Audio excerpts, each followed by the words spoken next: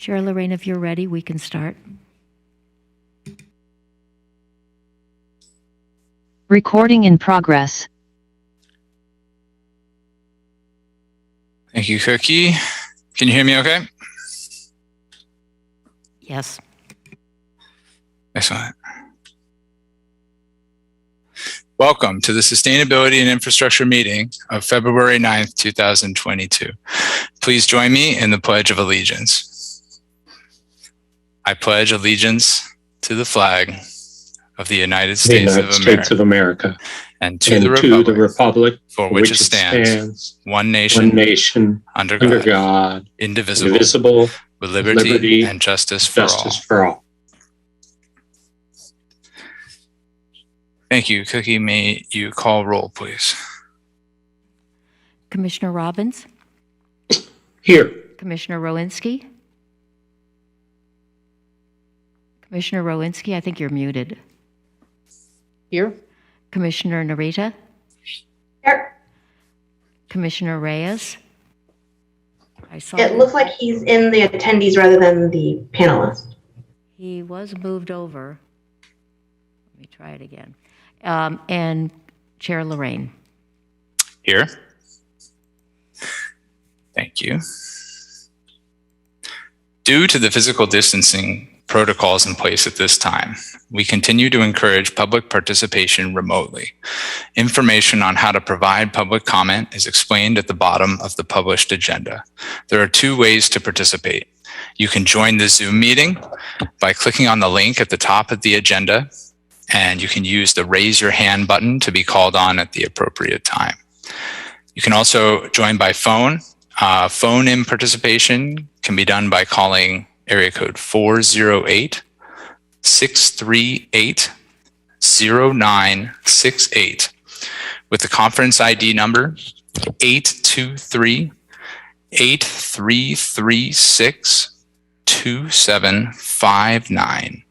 The password is 693118. If you join by phone and would like to make a comment, you can press *9 to raise your hand to be called on at the appropriate time. And once you're called on, you can press *6 to unmute yourself. Then state your name and provide your comments. These options for public comment will remain available until I close public comment period for a specific item. There is also a general public comment for items not on the agenda, and public comment is available on items on the agenda during the consideration of those items. Having said that, the first item on our agenda is a consent calendar item, Commission regular meeting minutes approval.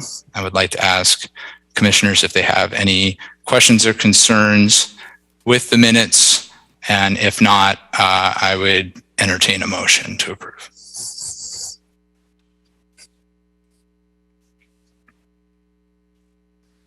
Move approval.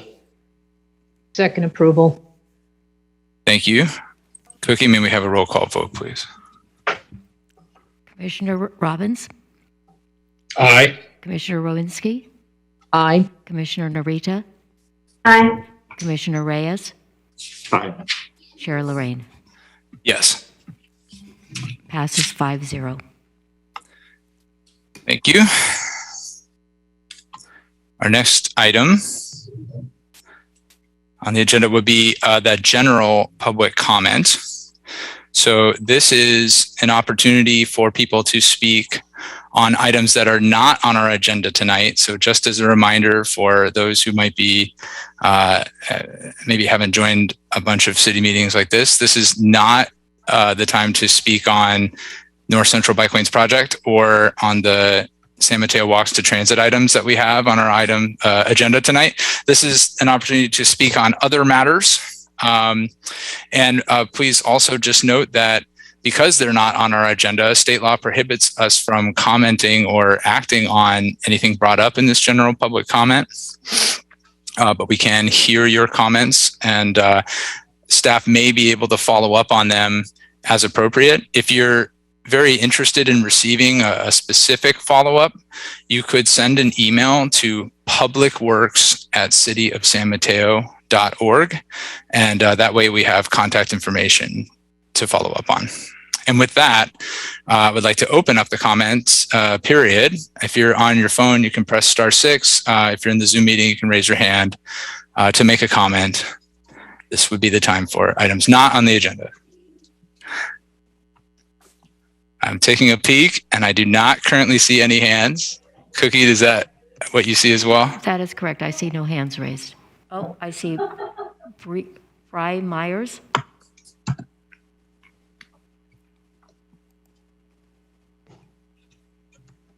Hi, Commissioners. Thank you. Oh, Yes, we can hear you. okay. Thanks. Hi, Commissioners. Thanks for letting me speak. I just wanted to comment and ask for your support for looking at safe routes to school, and just in the future, I think there may be some safe routes to school initiatives coming, and if you would support those as we try to move more pedestrians, well, more individual students from getting dropped off at school to walking and biking, just helping to support those initiatives as they come up. That's all. Thank you. Thank you.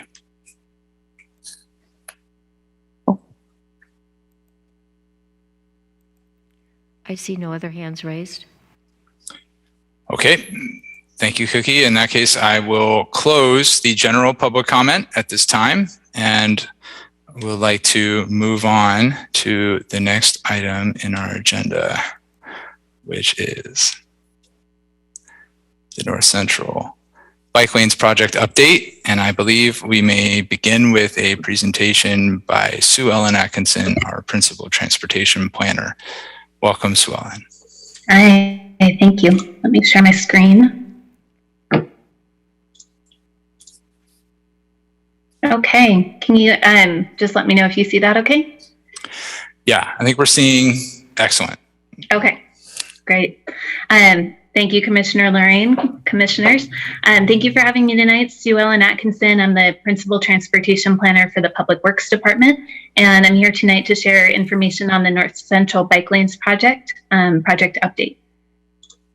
So the staff presentation tonight will follow through the staff report pretty closely, going through project description and background, objectives, our expanded community engagement process, including survey, parking data collection and analysis, parking supply options, and then specific items that we're requesting commission feedback on. So first, just a brief project description and background as a refresher. So this project, again, is funded through Federal Community Development Block Grant, or CDBG funds, that the city receives. Historically, these funds have been used in San Mateo primarily on pavement management projects. And in the past few years, staff has made an effort to utilize these more so on bicycle and pedestrian safety improvement projects. So the projects that were identified as part of this year's CDBG effort are the Humboldt Street bike corridor, which is from Peninsula Avenue south to 5th Avenue, which is in the 2020 Bicycle Master Plan, our #2 highest priority project. And then the Poplar Avenue and Indian Avenue bike lanes and bike boulevard, which is our #4 highest priority project. The bike improvements are only part of that project. The scope also includes pavement rehabilitation, paving, curb ramps, which have already been completed, and you'll see some photos soon, traffic signal video detection, and the bike improvements that we'll be discussing. So current project status, staff brought this item to the commission in September for general feedback, and then brought to council in October of 2021 for a construction agreement award. City Council awarded that construction agreement and authorized staff to give a partial notice to proceed to the contractor to start the pavement and concrete work. To date, the new curb ramps that are ADA compliant, Americans with Disabilities Act ADA compliant, have been constructed in the neighborhood. At the same time, in October 2021, City Council directed staff to conduct additional community engagement, expanded parking data collection, and evaluate parking supply options for consideration, and then bring those items back to the council and commission in February, which is where we are today. So taking a step back from the specific projects, just to go over the objectives, kind of from the up high level and then going down. So first, looking at the city's guiding documents, the current General Plan 2020 sets out goals and policies that outline safe transportation options and alternatives to vehicle travel, really focusing in on providing those bicycle and pedestrian options that are safe for all users. Further, the Climate Action Plan adopted in 2020 sets ambitious greenhouse gas emission reduction goals for the city, including specific actions such as implementing bicycle and pedestrian infrastructure to shift trips from vehicles that emit greenhouse gases to more environmentally friendly options like walking and biking. Next, going into the Bicycle Master Plan, which is another guiding document for the city. This was adopted in 2020 and was designed through a combination of community input with various in-person workshops, which we miss very dearly, and a great citywide bike tour and other efforts, and then married that information that the community shared through that input with an extensive data analysis, including collision data and level of traffic stress data to really determine what roadways needed improvements and where the safety concerns were in our city for bicyclists. Drilling down a little bit further to the North Central neighborhood and looking at how these projects connect to existing and proposed facilities and how they provide connectivity to key community destinations. You can see the proposed projects are outlined in blue here on the screen, and they provide connectivity to schools in the neighborhood. San Mateo High School, College Park Elementary School, there's a parcel there where the school district is considering a neighborhood elementary school as well. And the Martin Luther King Jr. Center is accessible through these projects as well. Further, the projects also provide very critical east-west connectivity that we were told by the community was lacking in the neighborhood. The Poplar and Indian project directly provides east-west connectivity through the neighborhood that's not currently existing. And then the Humboldt Street project provides very critical connectivity to the Monte Diablo and 3rd Avenue bicycle and pedestrian overcrossings over 101. Something that we heard again and again in the community engagement for the Bicycle Master Plan was the connectivity across 101 and how much of a barrier that is to utilizing bicycles from the eastern portion of the city to access our downtown and transit. And then going a little bit more in depth into the specific proposed projects and the safety improvements that they have the ability to provide. In looking at collision data for the last 5 years, 2017 to 2021, we can see that Poplar and Humboldt have had a high number of bicycle collisions in the past. On the project corridors, there have been 11 bicycle involved collisions and a total of about 30 in the neighborhood as a whole. These projects offer the opportunity to reduce the risk and severity of future incidents by removing bicyclists from the shared travel lane and providing a separate bike lane for them to travel in. And just to illustrate that point a little bit, I wanted to get into the roadway configuration, a little technical here. So we have a 40-foot roadway here. That's finite. We're not able to easily add to the width of the roadway. Right now we're allocating 16 feet, 8 feet on either side for a parking lane. And then we have 2 shared travel lanes down the middle of the roadway where bicycles are sharing the road with vehicles on a roadway that current industry standards do not recommend shared lanes. So in looking at the proposed configuration, if the projects are implemented, we would reallocate some of that on-street space. We still, again, have that 40 feet to work with. We would reallocate some of that space on street to provide 2 bike lanes, 1 bike lane in each direction of travel, an 8-foot parking lane on one side of the roadway. We understand that there's some confusion that the parking lane is shared with the bike lane. That's not the case. They're separate facilities. And then maintaining 2 drive lanes, 1 in either direction. This is through the majority of the corridor. Obviously at intersections and such, we may have different geometries. All right, so going into that outreach and survey feedback, as mentioned, Public Works took the city council feedback and direction in October and engaged in a very extensive community engagement effort through November through January. This effort was very wide-reaching. In the community, we made an effort to meet as many residents as possible, and specifically meeting them where they are in the neighborhood. All materials that were developed as part of this outreach engagement were translated in English, Spanish, and simplified Chinese. We mailed out the postcard that you can see at the top of the screen to 3,000 households with information about pop-up events and information on how to take the community survey. We did 5 pop-up events at various locations in and around the neighborhood, including the King Center and Mi Rancho Market. We also had a static table set up that you can see down on the bottom. We had staff there on occasion, but that table was set up throughout the entire month of December. We had information about the project available, and we also had written polls available for those who would prefer to complete the poll in paper form rather than utilizing the online format.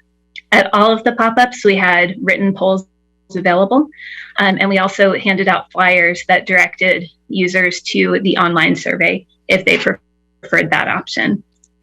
So moving into the survey, we received a total of 285 responses to the online and written survey combined. Just over half self-identified as North Central residents. 22% were from neighborhoods that are adjacent to the North Central neighborhood. And then the remaining are from other neighborhoods in San Mateo or identified as outside of San Mateo. Nearly a quarter of respondents self-identified that they live on Humboldt Street, one of the project corridors.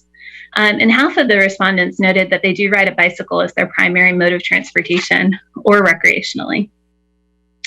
While the analysis included in the attachment to the staff report contains all of the survey data in aggregate, we wanted to go a little bit in depth here and do some more in-depth analysis to gauge feedback from specific audiences and specific geographies on some of the questions. So the first question that we'll go into is the question that said, I support the project and parking removal. So first, looking at the North Central residents, you can see that about 60% of those who identified as North Central residents disagreed with that statement. About 40% agreed with supporting the project and the parking removal. Going a little bit outside of North Central to the adjacent neighborhoods plus North Central residents, so that's the combination of the two geographies, you see feedback was split very evenly on project support. And then expanding the analysis further to City of San Mateo residents, you see still about 54% in agreement with that response. And then all respondents, you can see that information here on the screen. Moving into the second question, one of the second questions that was asked, I support the project if additional parking options are implemented. In the survey, we went through what parking options were being considered at that time and asked feedback on implementation of the project if parking options are implemented. So looking at the North Central residents, we actually, it was interesting that we saw some movement in feedback from North Central residents when considering the implementation of parking supply options that were included in the survey. We had some that changed their feedback from disagree to neutral or agree. And we saw the same throughout the other geographies. In some of the geographies, we did see some that changed their feedback from agree to neutral or disagree with the addition of the parking supply options. So just a little bit of interesting data analysis there.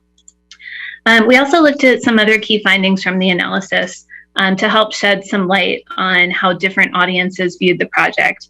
And that was helpful in looking at the parking supply options that had been identified in the survey and looking to identify other parking options or other programmatic options for the neighborhood that might support the project and help it be as successful as possible. So first, North Central residents who do not ride bikes tended to disagree with the project. So those who tend to rely on their vehicles were not in support of the project at about 82%, disagreeing with the implementation. North Central residents who do tend to ride a bike as their primary transportation mode or recreationally tended to agree with the project at 57% support.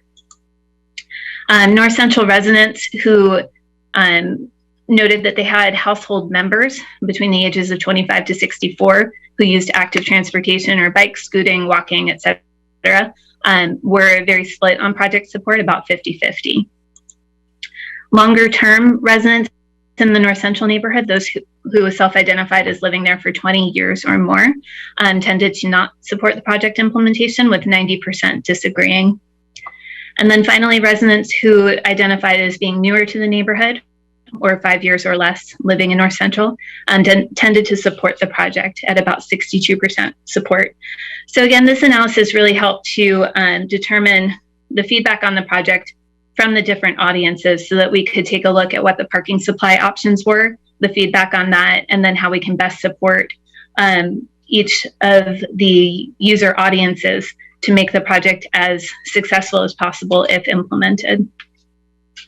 Switching gears a little bit and going into the parking data collection and analysis. First off, some methodology explanation. We conducted the parking data analysis in spring of 2021, and we conducted that on a much smaller area. So that was previously just on the project corridors plus the side streets immediately adjacent to the project corridors.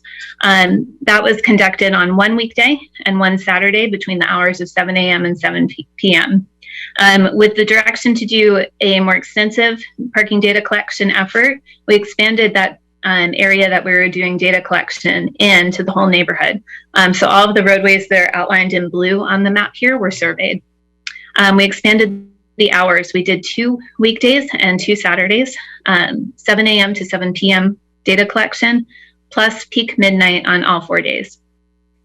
And just a note, another methodology note, in terms of determining parking utilization or how much of the parking on street is being used, the parking supply, or basically when you're looking at number of cars parked versus how many parking spaces are on street, that parking supply is determined before the data collection is conducted. It's a calculation based on legal 22-foot long parking spaces. It is not determined by the number of vehicles that are parked on street, and it again is only based on legal parking spaces. So vehicles that are on street at the time of the data collection are counted. It's compared to a static parking supply number for each block face. Okay, going into some of the findings. So this is one of the heat maps that we included in as an attachment to the staff report. And I just wanted to walk you through this a little bit so that you would be aware of what you're looking at. So this is one of our peak overnight parking maps. And what you'll see is different colors on the map. The green and the yellow denote areas where parking is generally available at that time. So up to 60% occupied. You can very easily find a space at that point. Orange is a little bit more utilized at 61 to 84%. And then the red spaces are 85% to 100%. And what I just wanted to note is that 85 percentile, that's typically where we're looking to be in parking management. 85% occupied means that visually, to the naked eye, the street may appear full, but there are 1 to 2 spaces available at any given time. So when we're looking at where parking spaces vehicles may be accommodated if parking is removed, we're looking at utilizing streets up to that 85% occupancy. So not completely full, but that may not be the perception when you're looking at it visually. So moving into the key findings, peak midnight parking demand occupancy throughout the neighborhood averaged in at about 73%. On Poplar Avenue project corridor, the peak occupancy at midnight was between 55 to 60% occupied. And on Humboldt Street, the peak occupancy was about 80% occupied. In looking at the project corridor on Poplar and determining if the parking removal is conducted in order to implement bike lanes, where could those vehicles be accommodated within the neighborhood? Is there space to park those cars? And what we found is that they can be accommodated within 1 block north or south of the project corridor. In doing the same analysis on Humboldt Street, we found that those vehicles could be accommodated within 2 blocks east or west of the corridor. Interestingly, 1 block on Poplar and 2 blocks on Humboldt are about the same length, about 600 feet total. So I'll walk you through step by step on how we did that analysis. So we looked at, you can see on the left is existing conditions on Poplar Avenue at peak midnight occupancy. So we started there. And then we looked at, if we removed the spaces that we're proposing to remove on Poplar Avenue, where is there existing capacity in the neighborhood nearby or on roadways nearby to absorb those cars? So basically we're looking at areas where there might be green, orange, or yellow, where there is existing space. And so you can see here, those spaces that went from previous color to red is where there's available capacity to absorb those cars. Again, red does not mean fully parked. We looked at how we could accommodate the vehicles on roadways going up to that 85% occupancy. So it may look full to the naked eye, but when you drive down the roadway, you can still find a space or two. So on Poplar, if those parking spaces are removed, the vehicles that typically park in that area could be accommodated within 1 block north or south of the project corridor. Doing the same analysis on Humboldt, it's a little smaller, I'm sorry, it's the best I could do. We did the same analysis. If the parking is removed that is proposed on Humboldt, where can that be accommodated? And what we found was that there was sufficient capacity on about 51 block faces adjacent to the project corridor. It's quite a long corridor. So 51 spaces equals out, 51 block faces equals out to 2 blocks in either direction, east-west from the project corridor. So you can see prior condition here, and then what we expect the future would look like if the project is implemented. So those vehicles are able to be accommodated within 2 blocks east-west of the project corridor, or about 600 feet in either direction.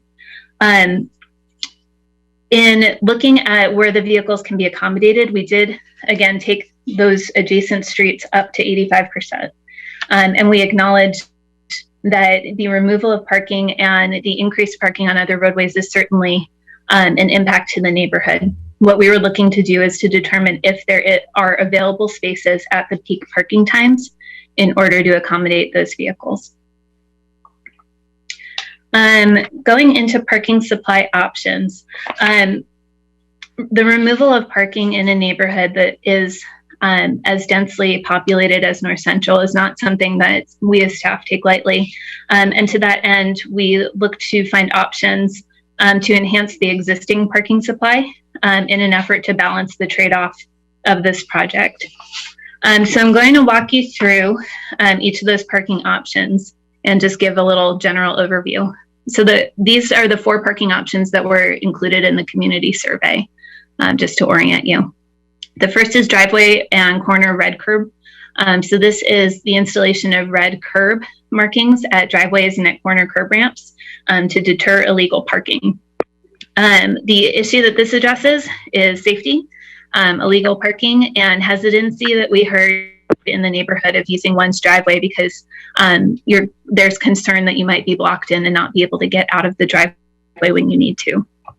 The pros for this is that it would enable this police department to issue a citation when someone is blocking a driveway. And it may also encourage the behavior that we want to see of not blocking driveways or blocking corner curb ramps. On the challenges side, it may further reduce the amount of on-street parking that's available. We install up to about 5 feet of red curb on either side of the driveway, and red curb means you can't park. So that may have the effect of reducing available parking by about a half space to a space per block. The second option was driveway apron parking. This option allows residents to block their own driveway and park parallel to the curb. This would be available for single family homes or for duplexes. Anything with more families or more households than that, the coordination gets to be a challenge. This would assist in creating more parking supply during the daytime and peak overnight hours. The pros on this is that it creates additional parking spaces without signage, permits, etc. On the project corridors, it can create up to 90 additional parking spaces. And throughout the neighborhood, there's the ability to create up to 1,300 additional parking spaces by utilizing this option. There are some residents that do utilize this now, but it's not a large majority. The con is that this would not directly help those residents whose driveways and homes face onto the side of the roadway where parking would be removed. What would be the hope is that residents on the other side of the roadway would utilize the driveway apron, freeing up some parking for those who do not have parking in front of their home. The next option is shared parking lots. So this is utilizing existing surface parking lots that are in the neighborhood that tend to be empty overnight, which is when we see our peak resident demand.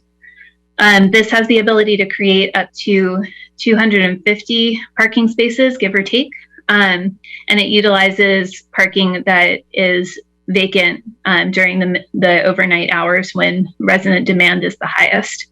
The challenges with this are safety and security concerns within the parking lots and when leaving a car away from your home.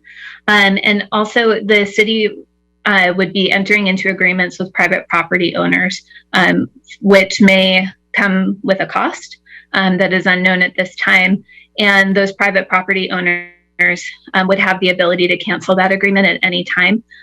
So this would potentially not be a long-term option depending on how those agreements work out. And then finally, the residential parking permit program. We have implemented in other locations in the city. This issues permits to residents and prioritizes on-street parking for residents during the daytime in our current program areas. This may have the effect of reducing the number of parking vehicles parking on streets, so effectively reducing demand.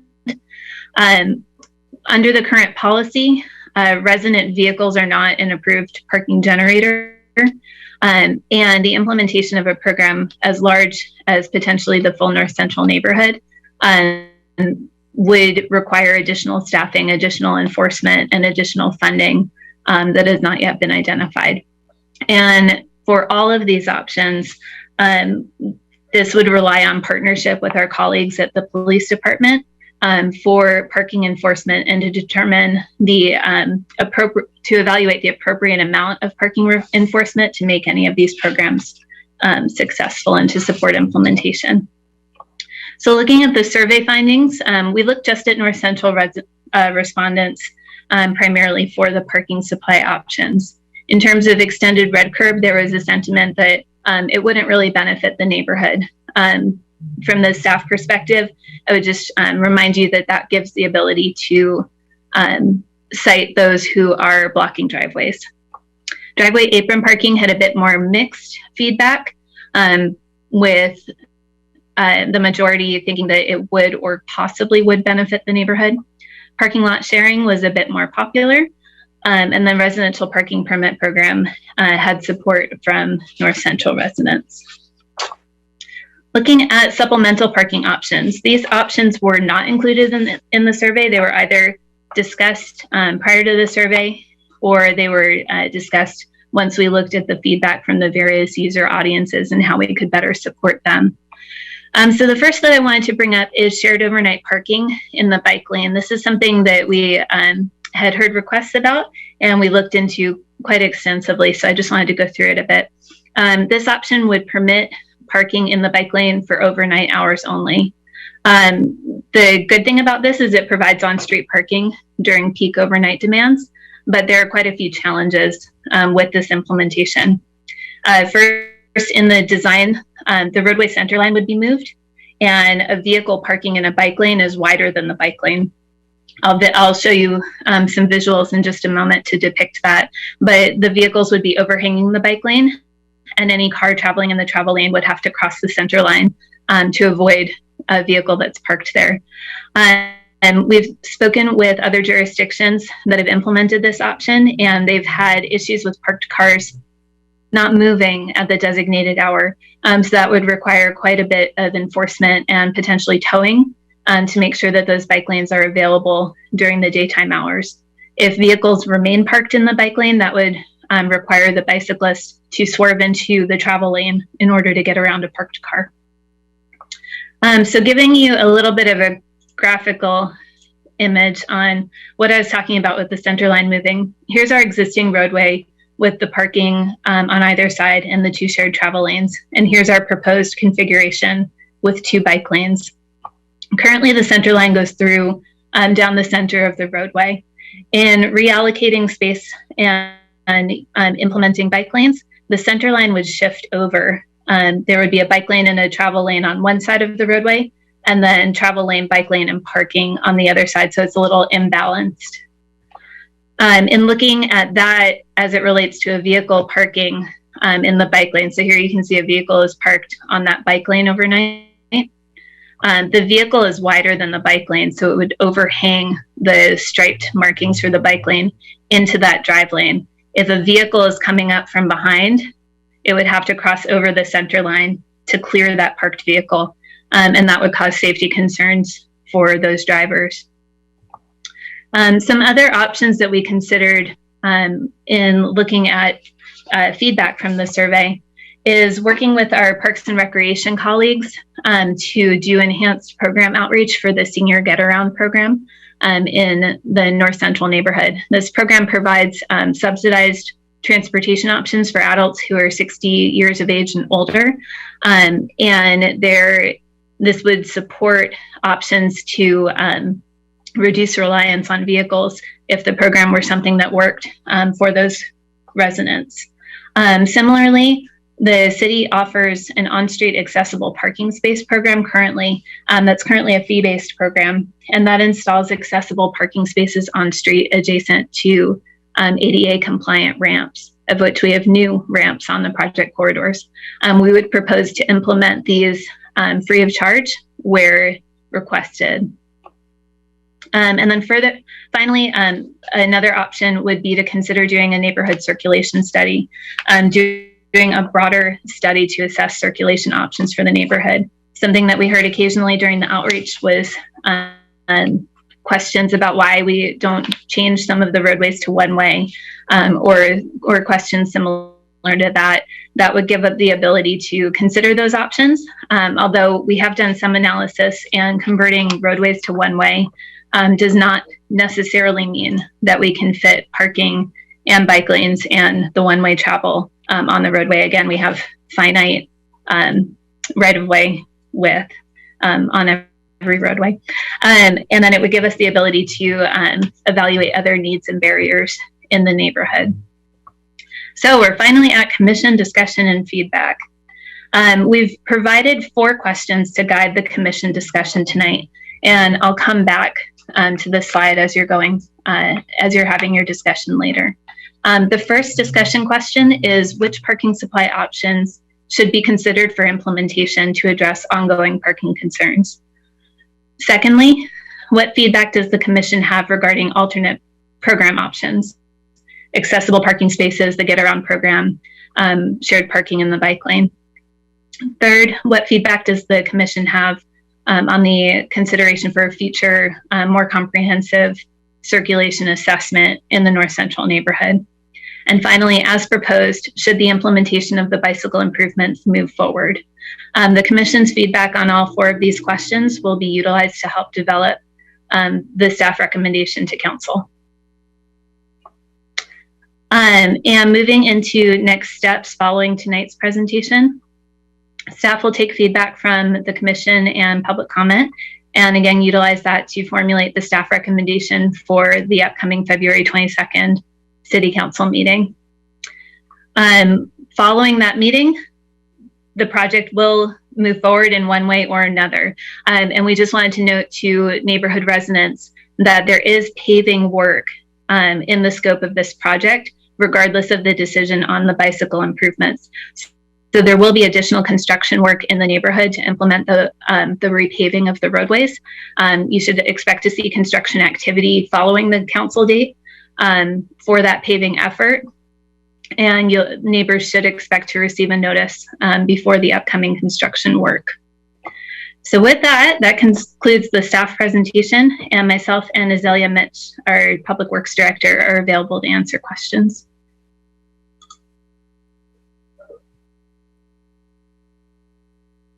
Thank you very much, Sue Ellen.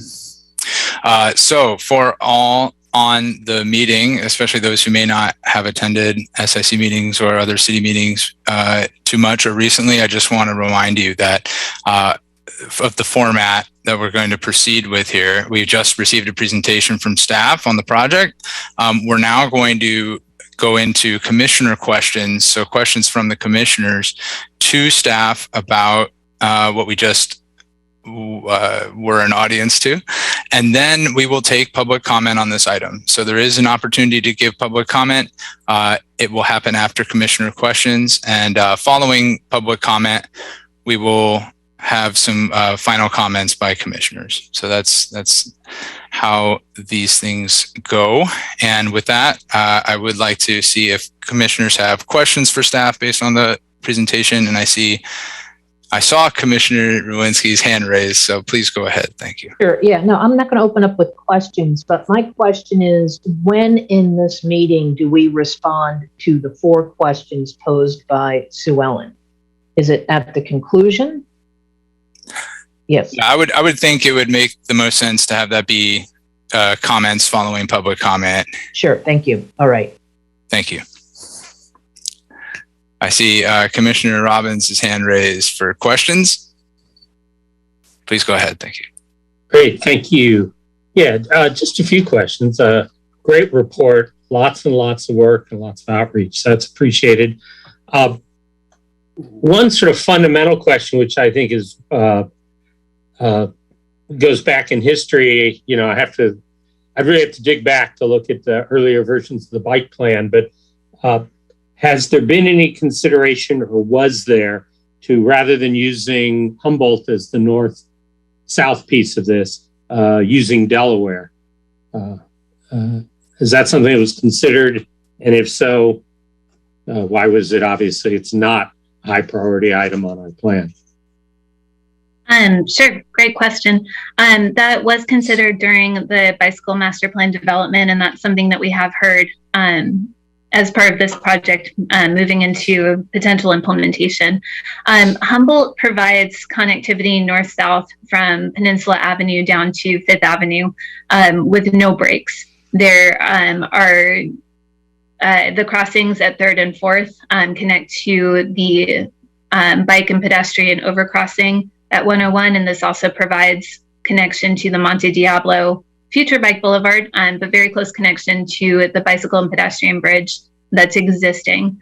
In looking at Delaware, it's further west from 101 and didn't provide that same connectivity across 101. We heard that residents east of the freeway typically don't bike because they don't have ways of connecting. They have connections across, but then once they get across, there's nothing connecting down into downtown or further east-west across the city. Also, in looking at Delaware further up at the connection at Peninsula, there's existing drop-off and pickup locations adjacent to the high school where bicycle lanes would not fit, and shared roads would be necessary, and Delaware doesn't meet the criteria for a shared road. So in order to implement that facility, we would have to start further south. That being said, we had the 2011 bike plan, and the 2020 bike plan builds off of that prior version. I have to hope that we'll have future versions of the bike master plan or future versions of the upcoming complete streets plan that will take what's been already put in from the 2011 plan, what we'll hopefully implement in the 2020 plan, and really build on that. So I don't think that Delaware would be counted out in the future, but what we're trying to do is construct the initial backbone network. Okay, thank you. Yeah, I appreciate particularly that last part, because I will tell you, Delaware as a father of a student at San Mateo High, okay, that's a nightmare that could use calming one way or another, even if it had the, also made it easier for kids on bikes, because there are a lot of that going on in walking. But my next question, a little bit of a predicate, in looking through the materials, as well as having driven in that neighborhood quite a bit, the northern part of Humboldt is actually got long stretches that either aren't residential or only residential on one side. The back of the high school, the fields for College Park Elementary, and a whole bunch of other stuff. So I was wondering, and I tried to, I dug down into the data and didn't come up with a suitable answer for myself, but do y'all have a sense, do staff has a sense, any sense of how much of the traffic problem, usage, I won't call it a problem, the usage is actually the residents, because obviously they're on, if you live there, you would, that's fine, or how much is just that, gee, it's been for years, it's been a convenient space if you live 2 blocks away to park there instead of on your narrow side street. The only data that we collected was, is a vehicle parked or not? We didn't collect any license plate data. We don't have that on hand. And we didn't determine who certain vehicles belong to. So we have no information about who is actually parking specifically in what location. But it's possible that residents may have some feedback on that. Yeah, okay, thank you. That when I get to the comments later, I'll maybe lever off that a little bit. My last question is just, has staff considered some sort of partial solution where obviously council makes the final direction, the recommendation, but to go forward with, let's say, all the bike, everything not on, other than what's on Humboldt, bike lane wise, consider some of the other streets for bike, as well as all the other improvements. I won't go down the list. Some are already starting, but pavement, curbs, etc. The project at hand, the paving is expected to be completed on Humboldt and Poplar. In terms of the bicycle improvements, we would look to City Council for direction in terms of how to proceed on that. Okay. All right. Well, thank you. Those are my questions. Back to you, Chair. Thank you, Commissioner. Other Commissioner questions? Please raise your hand. Thank you. Commissioner Reyes, please go ahead. Thank you, Sue Ellen. This is very informative, a lot going on with this prospective project.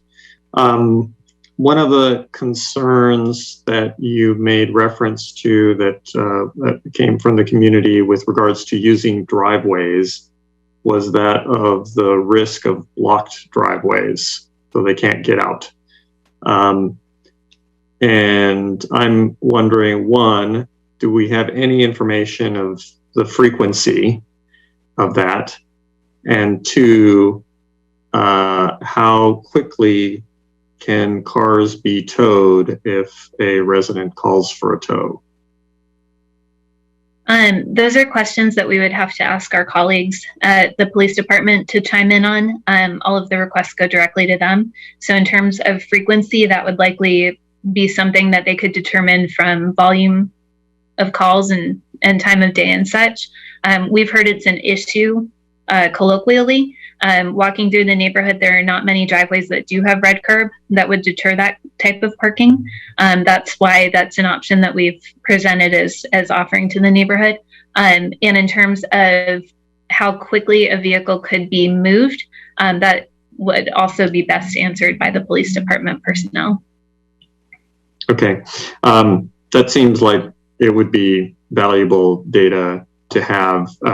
It seems to me, I'm assuming that it's not necessary for the curbs to be painted red for let's say a homeowner to call for a tow because they can't get out of their driveway.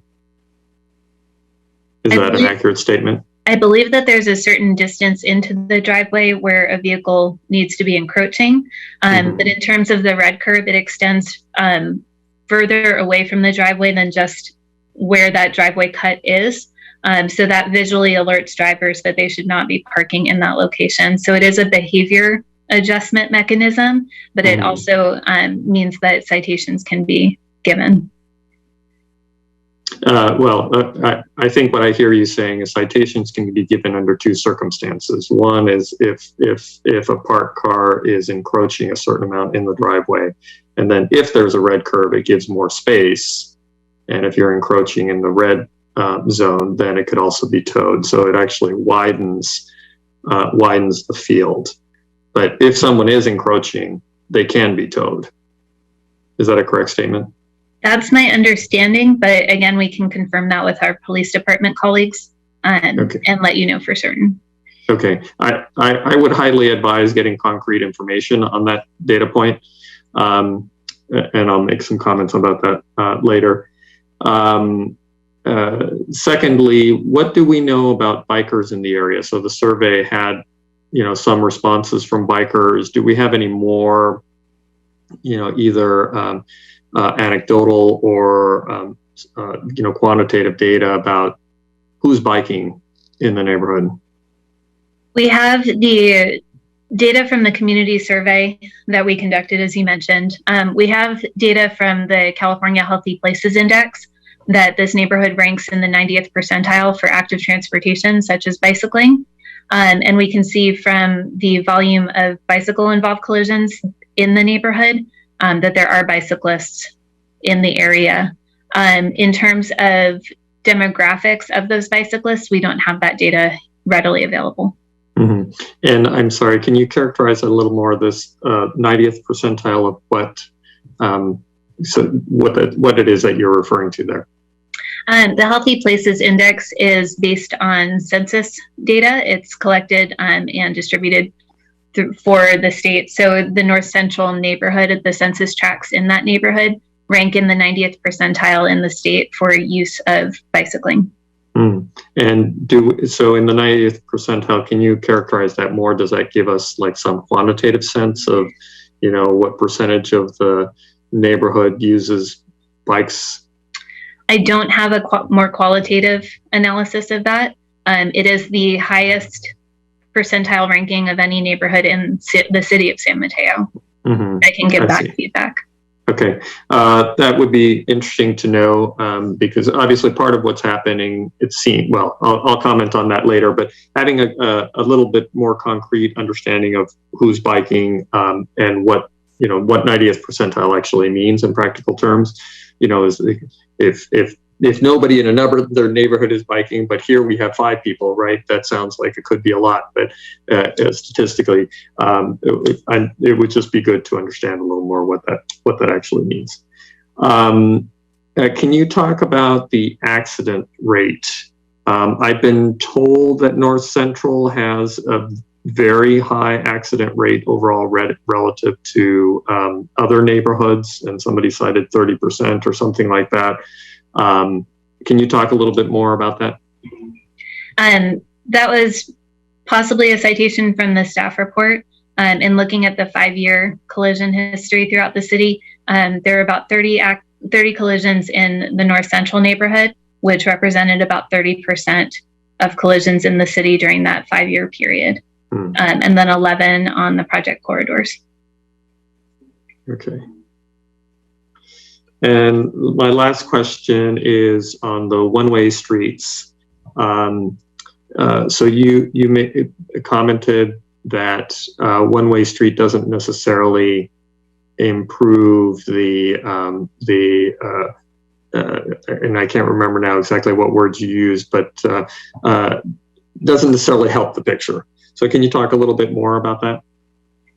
I think that the questions about converting roadways to one-way was with the assumption that that would provide enough on-street right-of-way for bicycle lanes and parking on both sides to be maintained.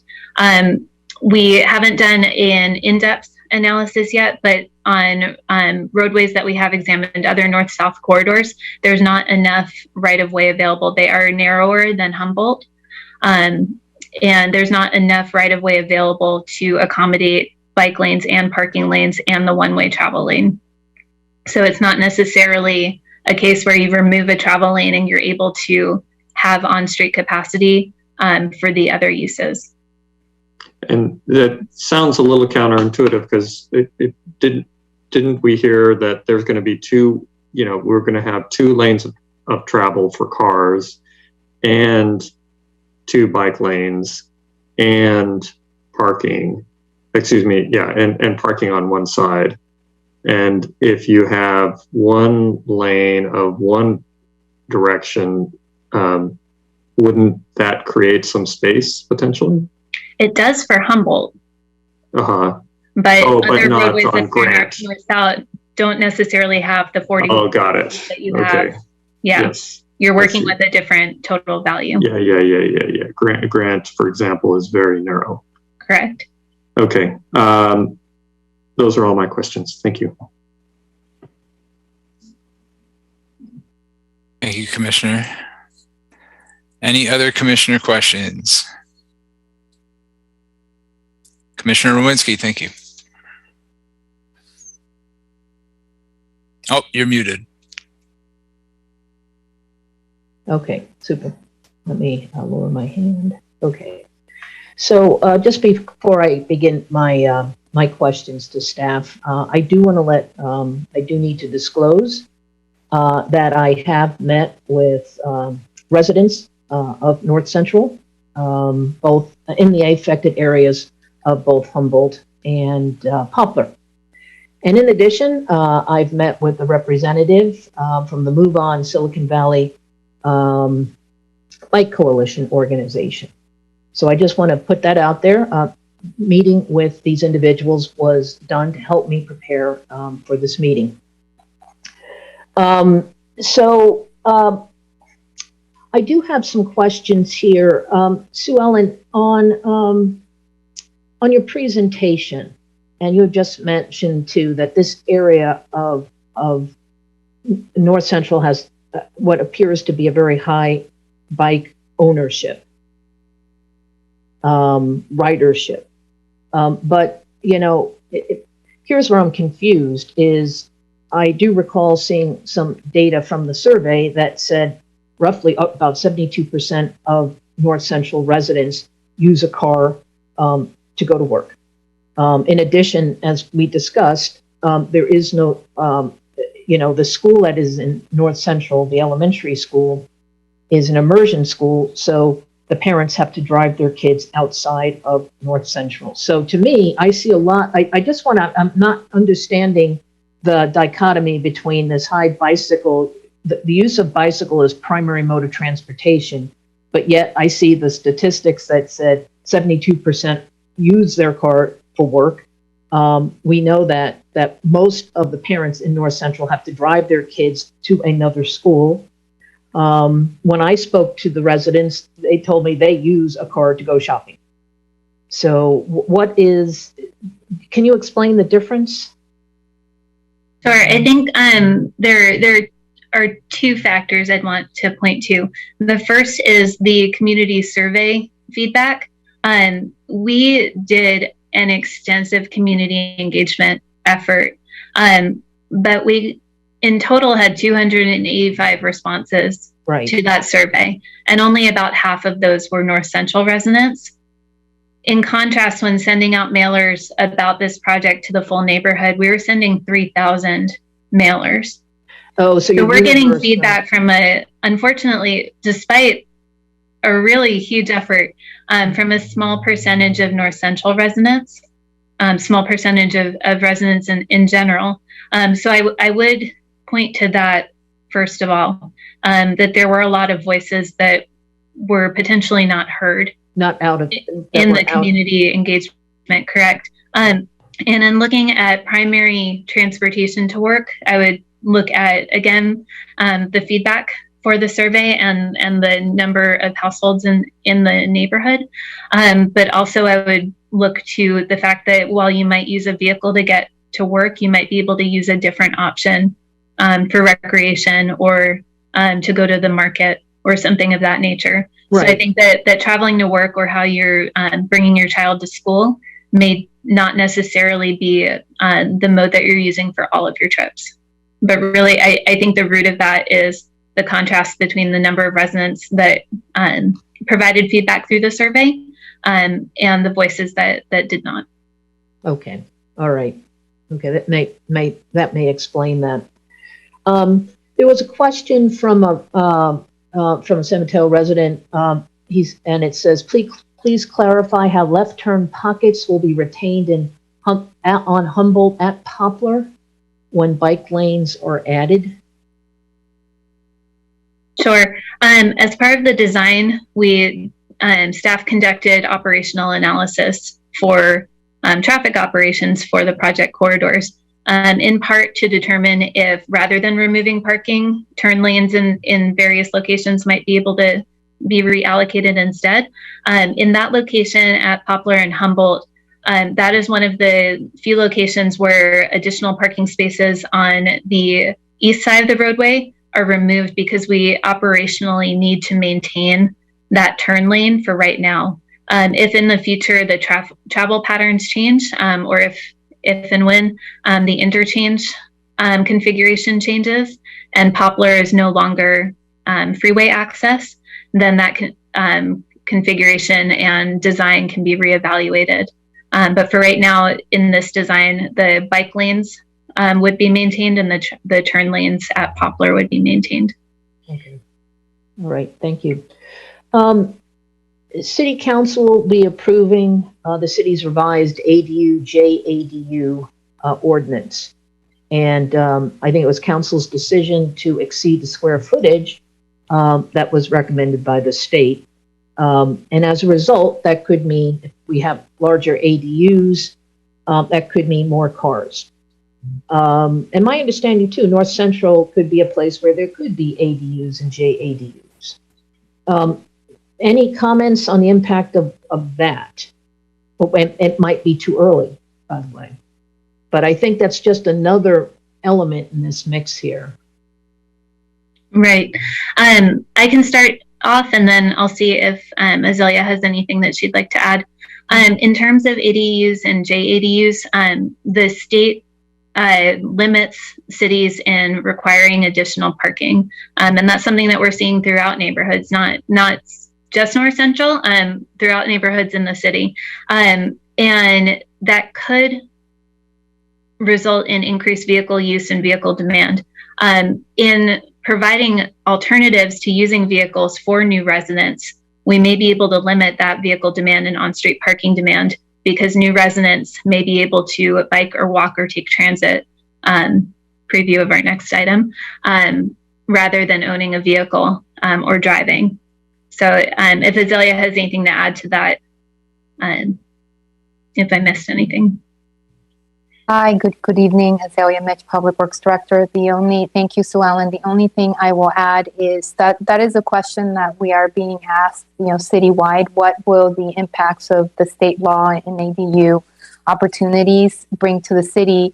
I can tell you that the trend right now is we are receiving, our planning department is receiving a few applications, but it is not an overwhelming amount, but perhaps it is too early to tell. I think. Yeah, time will tell. Time will tell. Yes. Yeah. Right. Okay. Thank you, Director Mitch. And it will. I think time will tell where that goes. Another question from a resident that I thought was interesting. Why can't Humboldt be like San Mateo Drive? That is, there's a shared bike lane without removal of cars. That may be the case for part of San Mateo Drive. In looking at the speeds and volumes on Humboldt, the industry guidance indicates that a shared vehicle and a shared travel lane for vehicles and bicycles is not indicated for safety reasons.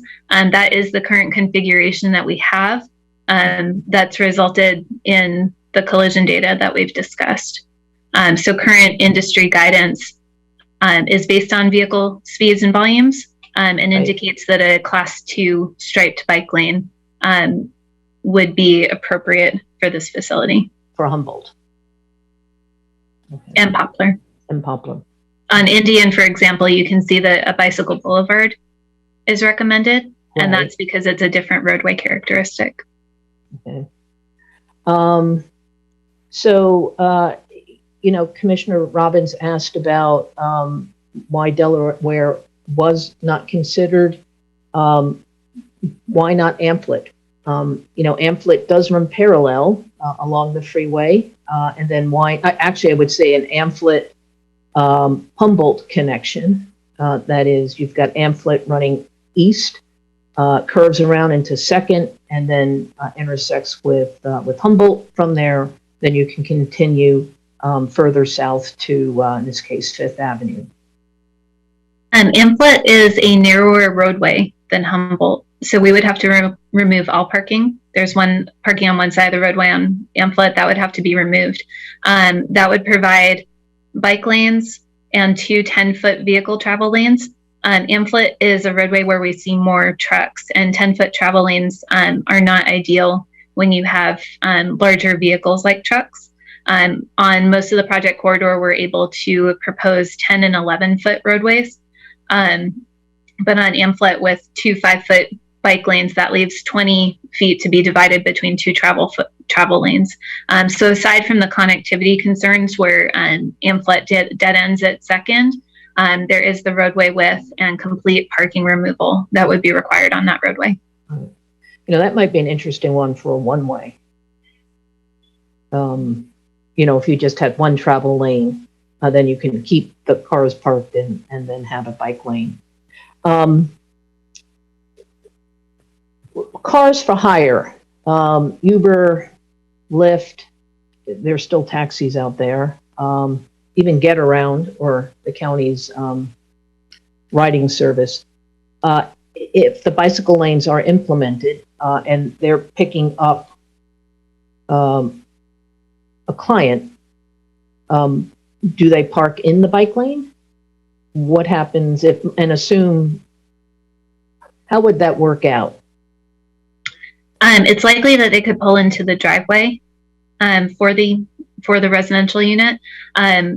In California state, there's not legally there should not be any stopping or standing on a bike lane. Right. It's possible to be in the travel lane depending on time of day and what's going on.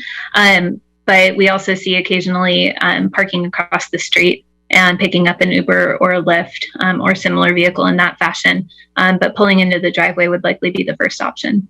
Right. Driveway, if there is space available. But correct. And obviously we have, I see this around the city, they will park in the travel lane and then you go around them. And the thought is, if you have this open bike lane, they possibly will park in there and then let the travel continue. And yes, illegal, but if they're there for 5 minutes, they take their chances, I guess. Okay, let me just see here.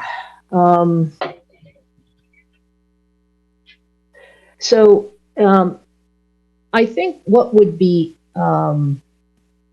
helpful somewhere in this presentation is to outline, particularly for the North Central residents, a timeline of the paving, the striping. It looks like the ADA ramps are complete.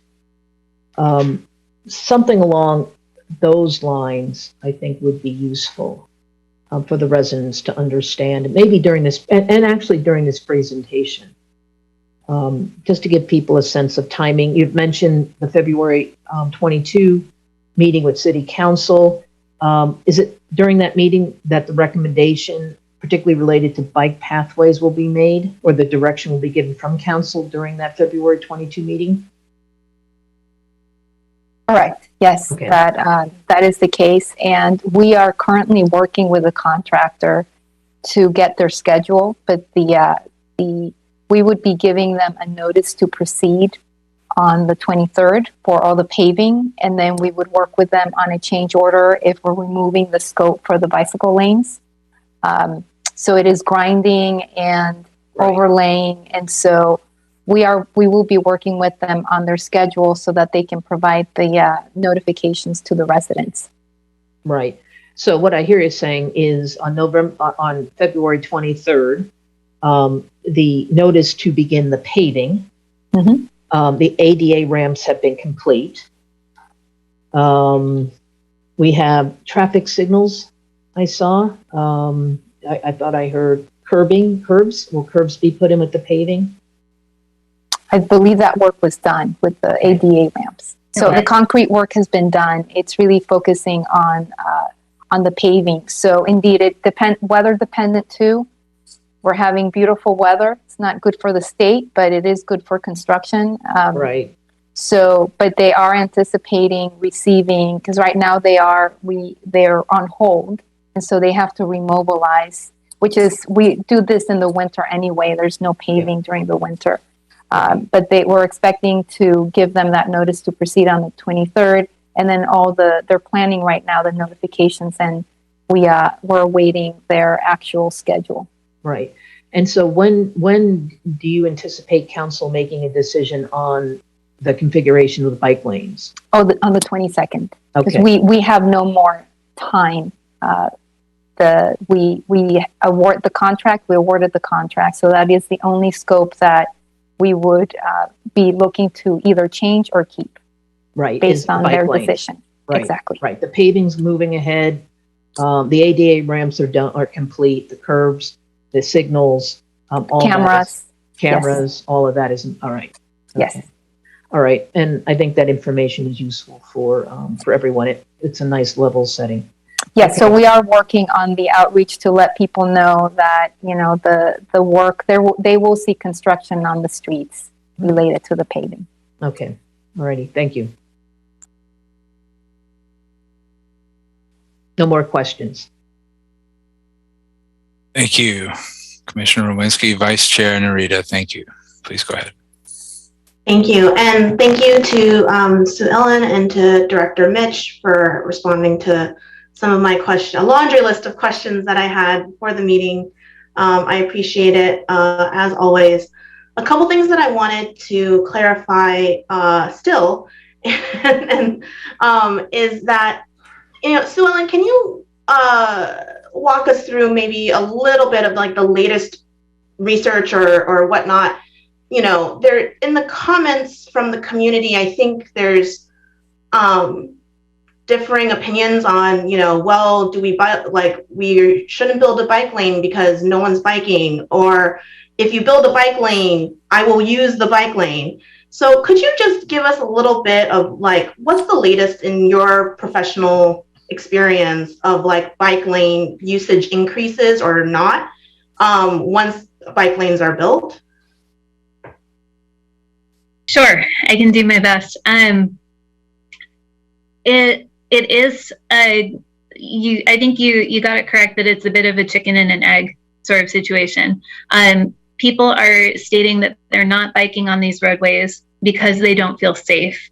But then we don't see the volume of bicyclists that would suggest that there's such a high demand, perhaps. We do know that people are out bicycling. We know that these corridors are utilized, but it's not constant all day. And what we're trying to do in the Bike Master Plan is to develop a network that was safe and comfortable for users of all ages and all abilities. So, the rule of thumb is 8 to 80. I have an 8-year-old. I would not have her travel on any of these project corridors with the way that they are. I am much more comfortable with her being in facilities that are separated. I'm more comfortable in other types of situations, but when you're looking at those who are less comfortable, for example, those who are like my parents' age, they would feel more comfortable in facilities that are separated from vehicle travel. I think, we've all had the experience, if you ride a bike, of riding on roadways where your shoulders are up in your ears because you don't feel comfortable.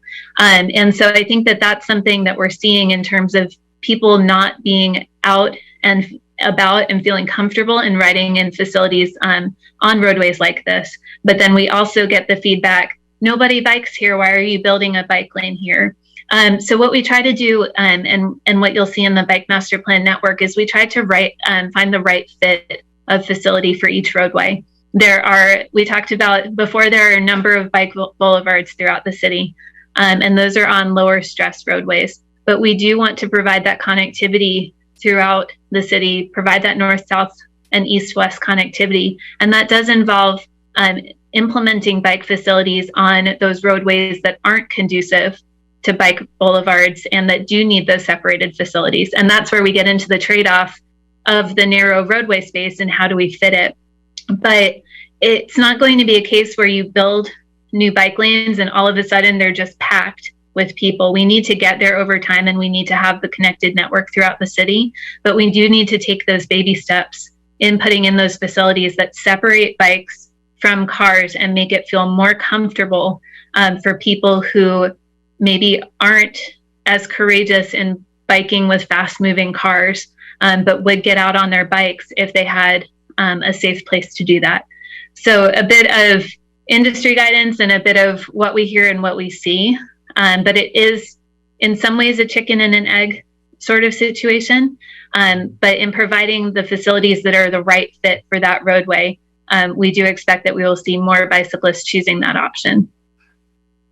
Thanks. And, one of the things that I had asked you over email was a little more information on the 11 collisions that happened in the project corridor space. And I asked, what time of day they're in, and you had said that they were during daylight hours. And so does that then suggest that those collisions are more likely than not an indication of, an insufficiency in the infrastructure itself, rather than user error? And as we know, there's a lot of research about, just infrastructure design issues are creating accidents, right? Not necessarily, you can still try to act as perfectly as you can, and you can still engage in an accident just because of infrastructure design issues. This is like research I've heard about. So I was just curious your thoughts on that, given that majority of these accidents did in fact happen in daylight. We'd have to take a bit of a look into the cause of the collision, but generally the fact that the collisions primarily occurred during daylight hours does suggest that the shared lane configuration that's currently in place is not the correct facility type for this roadway. The sheer volume of collisions between bicyclists and vehicles, and what we know about the vehicle volumes and speeds, indicates that those two travel modes need to be separated. Thanks. And one of the areas, one of the constituent stakeholders that I was very keen on understanding more about were the folks who identified as disabled in the online survey. And you very kindly gave more disaggregated information about, their feedback, of which, they 2/3 did suggest that, what was it? Let me look here. 83% did disagree with the project implementation of this project. And so for those, for instance, in my mind, these are some of the most burdened constituents potentially, given, given a disability. Could you speak more to that ADA parking program thing that you mentioned in a bullet? Right now, there's like a fee associated with some sort of parking thing, but you might give it away for free now. Could you expand upon that a little bit? Sure. In looking at the feedback from those respondents who self-identified as disabled or have a household member who is disabled, we don't have information on hand on where they live or if they would be directly impacted on the parking removal. Just to clarify, for the on-street ADA accessible parking spaces, that's a policy that we updated in, I think, 2019. Somewhere around there, because the ADA requirements had been updated. So that's a program that we currently offer to any resident who requests, but in general, it is a program where there is an application and installation fee. What we're able to do if the location is conducive is install blue curb marking and ADA signage. And those spaces can go next to, more likely next to a curb ramp that's ADA compliant, so it's the correct correct slope. In some cases, a driveway curb cut may meet the slope requirements. We're finding more often than not that's not the case, but it's not out of the question. So those on-street spaces can be installed so that those who have a disabled placard, hang tag, or license plate would be eligible to park there and have direct access to a compliant curb ramp and the crosswalk if needed. And we would propose in this neighborhood to offer that free of charge to assist in accessible parking. So hypothetically then, if someone were living on the side of Humboldt where the parking would be removed, and they do already have an ADA placard, they would then apply for the closest side street accessible and go through an application process to obtain a ADA compliant parking space along one of the side streets closest to them. One of the side streets or across the street, depending on where the closest ADA compliant ramp is. Okay. Thank you for that. And then another question I had was about, if we build it, we want it to be worth it, right? And so the other piece of this is the supply side on biking. And I was curious, are staff developing bike programs or incentives and stuff like that, on the supply side? And the reason why I ask this is because, I didn't even think about ADUs and JADUs like Commissioner Winsky, widely pointed out. And this is for instance, like you can imagine a situation where because you have the infrastructure, and if you have a program to drive people to actually converting and switching out to an e-bike or something, like you actually can create more, you can create a denser community without actually increasing the car totals, right? So then you actually can kind of create a fixed amount of car need based upon the folks who actually genuinely need it the most. But I'm curious if there's more planned on the supply side to try to increase that access to bikes. Could you speak more to that? Sure. In the Bike Master Plan, there's a robust section in, I think, Chapter 5 is support programs, and that outlines all of the programs that would support that supply side. So education, incentive, getting people comfortable with biking, getting bikes to those who need them, to support the infrastructure portion of the Bike Master Plan. So the Bike Master Plan is not just the proposed network. There are support programs that are identified that we have tried to seek funding for. For e-bike incentives, that's also something that may be available at the county or state level, particularly with additional transportation funding coming in. And for example, there's a development project in a different portion of the city where we did successfully work with the applicant to offer an e-bike subsidy for new residents. So that is something that we're doing when feasible, and also providing bike parking as part of those programs and for public bike parking. So in terms of encouraging biking, there's an active Safe Routes to School program through the county.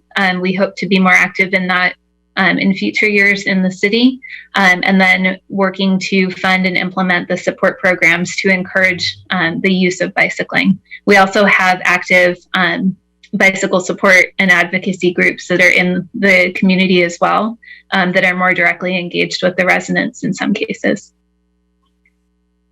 Got it. Great. And so, but what I'm hearing though is like there's stuff that exists right now, but based upon theoretically inputting this massive piece of new infrastructure, do you foresee any sort of adjustments or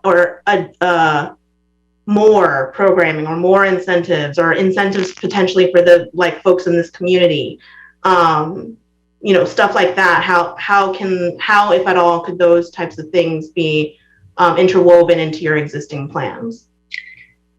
If that's commission's feedback, we can certainly consider that in terms of council direction. And then the more general support programs are something that we are looking to fund in future years. Okay. Thank you. Those are all my questions.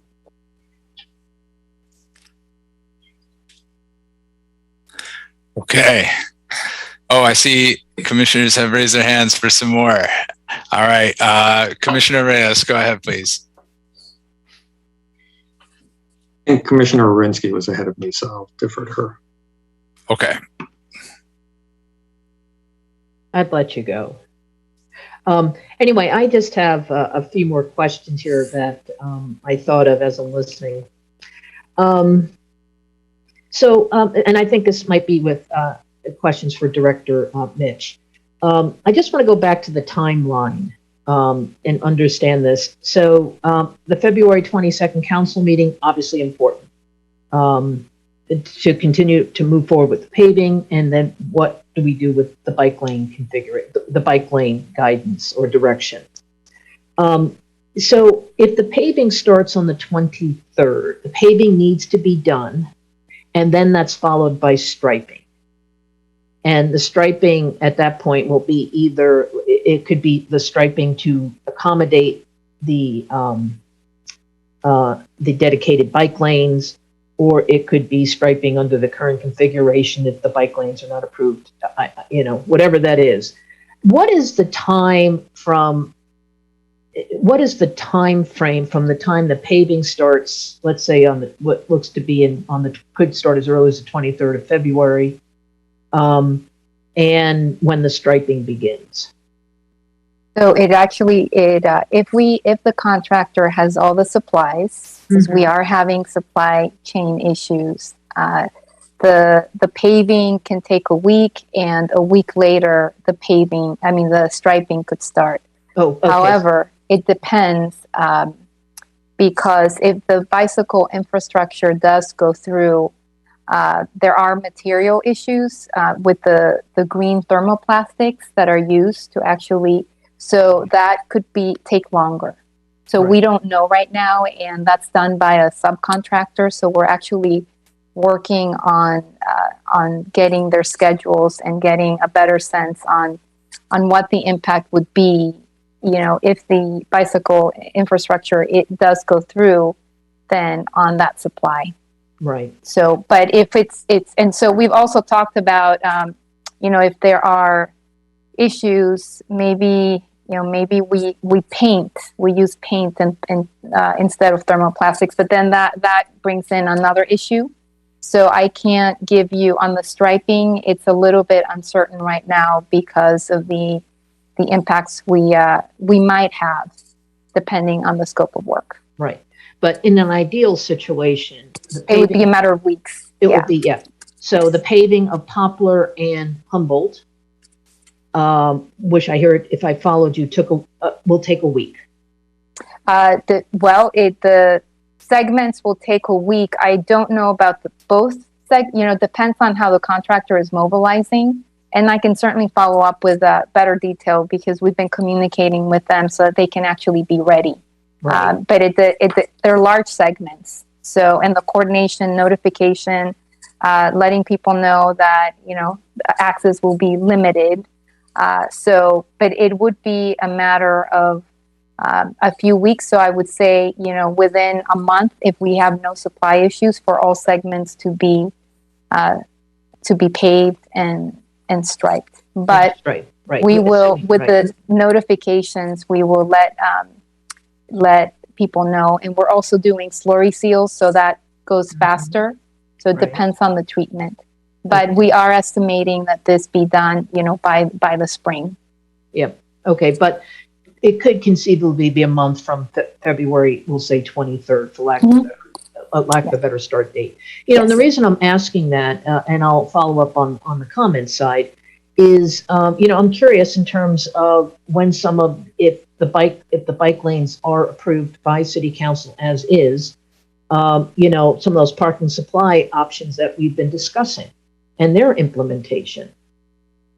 Whether it's red curbing, putting parking tees, however that plays out.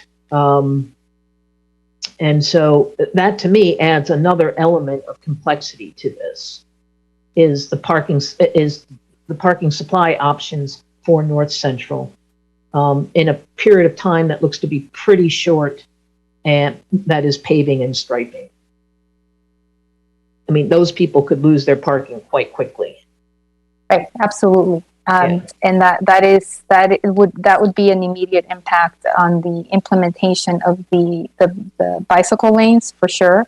The parking options, as Sue Ellen noted, in terms of the red curb tipping, it really depends on the property owner, the homeowner, Right. what they would like to do.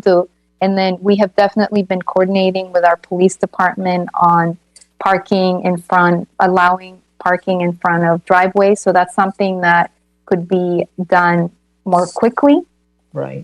So indeed, the options that we have will take time and will not be available, immediately on the day where. Yeah. Right. See, and that's actually an issue here.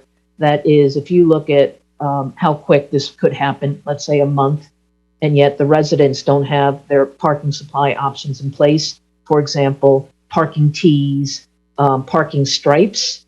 That could be done pretty quickly. The stripes or the tees. But that's what I wanted to get a sense of timing, because these residents could lose their parking, and the parking hasn't been optimized in North Central, but yet everything else is in place. If I could provide additional comment, please. As Azalea mentioned, it's entirely dependent on what parking options City Council directs staff to move forward with. We've known that some of the options, and this was clearly stated in the community survey, like parking lot sharing or a residential permit program, those are much longer term options.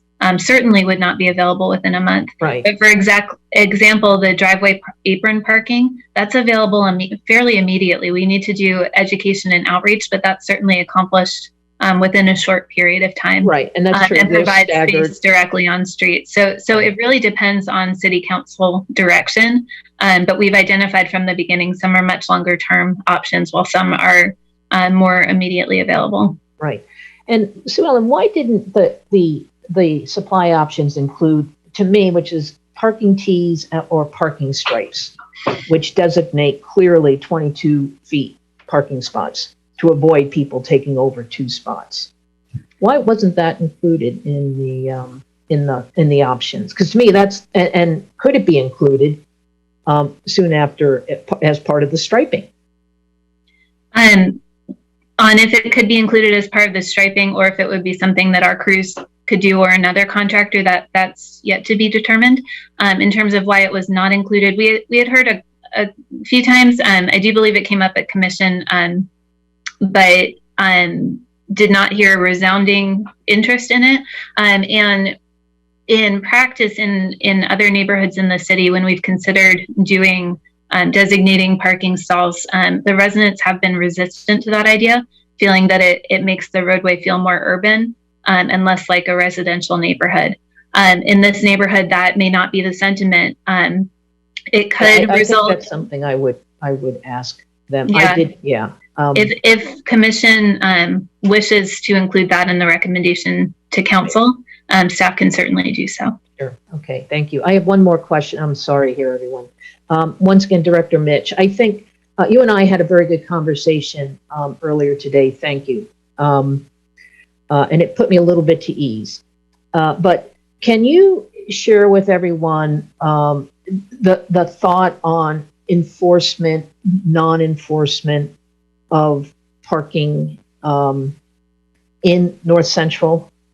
And part of the reason I'd like to open this conversation is, some of my feedback when we get to it will be to develop the metrics that may trigger enforcement of parking within North Central.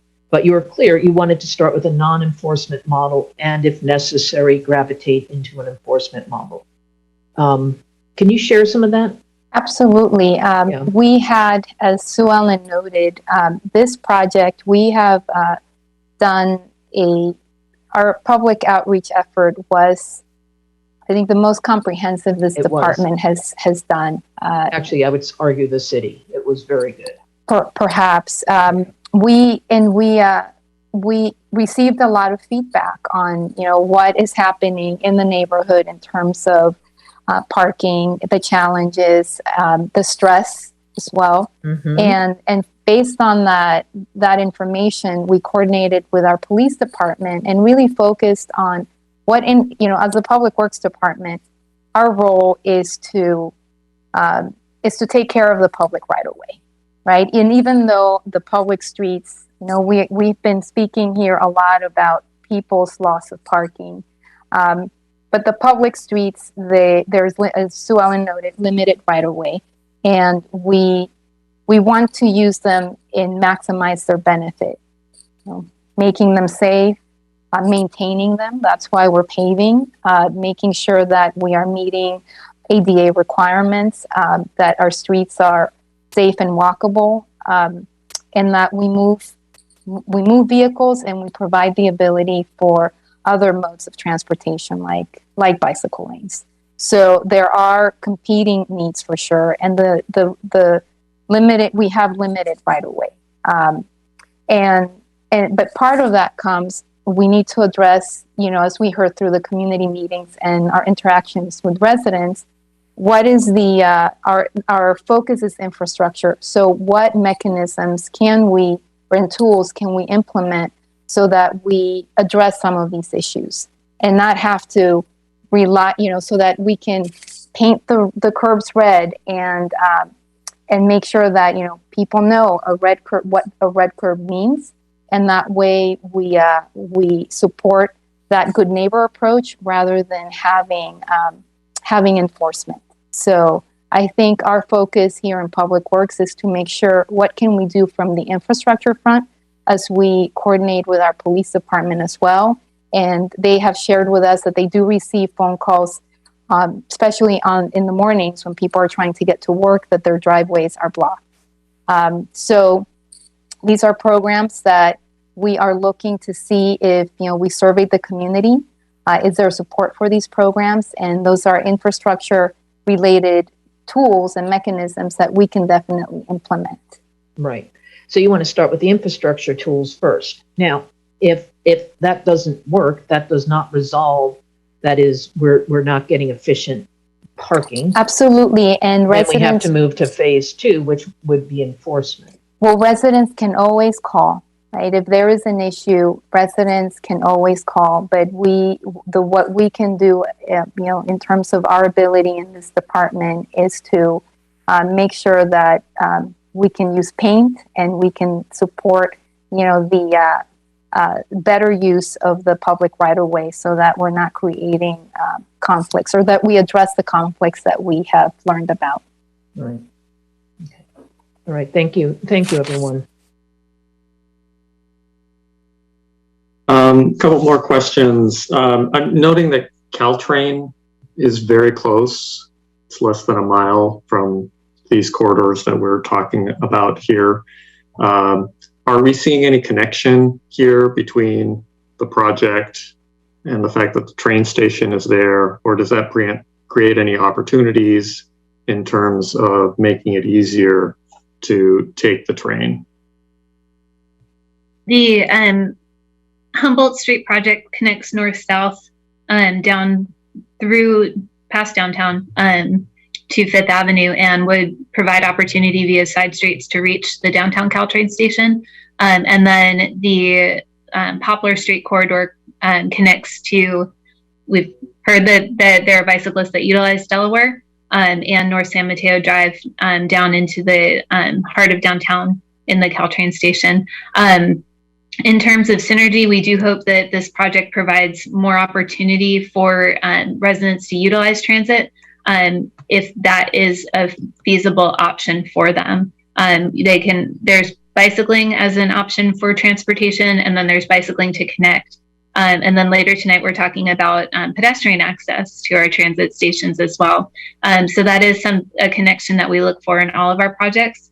And in looking at the prioritization in the bicycle master plan, these two projects were ranked quite highly based on safety, comfort, and connectivity. And is there any research that would give any indication about, increased ridership or increased willingness to take the train if this is with this sort of connectivity? That's something that, to that level of specificity, that we would have to look into and get back to you on. Mm-hmm. Okay. My other question is with regards to the prospective red striping.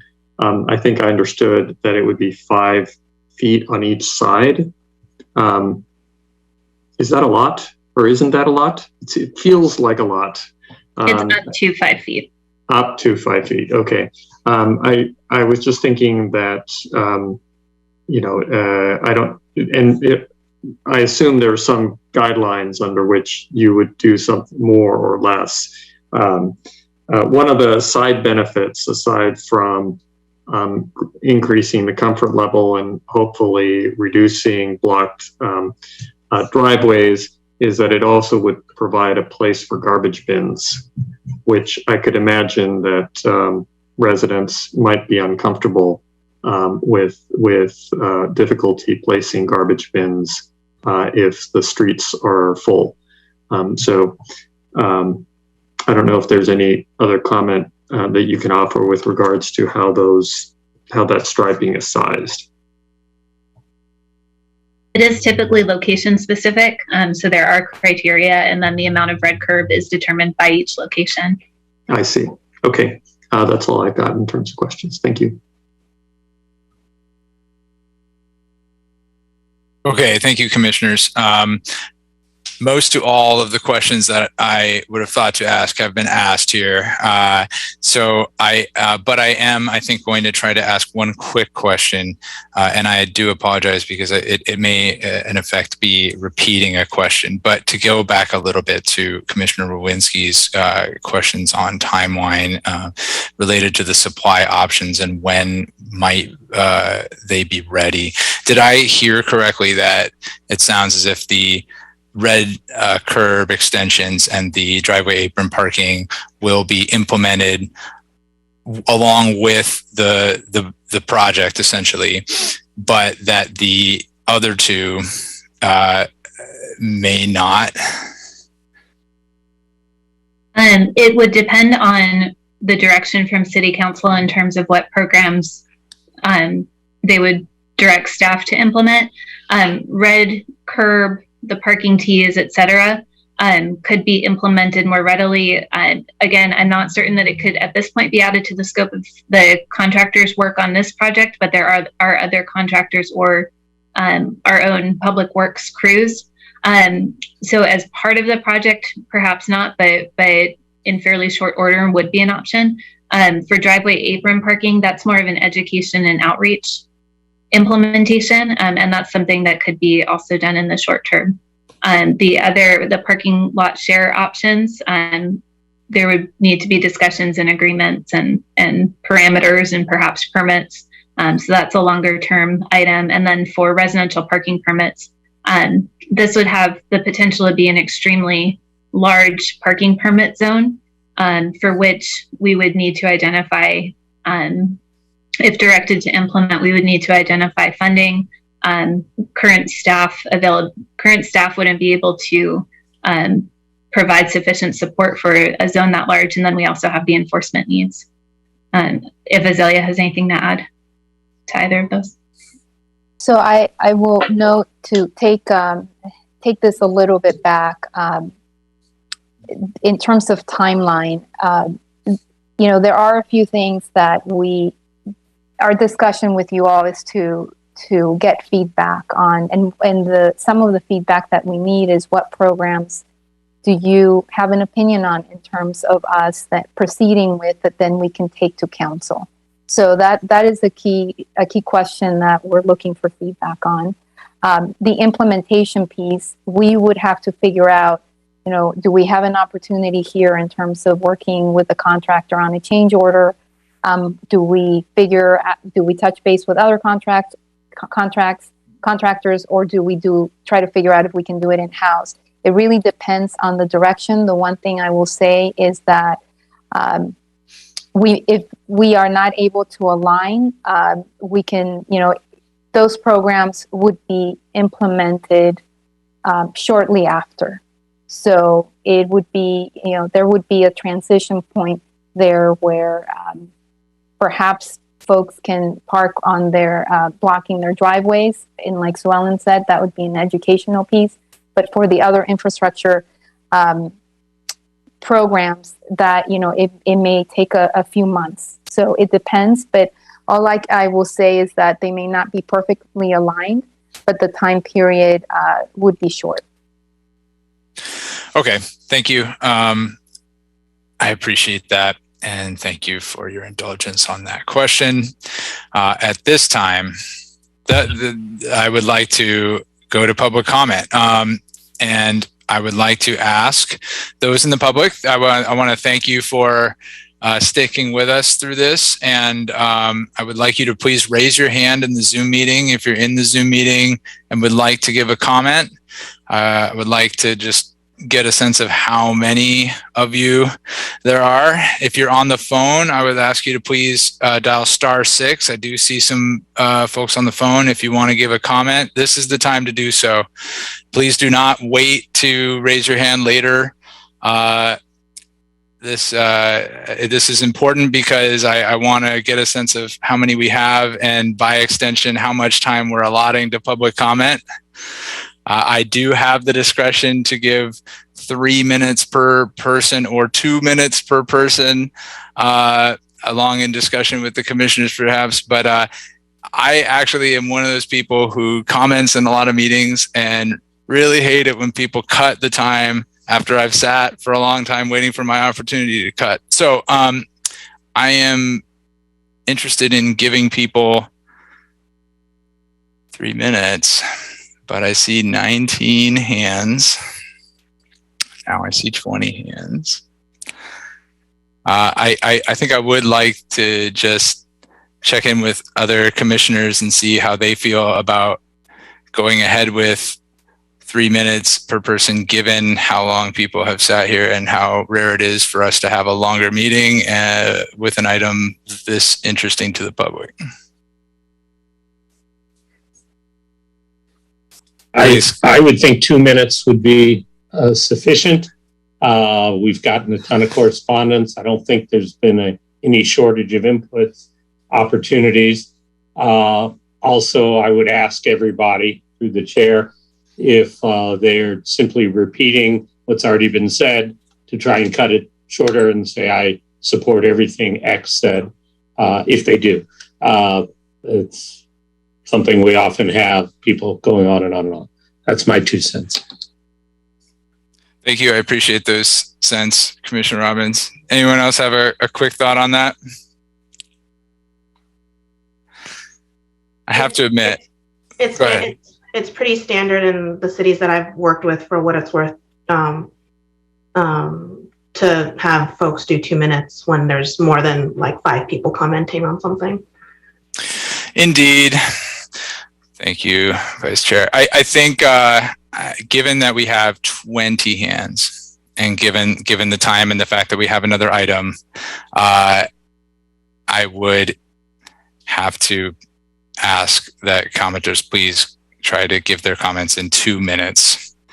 I do apologize for that, but I appreciate your support in this. I do see a number of names that I feel were also printed on emails that were sent to us. So I suspect that a number have had the opportunity to give some form of comment or outreach already. I very much appreciate that. And indeed, as Commissioner Robbins said, please, if you have sent that communication to us already, it is not important or particularly useful, frankly, to repeat it. We have received the materials and have read it. So please keep that in mind.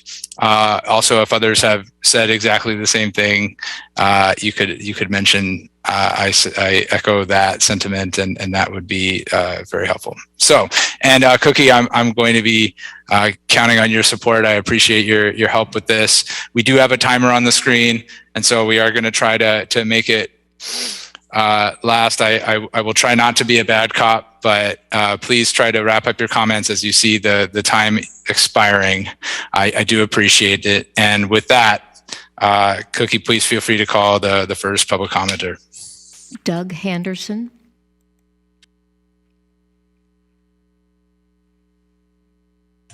Good evening. I'm a North Grant Street resident between Monte Diablo and Santa Ynez.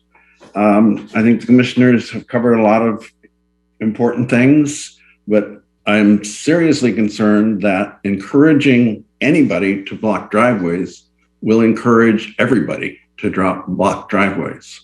So I don't think that's a solution that will encourage peace in the neighborhood. Also, I strongly support striping parking stalls. And we have a resident that has 6 cars permanently stored on the street. Only 3 of those moved during street sweeping. There's no towing going on now. I don't expect there to be regular towing. You need to take that into effect. Any measures that are done to mitigate should be timely. The city budget for the next year should be prioritizing. This commission should have 6 months reviews. And if possible, the improvements for the bike lanes should await the striping of the parking stalls and the commitment from the city for funding for police enforcement and towing.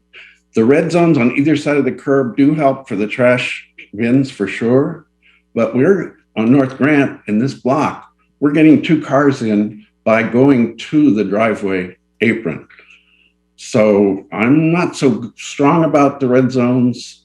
I want to see us stripe the parking stalls and get some efficient parking there. That is the first priority. No way should we encourage blocking driveway aprons, please. And also the Monte Diablo bikeways coming across from the bridge over the 101 are going to remove parking stalls, aren't they? Staff needs to answer that question, please. Thank you.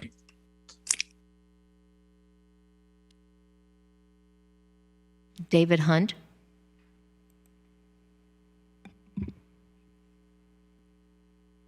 Hi, thanks for taking my comment. I wanted to express my support for this project as a resident of Hayward Park. I have 2 kids under 7, and we use our bikes to get around on the weekends to parks and bike through North Central, often to get to Monte Diablo to get over 101. I'm looking for a future for my kids in San Mateo that includes safe and non-polluting forms of transportation that work towards our goals of reducing greenhouse gas emissions and addressing climate change. I think this project increases overall safety for all roadway users, pedestrians, motorists, and cyclists by providing that dedicated space for everyone in the right of way. And that's important because this corridor has a history of being unsafe for cyclists, pedestrians, and motorists. This is a great step in the right direction towards allowing everyone to get around San Mateo safely and independently. On that point, I want my kids to be able to bike safely to middle school and high school when they grow up, and this project is a step towards that goal. Without this project, we're moving towards a future where I get in my car to drive my kids everywhere. And with this project, we're moving towards a future where my kids have the independence to safely move throughout San Mateo. Thanks. Thank you.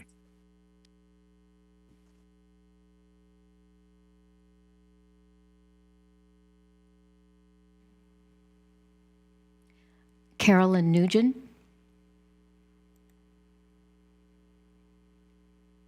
Hi. This is Carolina Nugent. I'm a board member of the North Central Neighborhood Organization and speaking today to provide an update on why the North Central Neighborhood Group, also known as HANSOM, has not taken a side on this issue. As a board, we discussed at length if there was a position to take on behalf of the neighborhood, but given the divide between neighbors who want to preserve the on-street parking spaces on Humboldt and the neighbors who want improved pedestrian and bike safety through the installation of bike lanes, we did not feel we could accurately represent the organization or the neighborhood by taking a position. We understand and appreciate the outreach efforts the city undertook recently. I asked the commissioners to be mindful that the city presented feedback from approximately about 150 self-reported neighborhood residents out of thousands who live in North Central. I caution us putting too much weight on limited data.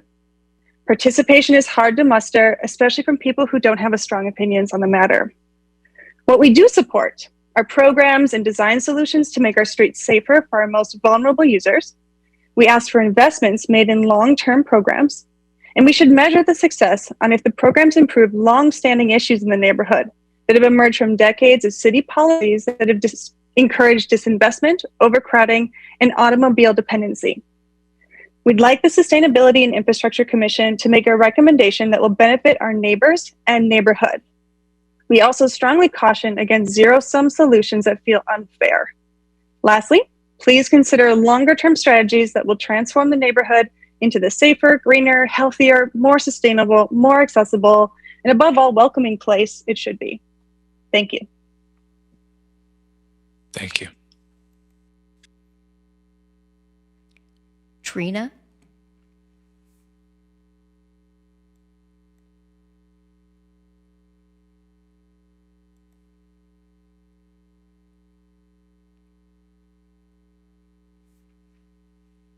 Okay. Hi, I'm sorry. I have something to say, and there's quite a few of us that are kind of chatting back and forth. And for that study, a lot of people in the neighborhood did not do the study because they just didn't feel like it was going to be truthful and come out truthful. And on the study, it says that 72% of people are riding to work or whatever. But yet and still on the survey, you see that all that red is there. So if those many people were riding their bikes, why wouldn't that still be cars there? There's not that many people riding their bikes here. And the survey went all the way to El Camino. So if you're saying there's parking, but you're going all the way to El Camino, that's not North Central. And we've asked that, that if we can go with these people that are doing this survey, because if you're here, there is no parking.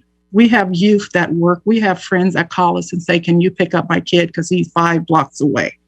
Or, because these are young adults getting off from Chipotle or, some of the restaurants, and they get home at 1 and 2 o'clock in the morning. There's nowhere to park.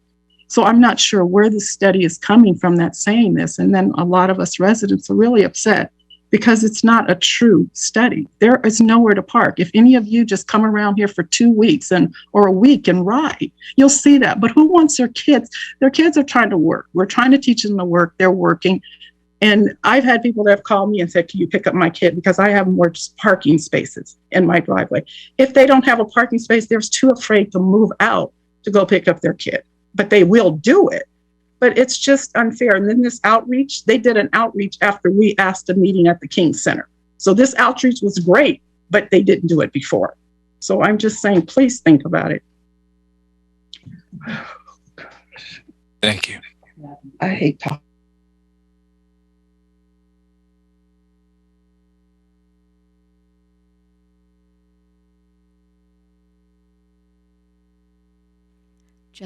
Jessica Manas?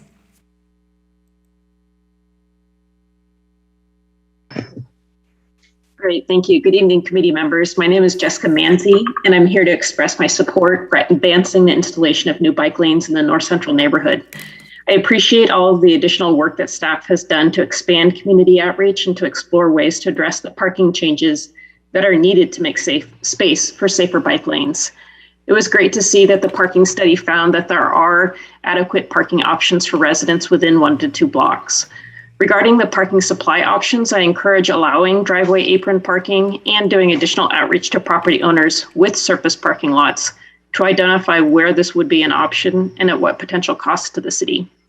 I do not think you should spend more time and energy on a circulation study. While converting streets to one-way may seem like a simple solution, they can also create unintended consequences.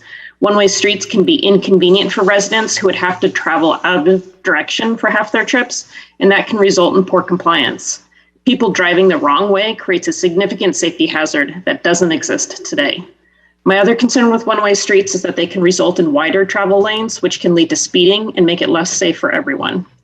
Going back to the city's guiding policies with the general plan, the climate action plan, and the bike ped master plan, these bike lanes are critical to developing a network of bike lanes throughout the city. Without a safe, connected bike network, we can't expect people to shift from driving to walking and biking for neighborhood trips, and we won't be able to meet our climate goals. I urge you to support the installation of the North Central bike lanes. Thank you. Thank you. Jonathan New.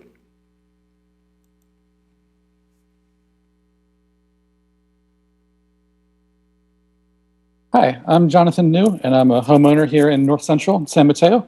Thanks for the opportunity to speak. I appreciate it. I am strongly in favor of the proposed Humboldt bike lanes. I've really enjoyed using the bike lane on San Mateo Drive up to Burlingame, and I'd personally really like to safely bike more places, but the problem is that there aren't enough bike lanes to connect up the city. If we want to encourage bicycle use and reduce traffic and reduce our carbon footprint, we have to continue making a safe, well-connected network of bicycle lanes. And having the occasional disconnected bike lane or painted sharrows on busy streets is not enough and demonstrably unsafe. I think we're in the midst of seeing San Mateo continue to embrace alternatives to car transportation. The closure of B Street to cars has been wildly popular, and early feedback on the general plan alternatives, according to the San Mateo Daily Journal, have indicated strong enthusiasm for prioritizing biking and pedestrians. An interesting side note is that the most sold electric vehicle in the US isn't a Tesla or anything trendy like that. It's actually the e-bike.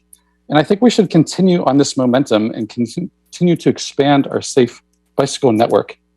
Thank you very much.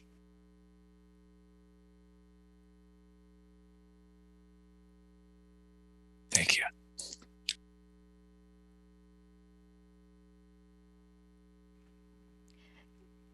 Carol Steinfeld.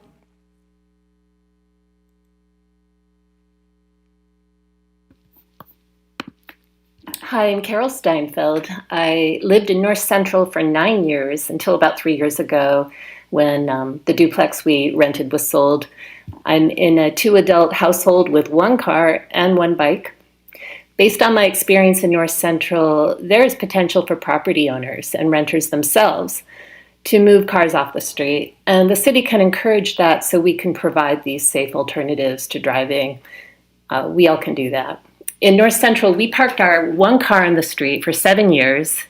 Then the landlord, probably to justify a rent increase, added another parking space in our driveway, and that was in front of the 2-car garage that was just used for storage, but really easily could have been emptied. So now 2 cars can park in the driveway, and really 4 cars would have fit in. Meanwhile, my next door neighbor still parks 2 of his 3 cars on the street, even though he has space for 4 cars. Other residents there do the same. But why do they do that? Because no one ever asks them not to.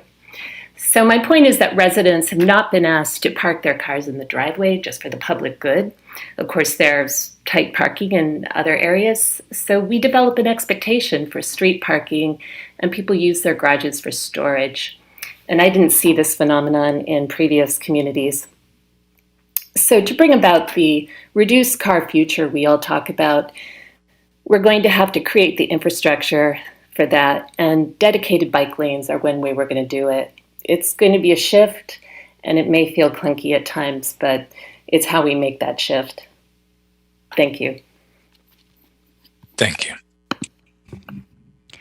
Martin Wiggins.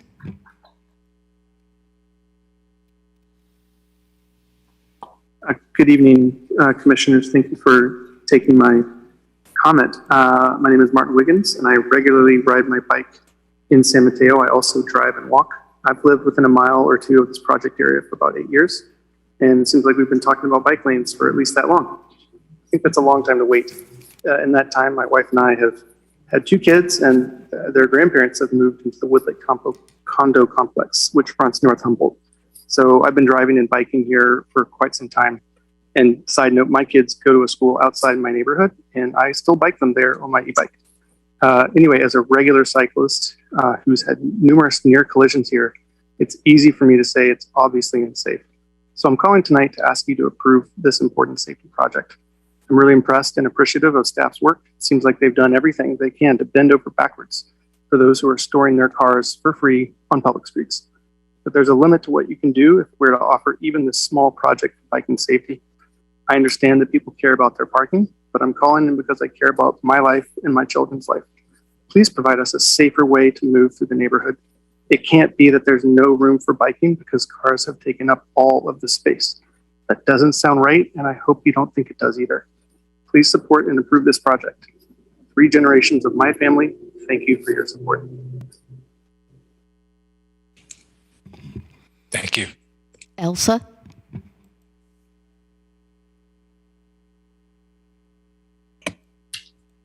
Hello. I live on Poplar. I will lose my parking. I have 2 small children who go to school in North Central. I'm trying to gather myself, but I'm terrified. People drive 50 miles an hour on Poplar. I've asked about crosswalks. All of the available parking is north of Poplar. You take parking away, you're going to have to cross Poplar. It's unsafe.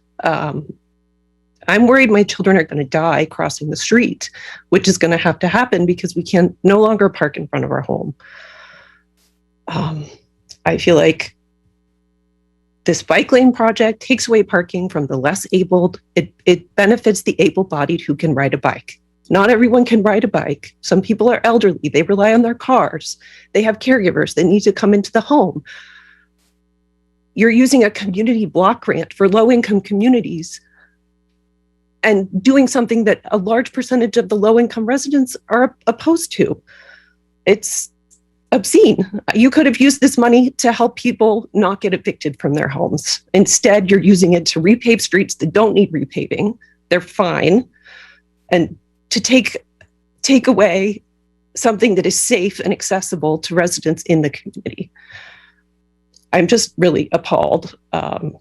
There should be other solutions. This whole thing from the city, we complained about their lack of outreach, their lack of Spanish-speaking outreach. This is performative. They're going to come to the same conclusion and say, oh, we tried everything, and we still have to take all your parking away. So the climate change issue, maybe 7 years ago, biking was a solution to climate change. Electric cars are much more feasible now. Yeah, so I'll stop talking. Thank you. Davis Turner. Good evening, commissioners. Hopefully you can hear me. I'm Davis Turner of Oak Grove Manor in Burlingame, so about 1 mile north of the project area. I'm speaking today to voice my strong support of the project. Oh, I think I'm unmuted now. Yes. My apologies. Good evening, commissioners. I'm Davis Turner of Oak Grove Manor in Burlingame, about 1 mile north of the project. I'm speaking to voice my strong support of the project with full bike lanes and pedestrian improvements in North Central. I'm not a prolific biker, but one of the biggest reasons behind why I bike less is the lack of safe bike routes, particularly in San Mateo. Funnily enough, when my school returned to in-person learning in late 2020 and early 2021, I asked my parents if I could bike to school, which would require me to go through North Central, with Delaware being the preferred route. But my parents came to the conclusion pretty quickly that it was not safe for me with the lack of bike lanes. And even if it's considered a bike route by classification, it's still simply not a viable option. But beyond personal experience, I think there's a lot at stake here. The biggest thing being precedent setting. Even if the project area is relatively small, and phrasing it as a minor issue in the context of biking, but large in the size of parking, I think sets a terrible precedent, because if we can't get smaller segments of bike lanes built, we'll never get bike lanes, larger bike lanes, or more bike lanes in general. So I think starting with this and then perhaps using it as a foundation beyond that is really important, especially when tackling issues as large as climate change, but also mobility issues when those who don't have a car and use their bike to get to work fundamentally don't have a safe option. And obviously North Central is heavily trafficked, so trying to take that away and not necessarily have safe routes is, I think, problematic. And also, it's a large population area near educational areas, so getting people active, getting people on bikes is really important. So I think there's also, considering the size of the area, it's also important that this project goes through. And also, I think, yes, there are some parking implications, but I think ultimately trying to solve climate change and reduce auto traffic in the long term and get people on bikes is really important. Thanks. Thank you. Nathan Chan.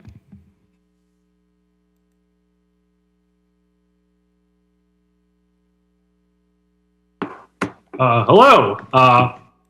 My name is Nathan Chan. I'm a resident of Millbrae, but I have biked to San Mateo a couple of different times, and I do appreciate the improvements to the bicycle infrastructure that have been made in the community, but always there's a need for more. There needs to be more protected bicycle infrastructure. Other speakers have emphasized how the safety implications of this infrastructure.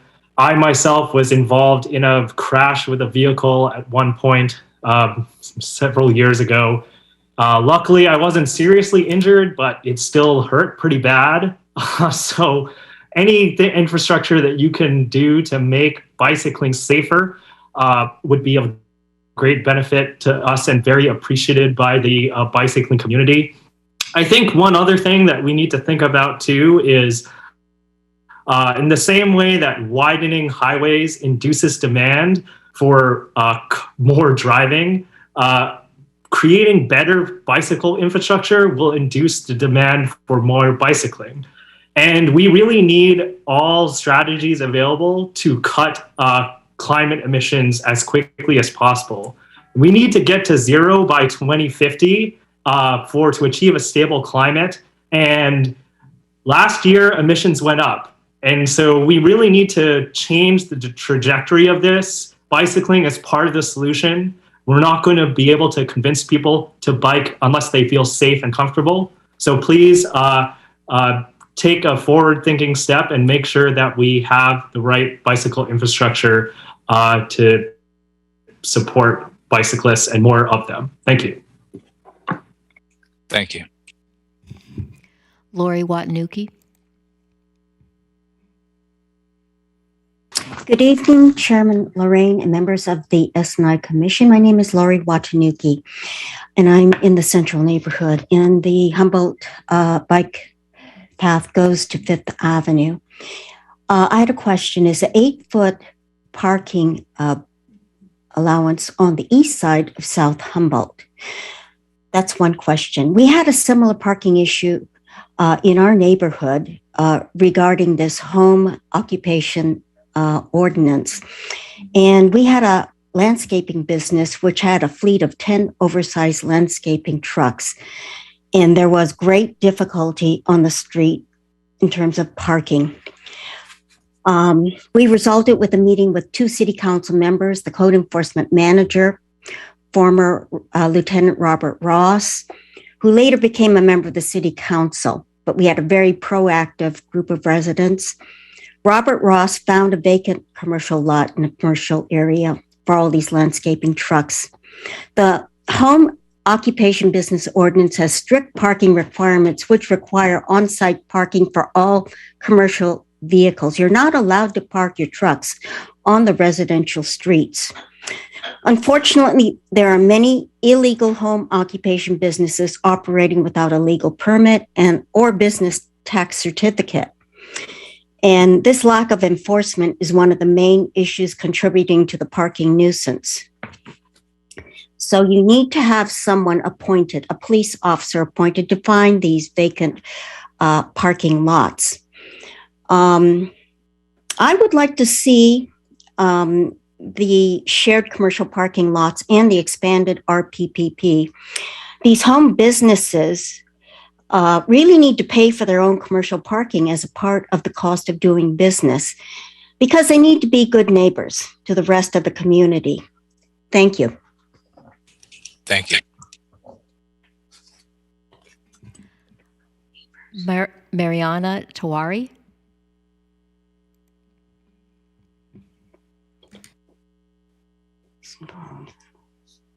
Hi, sorry about that. I agree with what most people said in favor of the project. I live in North Central, a couple of blocks from Humboldt, several blocks from Poplar.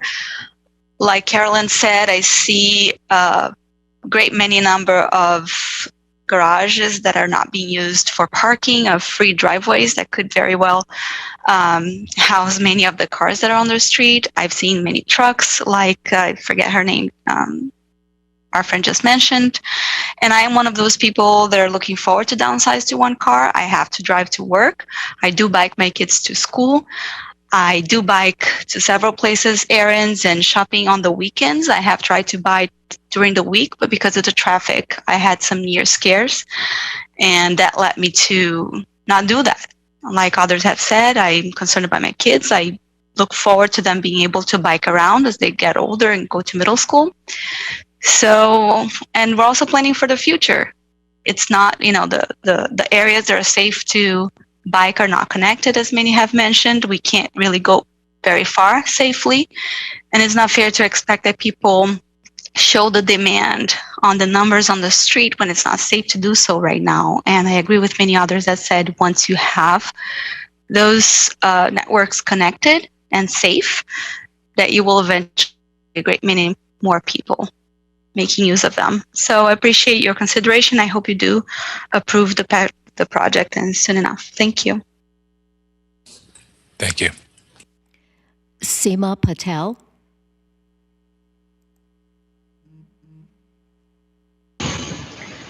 Hello, good evening, commissioners.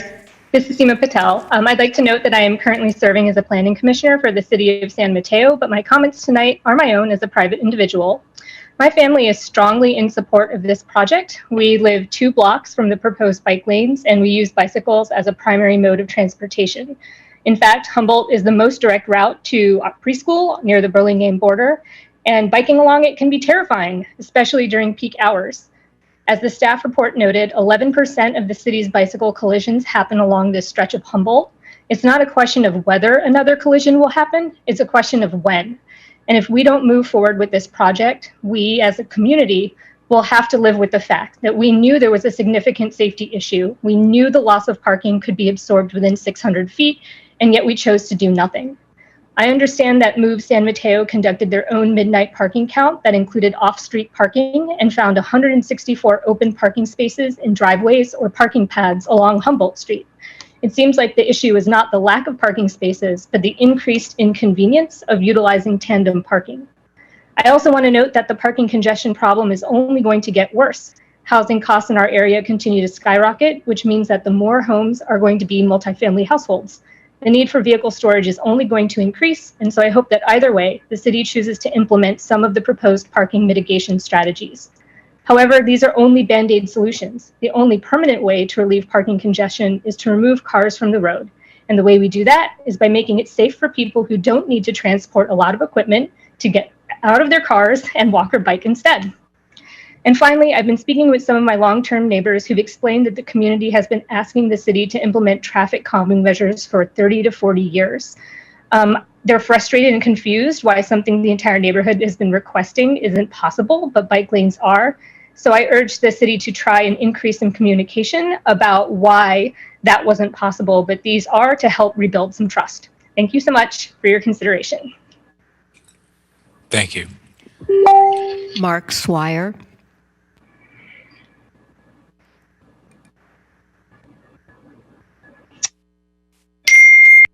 Good evening, members of the commission. Thank you for your time and service. I'm the parent of 2 teenagers who attend San Mateo High School, which sits at the intersection of Humboldt and Poplar, the 2 primary streets under discussion here. I'm writing to urge the commission to follow through on the city's promise for bike lanes around the high school, as promised in the city's master bike plan initiated several years ago. I have volunteered for Safe Routes to School for several years, trying to get more kids to travel to school on bike or foot. I used to live in Palo Alto, where 65% of kids bike to school. That doesn't come close to happening here, however. If you drive by San Mateo high in the morning, it's absolute Carmageddon. You can't get anywhere because everyone's driving their kids to school. I'm continually frustrated to hear that many parents and children are too scared to leave their autos at home. They've heard too many horror stories about the dangerous streets around the high school. 2 years ago, a student was badly injured by a driver in the crosswalk. Last year, a cyclist was left in a coma for 7 months, fighting for their life after getting run over by a motorist. And in December, a friend of my daughter was hit in the crosswalk in front of school. She didn't even call the police as she wasn't badly hurt, and this didn't seem like an exceptional event. It happens so frequently. Keep in mind that more than 2,000 students attend school in this area.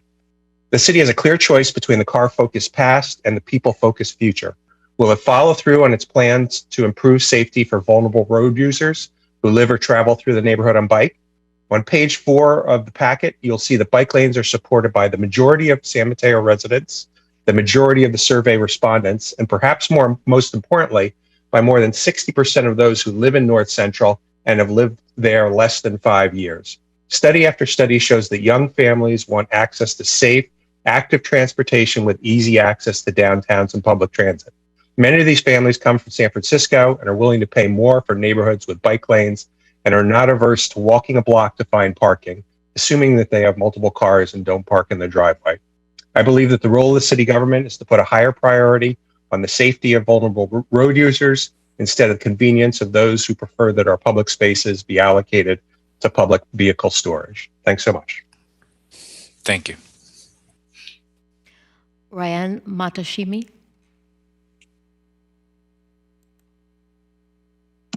Okay. Good evening, commissioners. Honorable Chair Lorraine, thank you for the opportunity to address you tonight.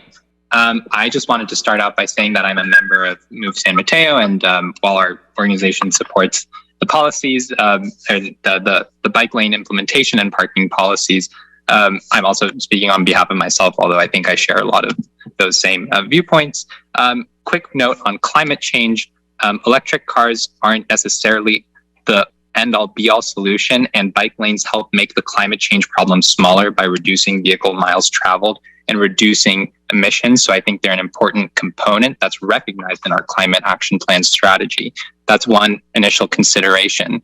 I also would like to note that I participated in counts to determine essentially how much off-street private parking on residential streets there is. Last night at midnight, we noted two things that I think are important for you to consider. One is that on Humboldt Street, we identified 25 open on-street parking spaces at midnight, at the time with highest parking demand. So the assertion that there is no parking in the neighborhood, while that might be a psychological feeling of not being able to find parking easily, that there are 1 to 2 spots on every block, as indicated by the staff data.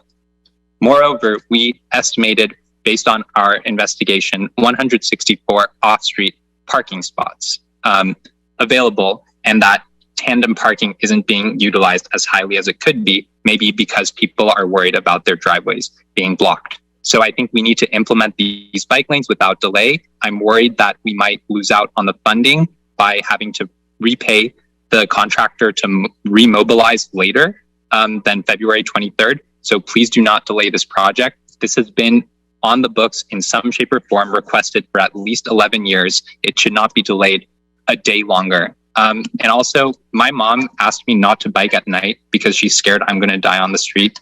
I witnessed an accident on Humboldt just last week on a ride, and we could have been another statistic if on the ride we were 100 feet earlier. And I would say, please consider safety. This is a question of safety versus convenience and 600 feet away of parking, of someone being in a coma versus not being in a coma, of climate disaster and not climate disaster.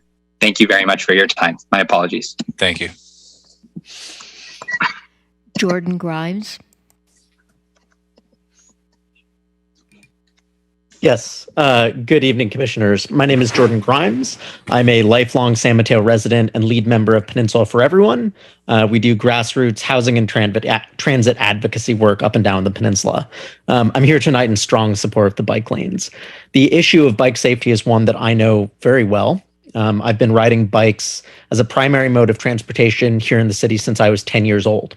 I grew up in a working class family. We usually only had one available car.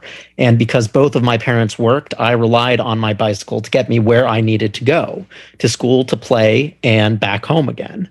Reliance on those two wheels is something that I've maintained as an adult. And as such, in my 20 years biking in the city, I have had far too many opportunities and far too many close calls to see just how dangerous biking is here.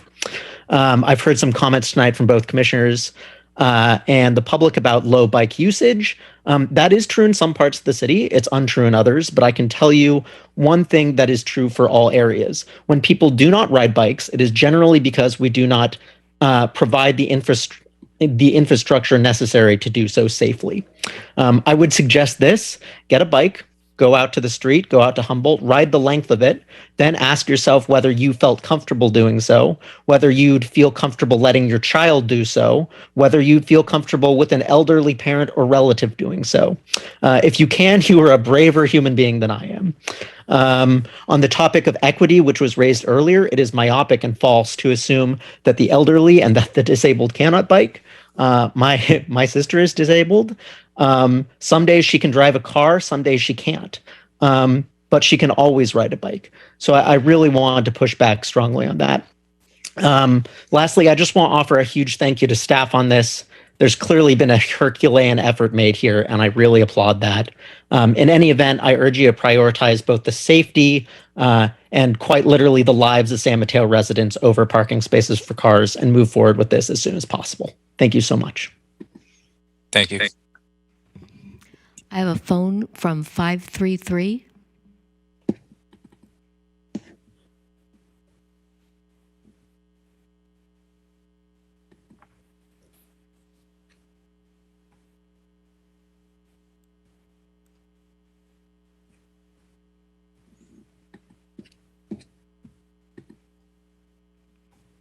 Phone number 533, are you able to unmute?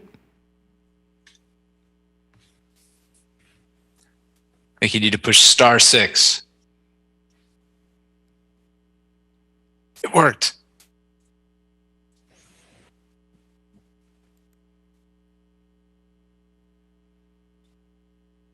I thought it worked.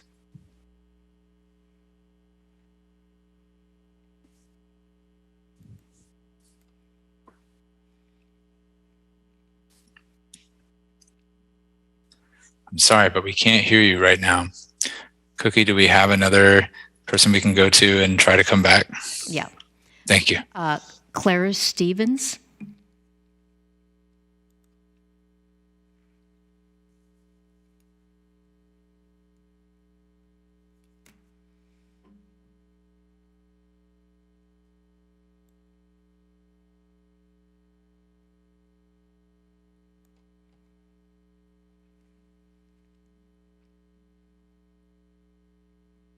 Clara Stevens, are you able to unmute?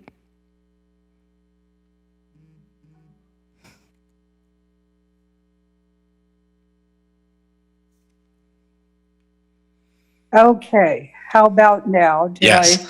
All right. This old gal can learn new tricks. Hi, my name's Claire Stevens. I live in North Central.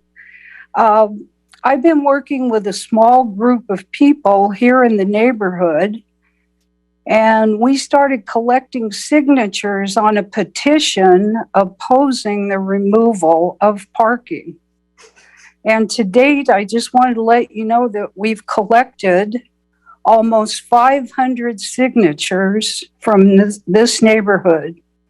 188 of those from an online petition, and over 300 collected just from circulating in the neighborhood and talking to people. And we just want you to know that this petition exists, and we plan to bring it to City Hall sometime this week. And I want you to keep this in mind, that there's a lot of residents here that are opposed to parking being removed. We had a bigger response to our petition than the city did to their poll. Thanks a lot for listening. It's been enlightening. Thank you.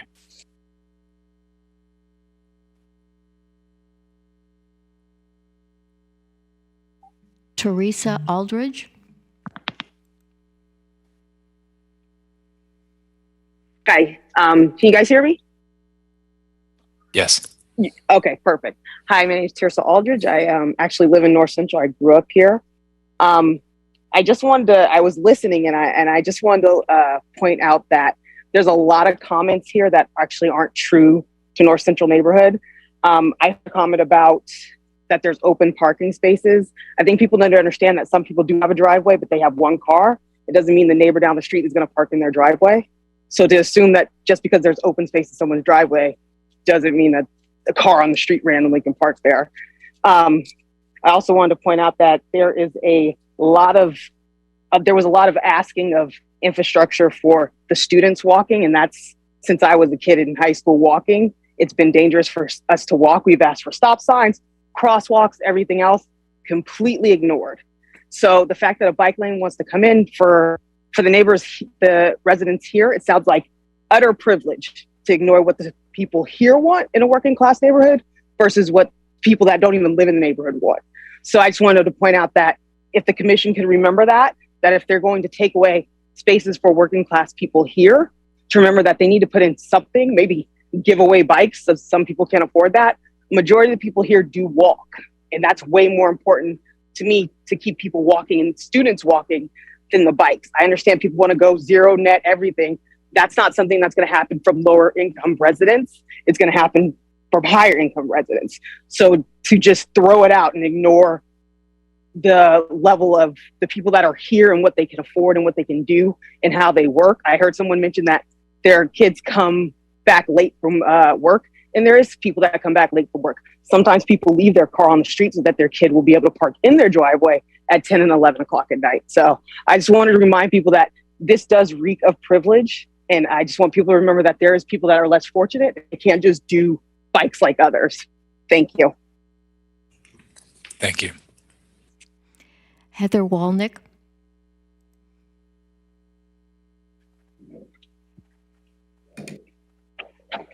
Hi, thanks for listening.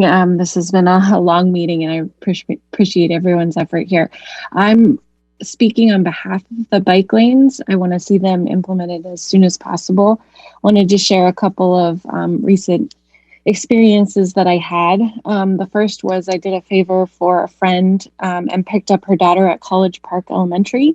So I primarily get around by bike, so I decided to pick her up by bike, and I was pretty shocked at the conditions around the schools at that time.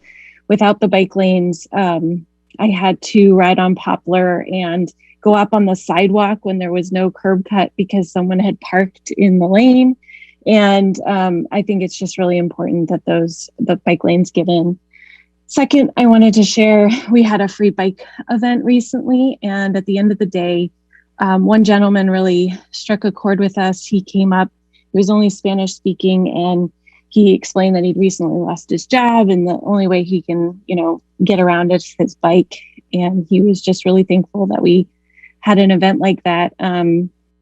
We sent him away with a fixed up bike and a free helmet. And he just kept saying, bonita, bonita, great event, great event. And then lastly, I want to just mention how adding these bike lanes will help the pedestrian safety as well. It helps with shortening the lanes of crossing for pedestrians, and it also improves the sight lines. So it's going to be a win for pedestrians as well. Thank you very much.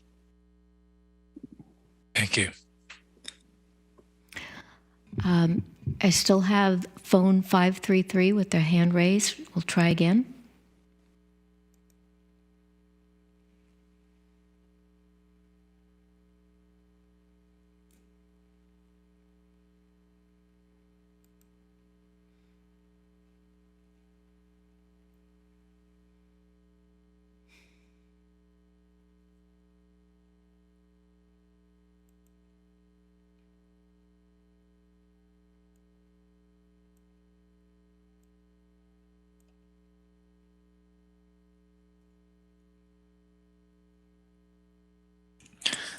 Sorry, but we still can't seem to hear. I don't know if it might be possible for you to try joining the Zoom meeting without the phone at this time, but unfortunately, it seems like we're having technical difficulties.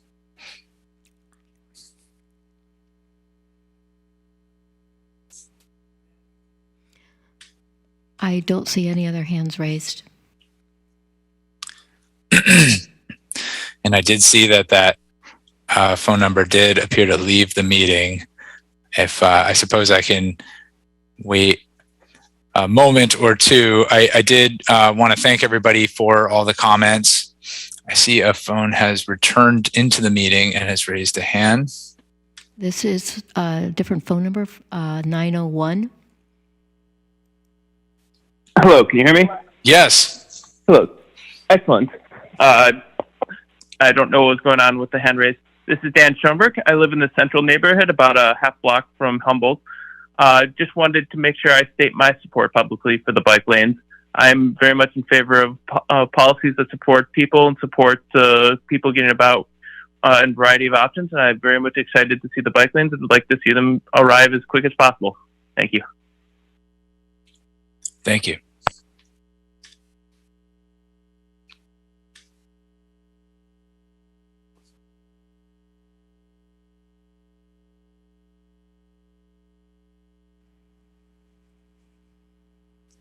I see no other hands raised unless you want to wait for the other, see if the other number calls back.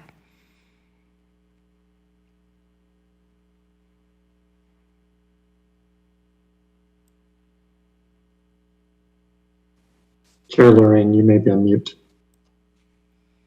Thank you. Sorry. Yes, I was actually thinking that phone number was perhaps the same person. At any rate, I think we've waited long enough at this point. So I appreciate everyone's comments and would like to close the public comment at this time. I also would like to just apologize quickly for being a little too quick to say a comment, something along the lines of it not being necessarily very valuable to mention something that you may have already written in. It didn't occur to me until later that, of course, people often want to use their public comment time to speak to the public with their comments that and maybe others hadn't read it. So I do think there is some value, and I just want to appreciate everybody who generally hewed to the 2-minute time and allowed us to get through and hear everybody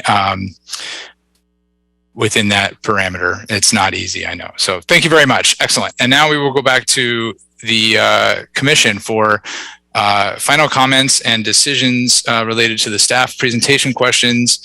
I do think, in my opinion, I think it might be a little easier to allow each commissioner an opportunity to tackle each of the questions at a time. And so we could just go one at a time, commissioner to commissioner, unless there are any objections. Chair Lorraine, I would advise before going into the staff questions to provide an opportunity for commissioners to comment based on what they heard from the public comment first. Yes, of course. I think that would be fine. I guess I was thinking that people could, if we want to separate it in that way, I think that would be okay. I think it would be okay if people could maybe start with such comments and then, get to each of these as well at the end. Okay, that's fine too.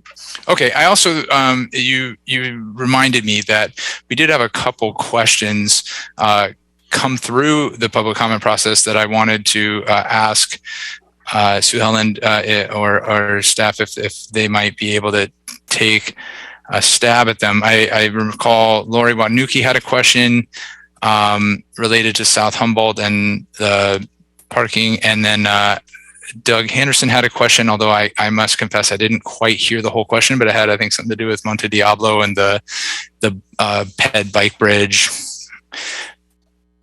If you're able to comment on either of those, I would appreciate it. Sure. I think that Mr. Henderson's comment was about the future Monte Diablo Bike Boulevard and question about parking removal as it relates to that. Because Monte Diablo, excuse me, it's a little late. Monte Diablo is proposed as a bike boulevard connecting to the existing bike ped overcrossing, and then bike boulevard on the eastern portion of Monte Diablo on the east side of 101. It's not typical that we see a high amount of parking removal related to bike boulevards. Bike boulevards are shared on-road facilities that incorporate traffic calming measures such as perhaps speed cushions or curb extensions or elevated crosswalks. So in some cases, there may be a nominal number of parking spaces, 1 or 2, if a curb extension is called for that traffic calming effort. But typically, bike boulevards see very minimal parking removal, if any. But that would be determined at the time of design.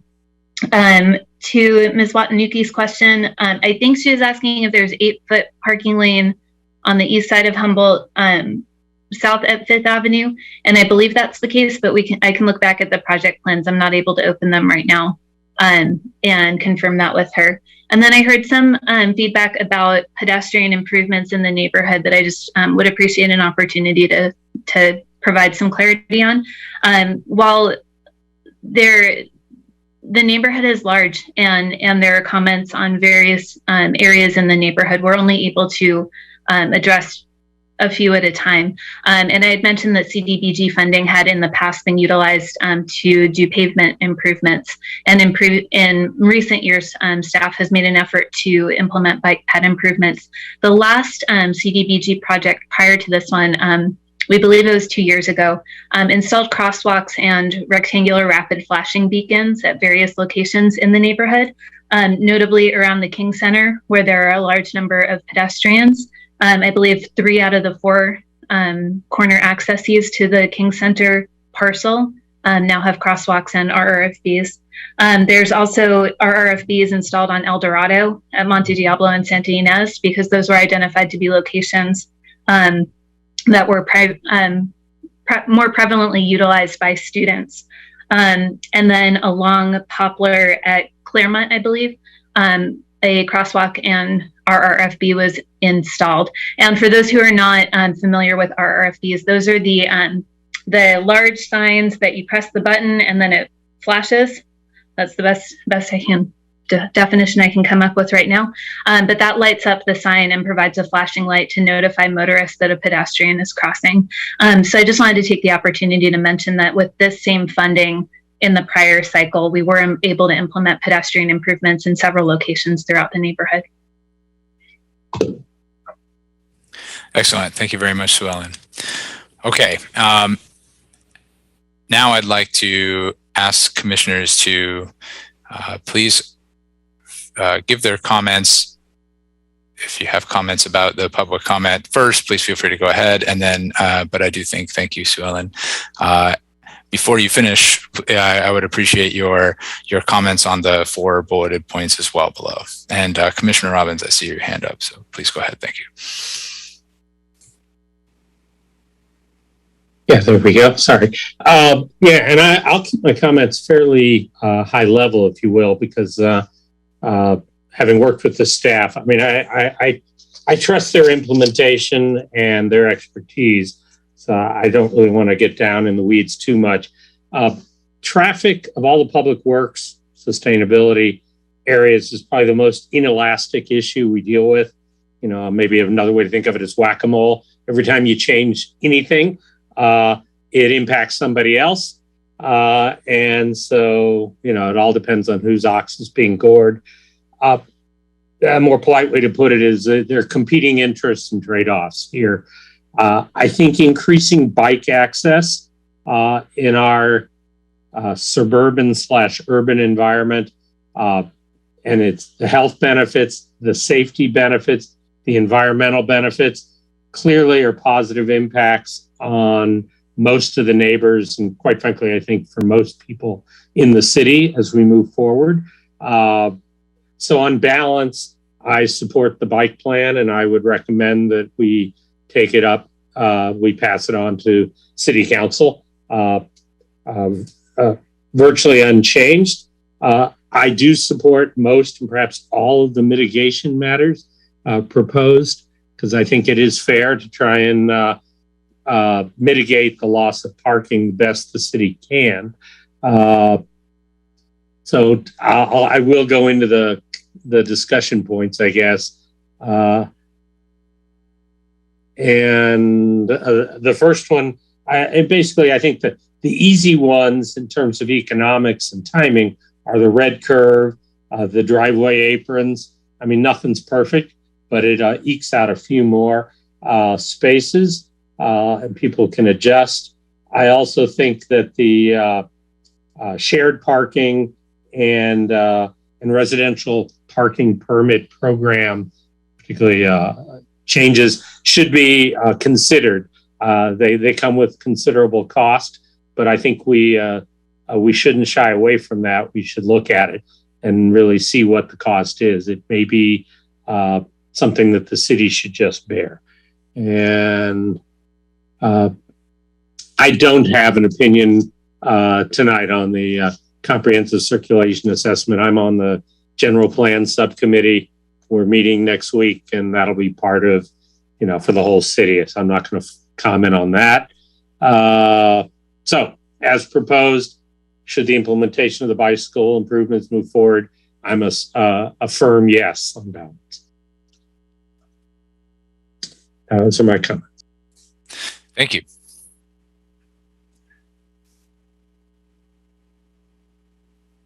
Would anyone like to go next?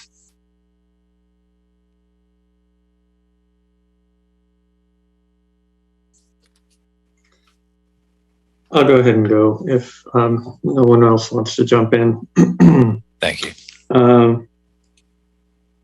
So I lived in North Central San Mateo for 12 years on San Ynez, one block off of Poplar. I have been in the Humboldt area many, many times.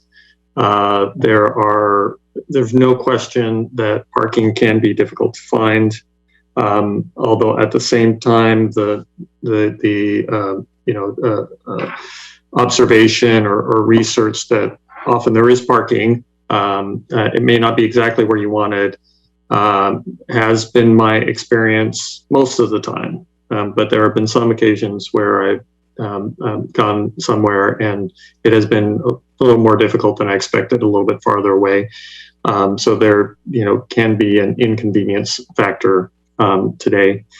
I think that it is likely true, just from observation, that driveways and garages are not always being used.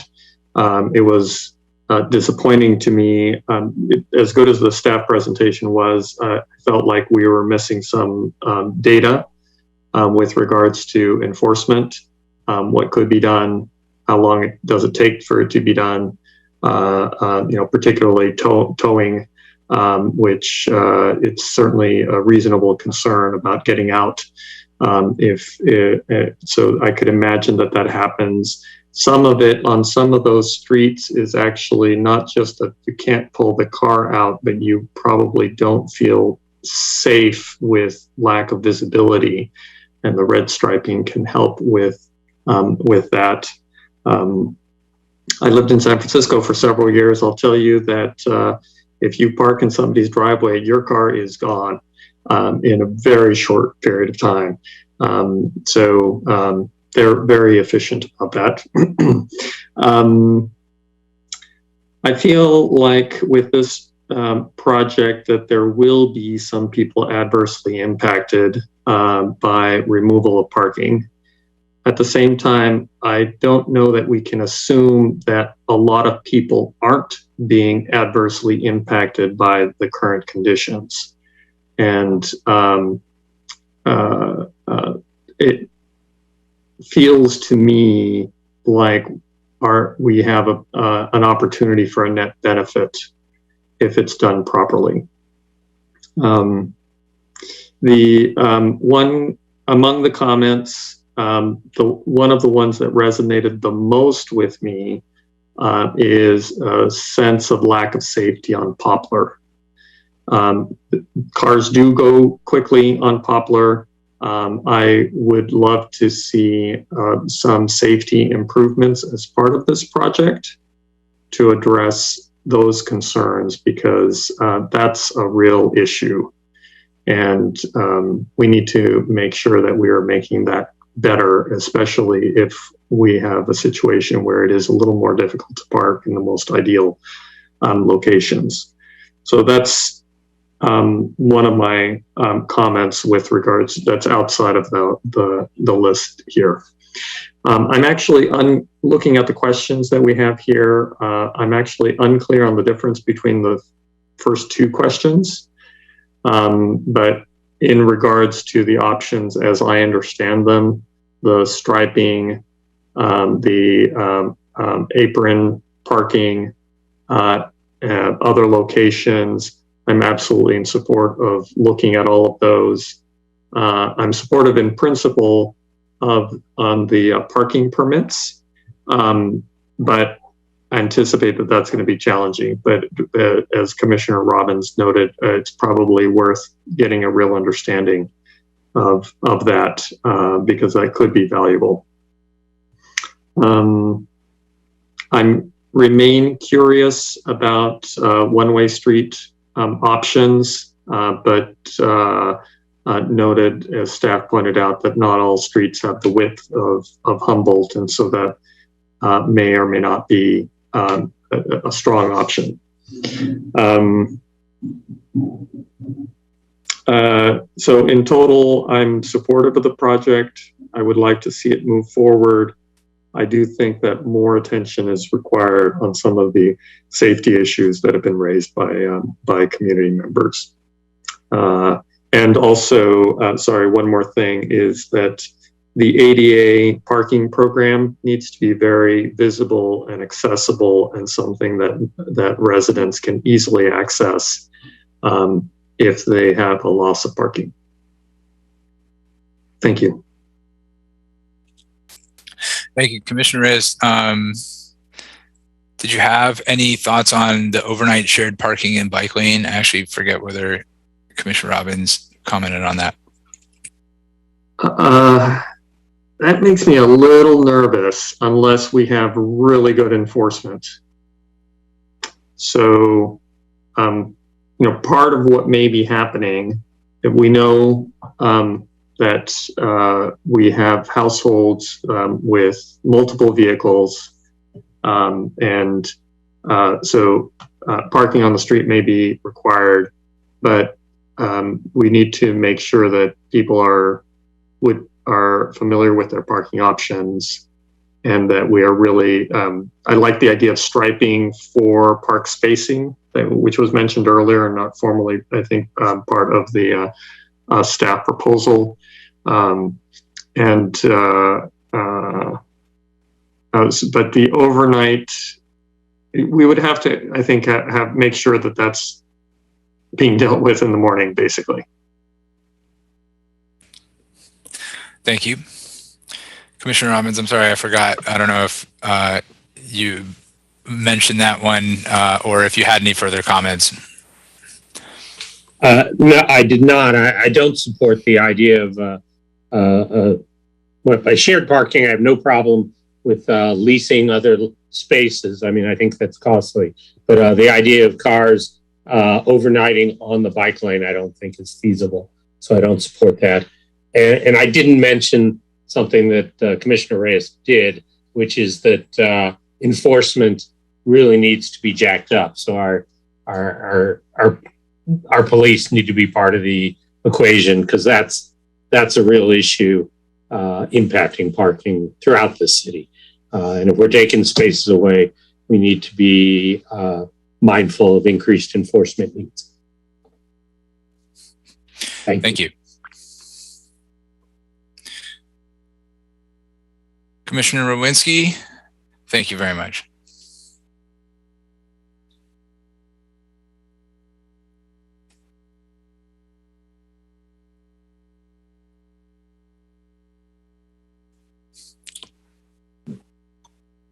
My concern about the whole bike plan is the schedule of the implementation to mitigate the loss of parking in North Central. That's a big concern of mine. If we say that this, an ideal situation, the roads could be paved and the striping put in a month, and yet the North Central residents are still haven't had any parking mitigation implemented, I have concerns about that. So it's not that the bike lanes I'm okay with, it is the schedule of implementation. That's where my concern is at. So that's what I'm going to focus the rest of my comments on. On parking supply options, there's no reason why parking tees and parking stripes cannot be put down. It's cheap, it's inexpensive, it's efficient. Regarding driveway aprons and no charge red curving, cheap and inexpensive. However, residents need to be educated about these options.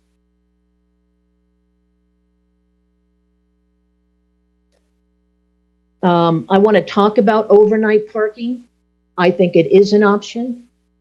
The city does have the King Center.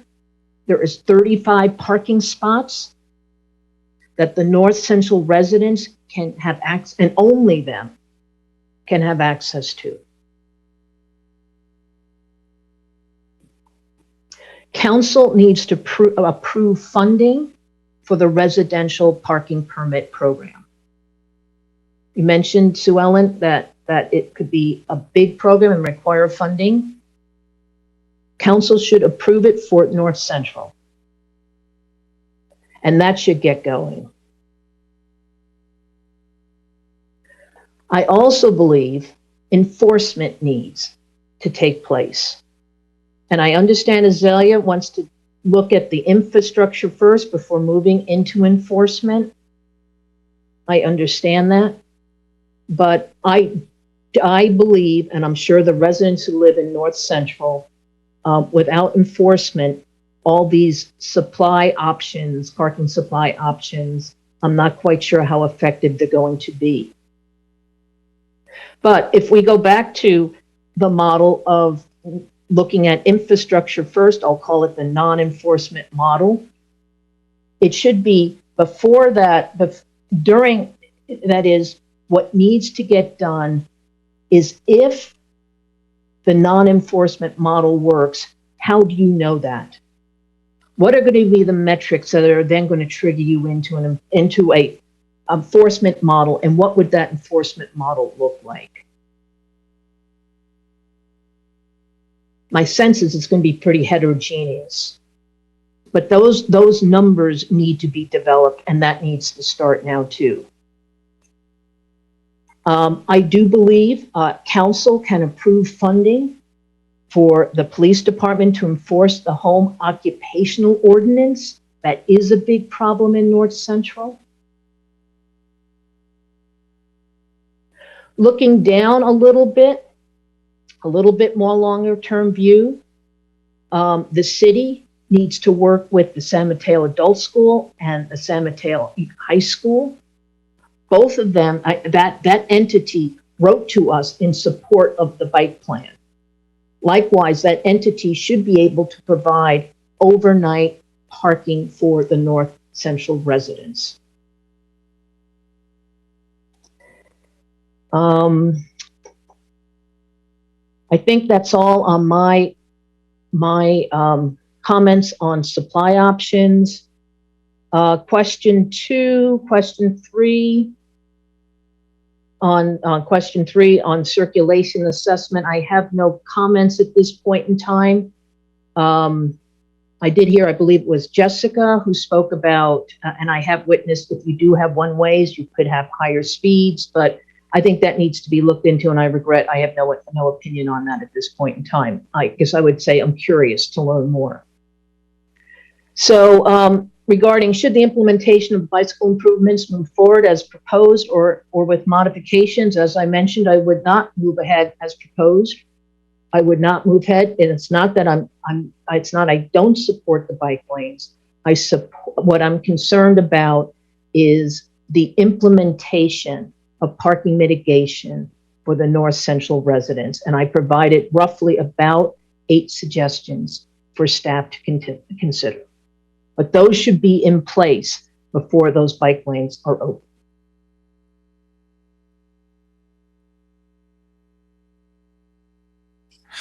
Thank you, Commissioner. Just quickly on the second one, do you have any comments? Thank you. The second question, let me just get to that.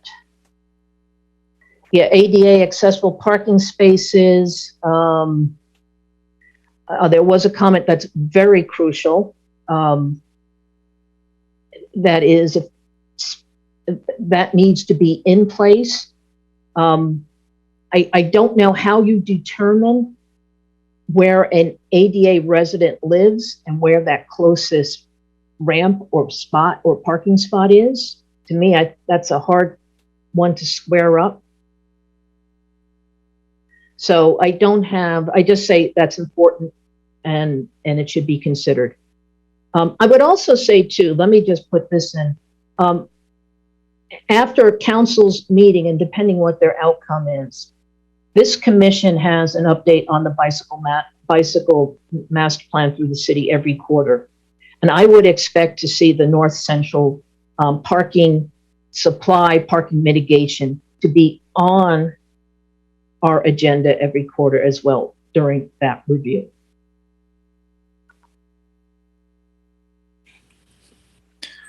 Okay, thank you, Commissioner. Vice Chair Narita, please. Thank you. Thanks. So first of all, I just wanted to thank staff for all of the work and the presentation and also answering all of our questions. I especially want to thank all the members of the public who submitted electronic public comments and that were in our packets, who emailed us and who spoke just now. I know it's really stressful to sometimes engage in these kinds of forums. And so I just want to acknowledge that and appreciate you and your feedback and your attention and interest in this area. I also want to acknowledge that we are dealing with a very specific piece of infrastructure in this meeting, but there are some very deep systemic issues at play that members of the public have surfaced in their comments, and just want to appreciate that, especially around the fact that why are we so reliant on our cars? There's generations of designed streets and policies that have made us very reliant on our cars, and it's very scary to have to change that. I just want to acknowledge that there's also seems to be some trust issues between the city and the city government and this community neighborhood in particular that was surfaced in the comments. I see that. I just want to acknowledge it and appreciate folks for bringing that to our attention. I also want to urge folks that the issues that we have with parking across San Mateo will continue to worsen if we don't address some of these systemic issues. And so I hope that the passion that folks have on this one bike lane project can also be translated into passion and interest in issues such as increased housing and densification of housing. Because if we're able to increase housing and alleviate folks living in, for instance, single dwellings, but with multiple families in single dwellings, which I know happened in El Dorado, where I used to live, that would actually alleviate some of the parking issues as well that we see. So all these systems are all working together. And what we're seeing as an outcome is this fierce emotional engagement on parking versus not parking and bike lanes versus no bike lanes. So I want to name all of that. Now, going to the questions at hand. I would defer to staff on the parking supply options. I don't know. I know enough to know that I don't know enough in terms of making recommendations among the four, other than to say that I do know that a best practice across other cities that I've personally worked in is the parking permit program. So if I were to put my thumb on the scale, I would recommend that staff and the city deeply explore and research and potentially implement a parking permit program in this community, because what you want to get to is the actual number of cars that people must have in order to live their life, and not the extraneous cars. And there were several public comments, thank you for bringing this to our attention, around cars that maybe are taking up these free spots on the street, but are not being actually used. And what we want to see in the most ideal circumstance is that the cars that are parking on the street are actually being regularly used.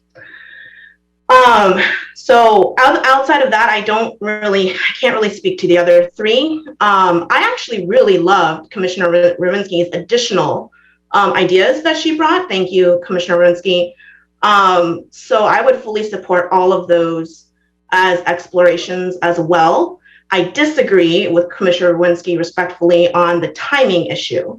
And the reason why is that I think the project, in terms of infrastructure, in terms of the paint on the ground for the bike lanes, should proceed on schedule, because we don't have enough data right now, because all the comments, I read every single one of those comments, everyone has a different story. It is not actually consistent, and you saw that with the association's neutrality in their comments tonight. And we can't actually know with complete 100% certainty what the bike lane will actually impact once it's in place, and how people will then be able to react and disperse and figure out what programs we would need, in addition to the ones that the staff have already articulated and vetted. So timing wise, we'd want to be careful to not over design on the programming and try to get it perfect right off the bat, when in fact we might discover, if we in fact secured a lot of parking in one area, that area, overnight parking, excuse me, in that area might not actually be the area that actually is in need of overnight parking.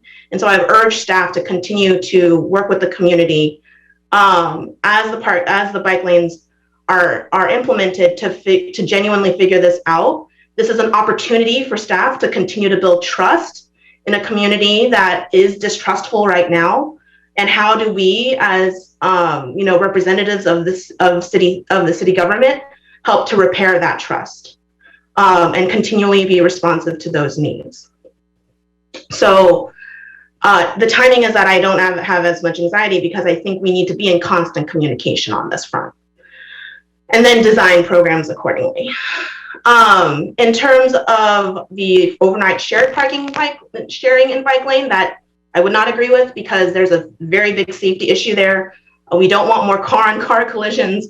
We don't want the bicyclists who actually do bike at night to encounter more safety. So we would unwind those safety issues on two fronts if we were to do that kind of a program.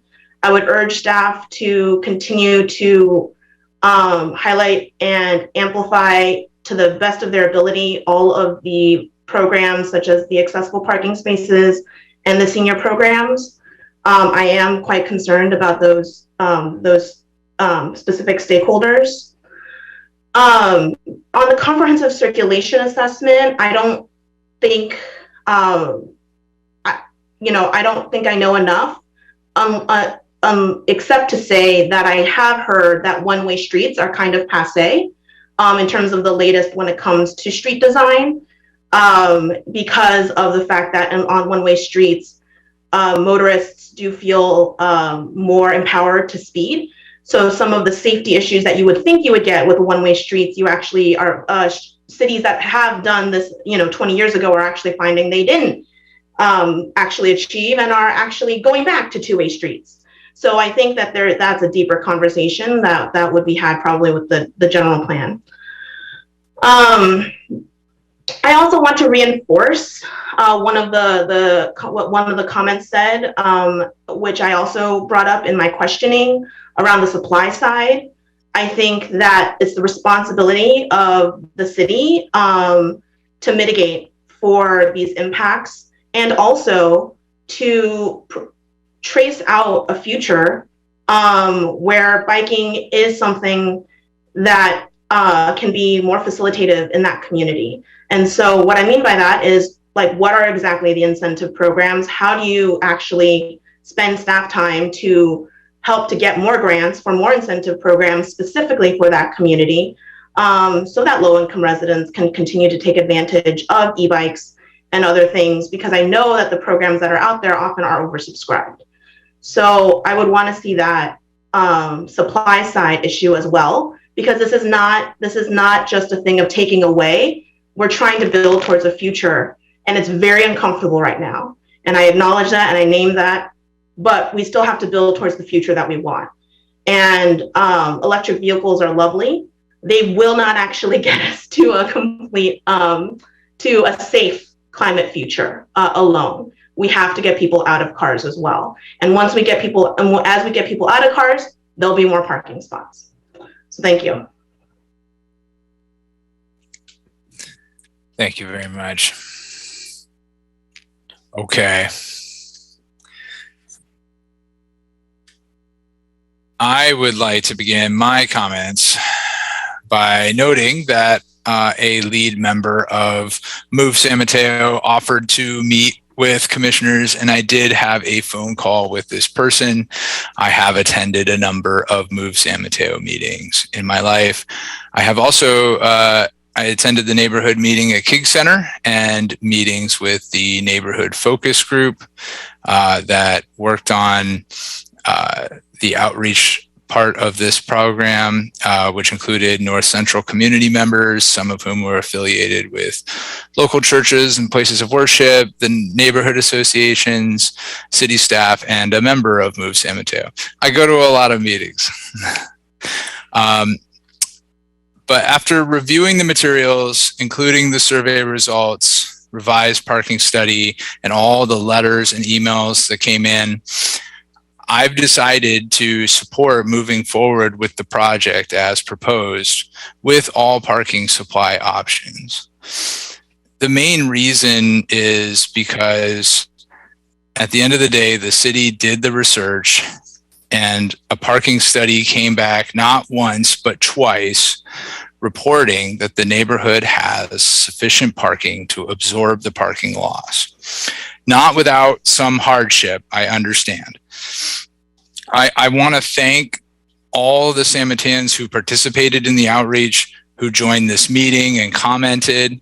I want to thank staff for coming to the community with more than just this project, with some parking supply options to help mitigate some of the parking loss and for trying to meet people halfway.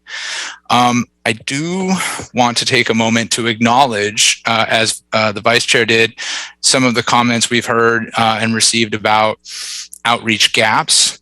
I do hear those. I agree that this process did not have an ideal start.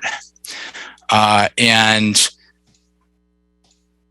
of course, we were in a pandemic during it, which I think should also be acknowledged. But I do want to thank Trina and a number of other members who I feel ultimately push this process into a better place. And I do think as a result of that, in this ongoing process, we have now gotten to about where we ought to be. And now we have an opportunity here to mitigate parking loss and helps address some long-standing traffic and parking issues in North Central while pursuing bike and ped improvements that we need to help prepare for a sustainable future in this city. I'm concerned about climate change. It's frankly at least a pandemic level threat. And I think the more, the farther we go in years, the more we're beginning to really understand that and what that means. That's why the city of San Mateo has worked to put together climate action plans. It's why it started this commission in the first place. These climate action plans have targets to reduce emissions as soon as possible, and there are steep targets ahead. And we likely need to even move faster than those targets if we're going to make change that will make a difference.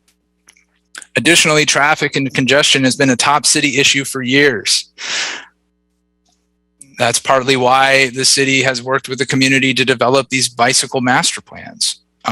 First in 2011 and now in 2020, this update, because the only way we really get there on both of those issues is making real change to transportation in our city by making real shifts to how we get around in our city. It's going to take change. We're not going to be able to do it for free. Unfortunately, there are going to be some shifts that we're going to need to make, and as others have noted, it is a cost, and there will be some hardship, but I think there are also benefits to be seen here. I saw a lot of comments asking us in the city council to think back to when we grew up and got our first car and consider the challenges of today's youth doing the same with parking removal in this project. But unfortunately, we don't have the luxury to preserve all from our past or even continue the status quo of the present. We need to plan for the future. And it's going to be a future with a growing city and a changing climate. In a way, I think it is unfortunate that North Central is first with this kind of project in our city. It does feel in many ways to be the first of its kind in our city when we're dealing with this much parking removal to make this project happen. But it will be the first of many in a big bicycle master plan that will reach out to other neighborhoods in our city and connect the whole city with North Central and beyond. I actually believe in many ways it's fortunate that North Central is first. It may not seem like it at this moment, but part of the reason why we were able to get federal funding for this project in North Central is because North Central could use it the most and has the most to gain from it. It, as was mentioned in the presentation, it's in the 90th percentile neighborhood in the state for biking. It's highest in the city in bike use. It has a larger share of collisions than other neighborhoods in our city. And this project has the potential to bring connectivity to the Caltrain station, to schools and parks, to the Bay Trail, which is right on the east side. I personally have been biking around North Central for the last 5 years, commuting, biking downtown, all around, as much as I can. In some ways, it's been a privilege, but I have also had some close calls. And I would not want my son or daughter riding on the same streets. It's true. We're not there yet.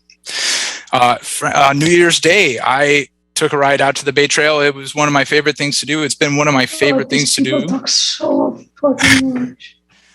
I apologize. I'll wrap up my comments. But the gist is, there's a lot of benefit to be gained here. This is not just something being taken away. There are benefits that I think a lot of North Central residents will get to enjoy. I know that in some parts of North Central where day-to-day street parking is already tough, it's going to get even tougher. There is a real cost here, but that said, not being able to park right next to one's home, having to park a block or two away in order to make this work is no longer even unheard of in our city of San Mateo. As has been mentioned, we've recently closed a couple of blocks of B Street downtown. This pedestrian mall has been an overwhelming public success.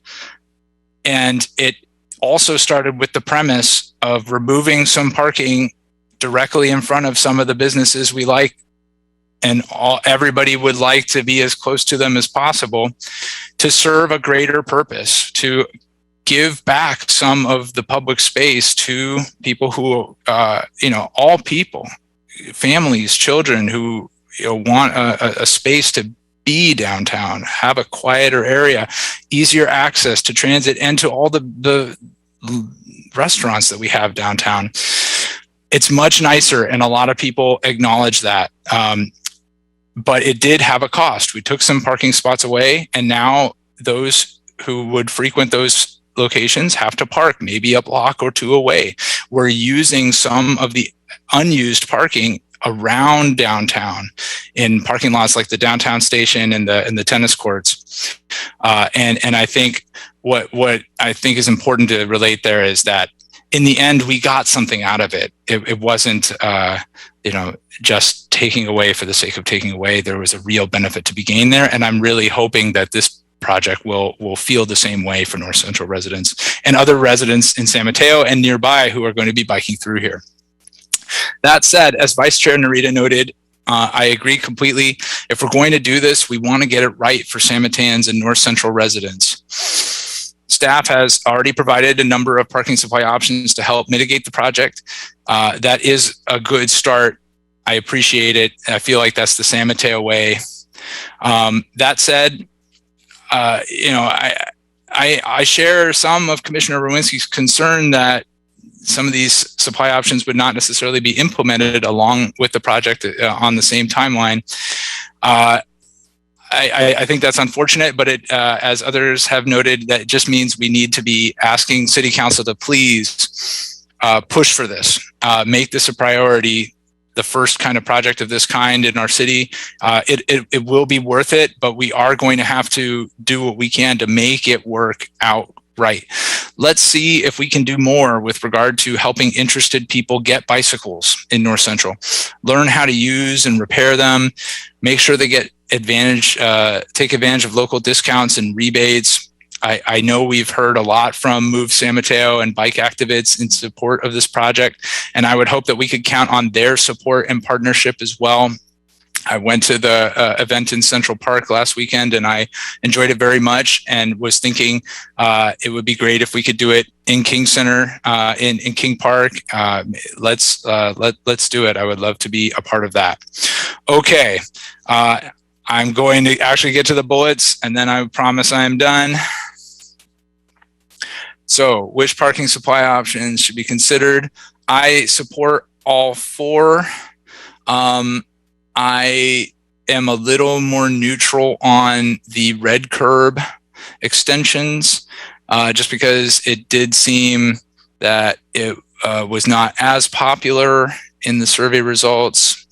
And, there are some trade-offs there. It doesn't really necessarily help our parking supply, of course. But I actually thought it's important to mention that might be a small piece of why it did not quite have as much of those in favor, because if I recall correctly, personally, when doing the survey as a North Central resident, I think I also voted that it would not help parking because it doesn't help parking. Right. What it does, it helps parking cars, but it doesn't necessarily help increase parking supply.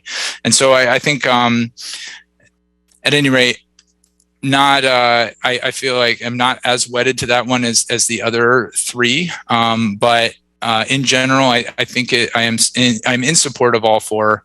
And I also think we heard a lot of comments about people being worried about getting out of their driveways. And so I wonder if, some of those folks didn't necessarily do the survey, but if they had, perhaps this would be more popular. On the subject of feedback on alternate parking options, I am in favor of what's been discussed related to accessible parking spaces and the Get Around program for sure. I think those can be very helpful, and I want to make sure we add those to this project if we can, but I am definitely not in favor of the overnight shared parking in the bike lanes. I think that's frankly just a non-starter. As somebody who had commuted quite a bit on my bike and trying to take my bike wherever I could, and then coming back to North Central at night, a lot of people bike at night. So this is just not going to work. I think we've seen a bit of presentation on that as well, and I frankly think it would not fit within what we're trying to accomplish here. With regard to the circulation assessment, I think it's I feel that I think it's okay to put on our wish list, maybe. My understanding is we don't currently have funding to pursue that. It would be extra work, it's extra study. And I would not want to postpone this project in order to pursue that. I think that there are a number of other high priorities on this bike plan that are probably more important than that. I appreciate those who brought up one-way streets and different ideas into this process, and I think we should always be looking for opportunities to learn more and tweak our thinking and plans to best fit situations, but there is a finite number of resources as well, and so at this time I think if we happen to come across a funding opportunity that was solely useful for that, I would of course be all for it. Otherwise I would be okay if we did not pursue that. And then just in summation, as I tried to start at the front in case people fell asleep while they heard me talk, I do feel the bike improvements should move forward and that we pursue all the top 4 parking supply options and more of the alternate. So those are my comments, and I thank you for your patience and your time.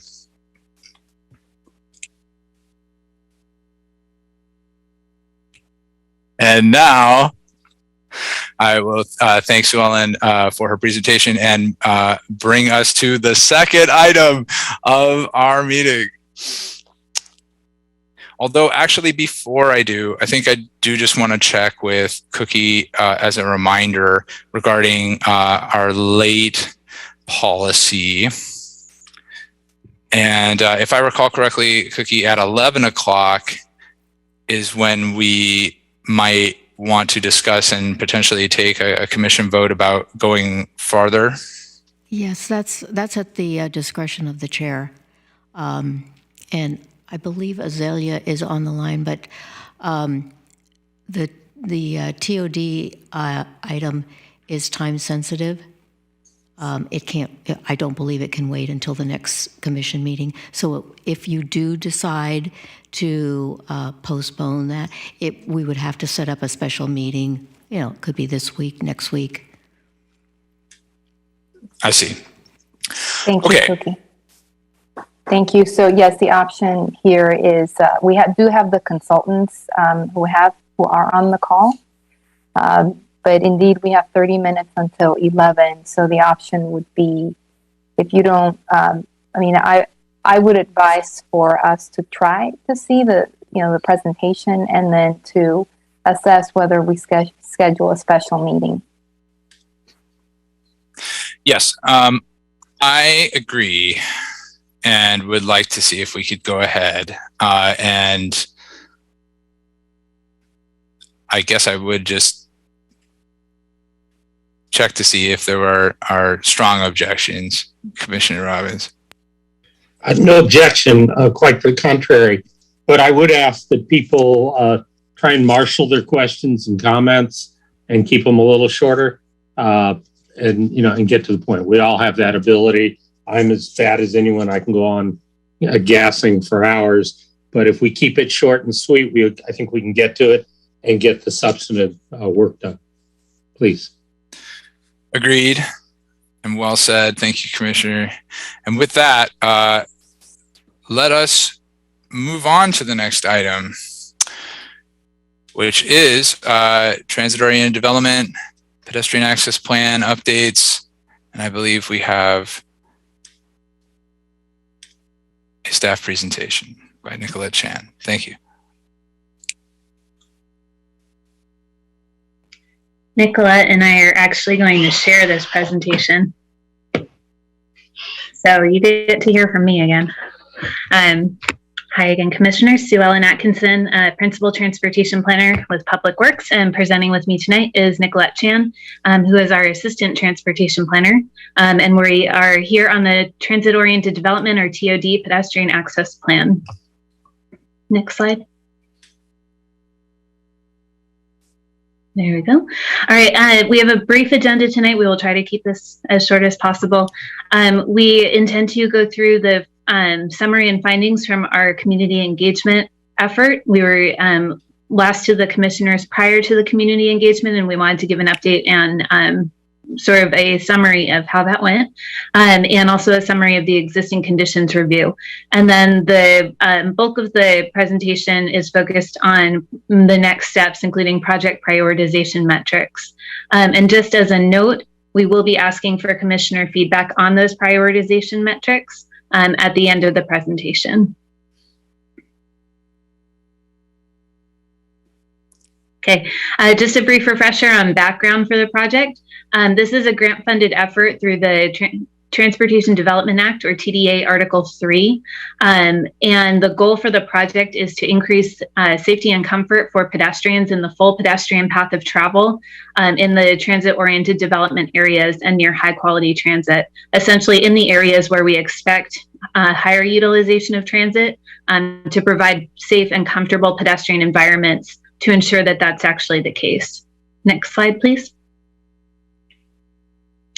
So that means that our primary study areas are a quarter to a half mile around our Caltrain stations, which also includes the El Camino Real transit corridor.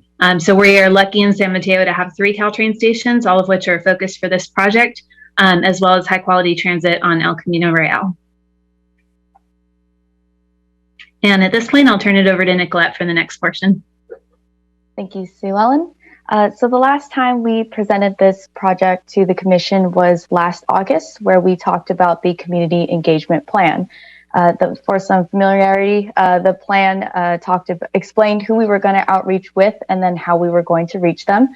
And it also had 3 goals, which were to inform the community about this project and the goals of the project, to engage and reach out to typically underrepresented populations, such as seniors and youth and the Latinx community, and to listen and build trust with the community by ensuring that they see their feedback in the plan. With these goals in mind, we conducted outreach from September 20th to October 31st last year, and we used a variety of platforms and places to engage with the community, as you can see on this slide. We had pop-up events over the course of 2 days in October, where we were at 6 locations across the study area. Some of those locations included Mi Rancho Supermarket on North B Street, the Hillsdale and downtown Caltrain stations, and the Peninsula Regent Senior Living Facility on El Camino and Baldwin. We also had 3 virtual focus group meetings with 3 local groups, community groups, where we had a brief presentation with them to familiarize them with the project, and then had a facilitated discussion about how we could improve their walking experience in the study area. We also had an online survey through the project webpage and an interactive mapping activity where participants could mark areas on the map where they had their favorite walking routes or where they felt areas could be improved. For the online survey, we had a total of 48 responses. Almost half of those responses were from San Mateo residents, and then a third were from those who reported that they shop and visit in San Mateo. When asked how often do you walk to transit in San Mateo, more than half said that they walk daily or weekly to transit, and then 4% bike. Of the 9% that responded other, we had a majority that said that they used to walk pre-pandemic conditions. And then we also had 11% that said they don't walk to transit or don't use transit. The survey also asked participants to rank the potential pedestrian improvements you see here based on which would have the greatest impact on their walking experience. And on average, improved lighting was given the highest ranking, followed by improved crosswalks and more frequent crossings. We took all of the data, all the feedback and comments that we used, that we collected from outreach, and we created this list of top areas of concern. So locations that we received the most comments on are towards the top of the list. And as you can see here, both the Hillsdale and Hayward Park Caltrain stations are towards the top of the list. We did receive comments that both stations need improved station access and safer crossings across the Caltrain tracks. Within the downtown study area, the community identified areas or streets along El Camino Real and Tilton Avenue as needing pedestrian improvements. And now I'll move on to the existing conditions review, where for the review, we analyzed the data you see here. And by looking at land use and demographic data, existing transportation facilities, and planned improvements, we were able to get a better idea about the characteristics of the study area that we were looking at. So who lives and works in these areas? How is the land currently being used? And how will it look in the future, looking at upcoming development projects? What transportation facilities are currently there and what infrastructure is missing, like sidewalks? It also allowed us to better understand the thought process those that live and work in the study area have when they're trying to access transit. We also conducted in-person field reviews where there were gaps in the data and where additional verification was needed. And after we evaluated the data, we were able to see patterns and trends, which were then used to inform the prioritization metrics, which I'll get to in a couple slides. So on this slide, I just wanted to give you a few examples of how exactly we use the data that I talked about on the previous slide. So here we have land use, pedestrian collisions, and roadway typology. A land use map tells us how the land is currently being used. So whether that's residential for housing, commercial businesses, mixed use development. And then through land use maps, we're able to get an idea of where transit users may be going to and coming from. Pedestrian collision map tells us where collisions have happened in an area. And then on this map, we also see the severity of the collisions has also been shown here, from no injuries all the way to fatal injuries. And roadway typology maps, we use those maps tell us the types of roadways in an area based on how much vehicular capacity that road can handle and who the road services. So here we have on one side of the spectrum local streets, which are typically in residential areas, and then freeways, which we're all familiar with. And so by looking at collision data and roadway typology data together, we're able to better understand the walking routes that transit users may take to get to this transit station. Typically, when you're a pedestrian trying to get somewhere, you're gonna use routes that are safe and comfortable to you. And so by looking at collision and roadway typology data, we can see which streets are those that are low stress for pedestrians, which will give us a better idea of how transit users may be accessing the station. And so these are just a few examples of how we use the data for the existing conditions review. And on to the prioritization metrics. So at this point, through the feedback we received from outreach and the analysis from the existing conditions review, we now have a list of locations that have been identified as needing pedestrian improvements. We now need to figure out which of these locations should be turned into projects and then included in the plan. We've identified these metrics shown on this slide to prioritize locations that most benefit pedestrians accessing transit. And so each metric has been assigned a weight of high, medium, and low. And these weights were assigned to each metric based on how closely that metric aligns with the project goals. So station access streets was given the highest weight, these are streets that provide direct access to the Caltrain station entrance. And so these are streets that really every pedestrian accessing transit must walk on to get to the Caltrain station. With this same metric, we also have connector streets. And so these are streets that you would use to connect to a station access street. So for example, if I was coming from the middle of a residential neighborhood and trying to walk to a Caltrain station, I would have to get to a main road that connects me to a station access street.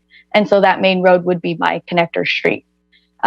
Going back, station access streets again was given the highest weight in comparison to the rest of the metrics on this slide. And so we've done this because these are the streets that we know are most utilized by pedestrians accessing transit, as opposed to someone walking on the street that for a different purpose other than accessing transit. And so for that reason, we have given station access streets the highest priority. Pedestrian collisions and outreach feedback was given the medium weight, second highest importance. Collisions, very important, helps us. It's a clear way of identifying existing issues within the study area. But collision data is based on what's been reported. So to balance that out, we also have included outreach feedback on here to help capture those collisions that may not have been reported or those near misses. We also put a lot of effort into the community outreach, as I explained in the beginning of the presentation. And so we do want to make sure that the feedback we received is valued in this plan. And so for those reasons, collisions and outreach feedback has been given the second highest weight. The other metrics on this table have been given the lowest weight. And while they were given the lowest weight, meaning they weren't as critical as the three metrics I just went over, staff and the consultant team felt that these metrics were still really important to include as part of the prioritization process to make sure that the project does achieve its goals. Senior housing, for example, was given a lower weight. However, it is important to include because we do want to prioritize locations to streets that are used by our most vulnerable populations. And so tonight we will be asking for the Commission's feedback on these metrics and the weights that we've proposed for them. For example, for collisions, we've given it a medium weight, but we would like to hear Commission's feedback on if that medium weight is appropriate or if that should be increased to high or decreased to low. So on this slide, it shows the analysis behind how the prioritization metrics and their weights are used. So the image here, what we've done is we've taken the data from the metrics and then their corresponding weights and placed them on a map. Areas where the data overlap the most are what determined our priority locations. And this slide focuses specifically on the downtown study area. So we can see that priority locations are indicated by a purple line or a purple dot, and the Caltrain station is indicated by that yellow star in the middle. So I know the map is a little small, so we can see that priority locations are generally located near the Caltrain station at Tilton Avenue 1st and 2nd. And then we also have priority locations along El Camino Real, along most of the same streets, Tilton, Baldwin, and then from Crystal Springs to 5th Avenue. We use the same methodology to determine priority locations at the Hayward Park and Hillsdale Caltrain station study areas. And to go more into depth, again, we did see that priority locations were generally near or right at the Caltrain station. And we did have some, again, that were located on El Camino Real or near El Camino Real. And then there were also some priority locations located on Delaware Street and on Franklin Parkway and Bates Road. And just something to keep in mind that these priority locations that I am showing you right now were based on the proposed metrics and weights that I showed you on that one slide. And so if Commission provides feedback to change the metrics or the weights, then that may alter the priority locations that result. And now I will pass it back to Sue Ellen. Hi there. So to summarize Nicolette's presentation, the feedback that we're looking for commission discussion on is centered again on this project prioritization metrics. The first is, do the prioritization metrics that were shared accurately reflect the plan's goals? Secondly, are there any additional metrics or changes to the proposed ones or to the proposed weights that you would suggest? And third, are there any intersections or corridors that you feel should have been on the priority locations map based on your experience? And based on the prioritization metrics used, any surprises, anything that was lacking? We'd appreciate hearing that. Next slide. So for the next steps, once we receive feedback from the commission on the prioritization metrics, we'll utilize that to develop the final priority locations similar to the maps that Nicolette shared. With that, we can develop site-specific improvements and then planning level cost estimates for those improvements, which are projects at the priority locations. Staff will identify potential funding opportunities and will also work to identify overlap with any other existing planning projects. For example, there's an ongoing SamTrans study on El Camino Real that we want to coordinate with, and then the city's own upcoming Hillsdale Gap Closure project. Next slide. And those potential site-specific improvements would draw from a library of pedestrian improvements, such as those that are shared here on the screen. These potential pedestrian improvements were also included as an attachment to the staff report and are available on the public meetings portal for anyone who would like to look more in depth. Next slide. In terms of timeline, we are here in February 2022 with our recommended projects and prioritization.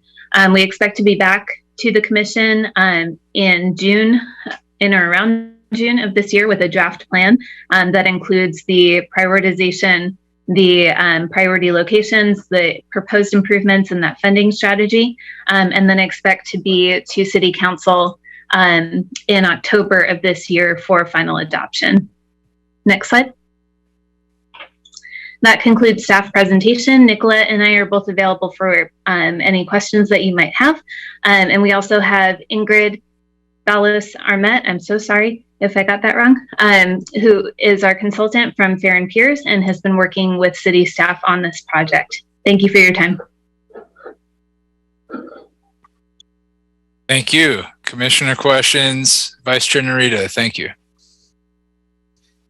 Hi, thank you so much. Thank you, Nicolette and Sue Ellen, for the presentation. And I sent some questions to you on the back end, and I appreciate some of the maps, the heat maps at the end, Nicolette, but could you please just kind of re-explain that a little bit insofar as like when you're showing the heat maps with the purple lines and the yellow circles, are you overlaying high, medium, and low? And then somehow in the back end, there's like some sort of maybe like numeric system or something where like you're then deciding that those are the ones, or is it like you're just taking just the highs? That was a little fast and I'm not quite clear if it, because my main question is like, how do the metrics overlay on top of each other? And I didn't quite understand that through the maps that you provided.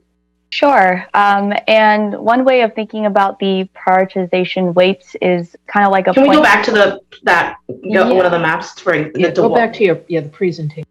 I'm actually, Zoom is not showing me the share screen button for some reason. It's looking like you're already sharing, but you're home. Yeah, you're snorkeling. I clicked stop sharing, so I'm not sure where the button went. Is your presentation, can you see your slides? Yeah, I can see my slides. Oh, there we go. Yeah, there they are. Okay, let me just go back here. The heat maps, here we are. Okay, did that work? Yes. Okay, perfect, thank you for that.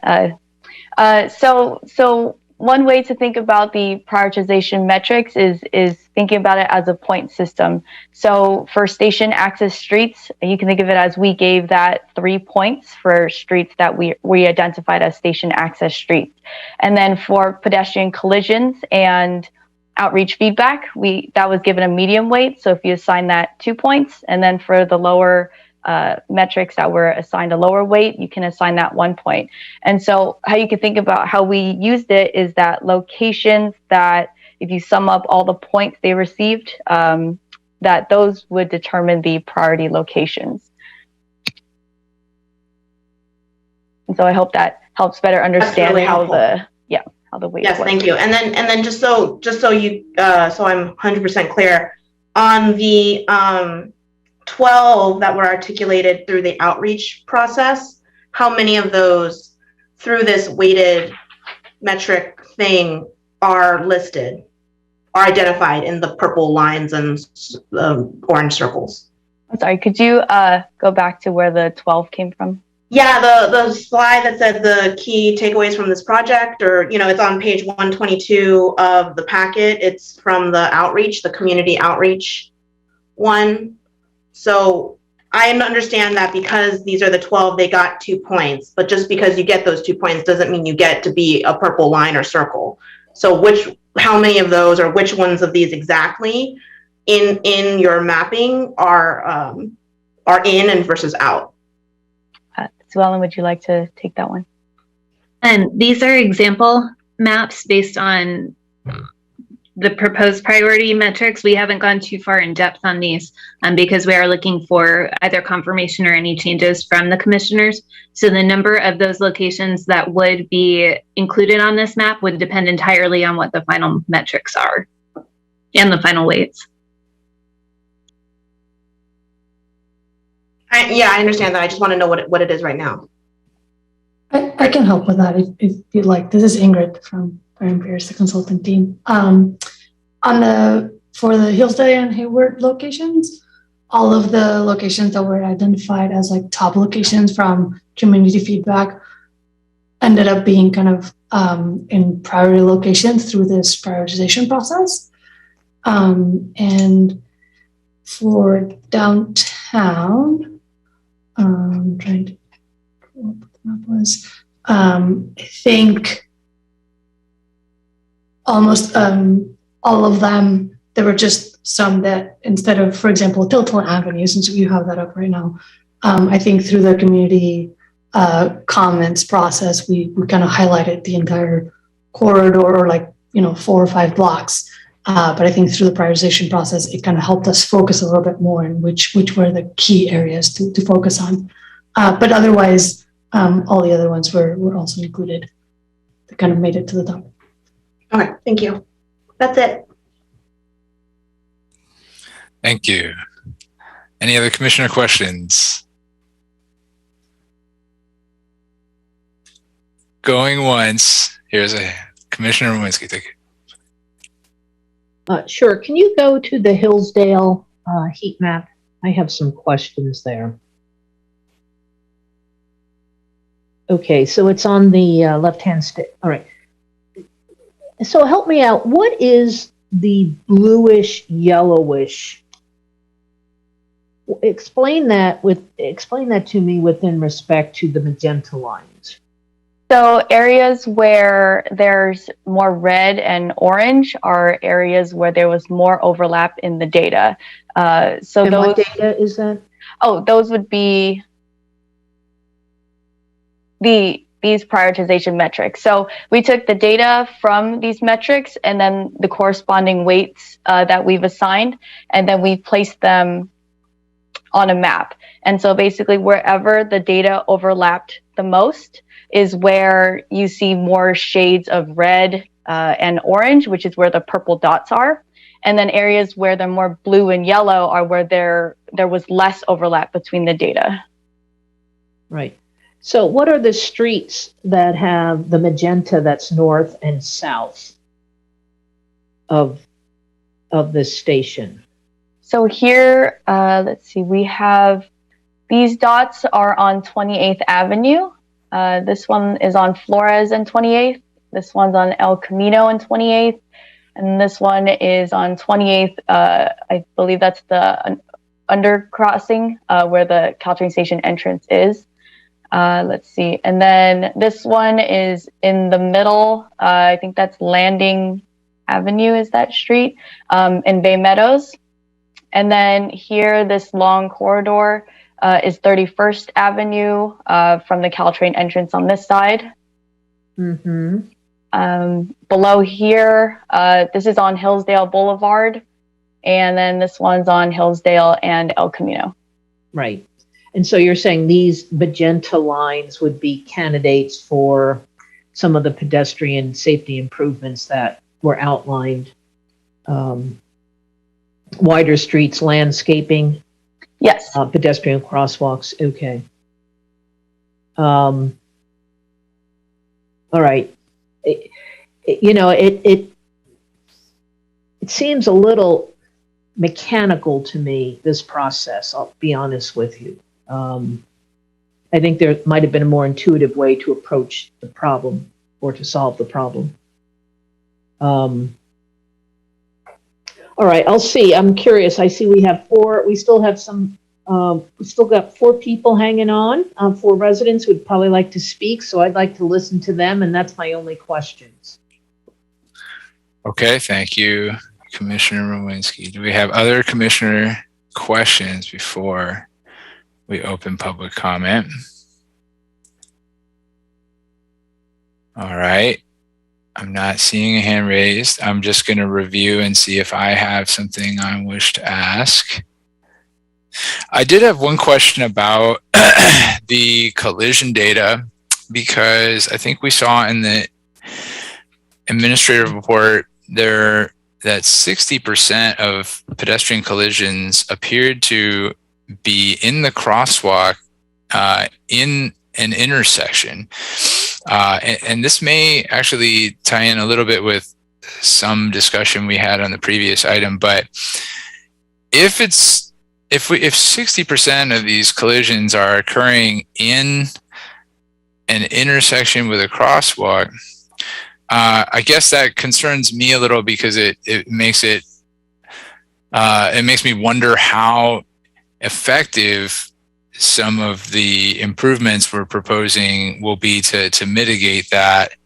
And so I guess I'm wondering if you could talk a little bit about how these projects can mitigate the different situations we're seeing with the collision data, like, that 60%, I presume there would be different improvements proposed for, any purple spots that involve such collisions, and then maybe others would be more effective elsewhere. And I wondered if you wouldn't mind just elaborating a little.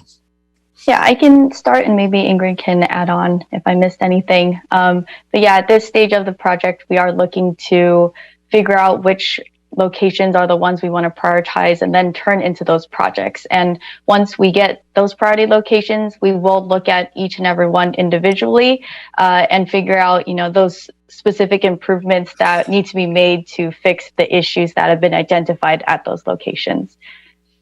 And what, there may be multiple intersections that have been identified, as you saw when I showed the heat map, but each intersection will have its own set of improvements that we assign to it when we create the project for it. There won't be just, all intersections need no right turn signs or something like that. It'll be customized towards each location. Oh, okay. Fair enough.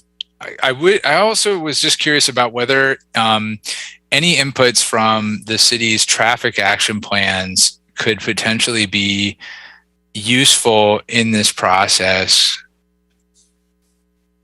I believe some of that data was incorporated into the existing conditions analysis. I'd look to Ingrid to confirm that.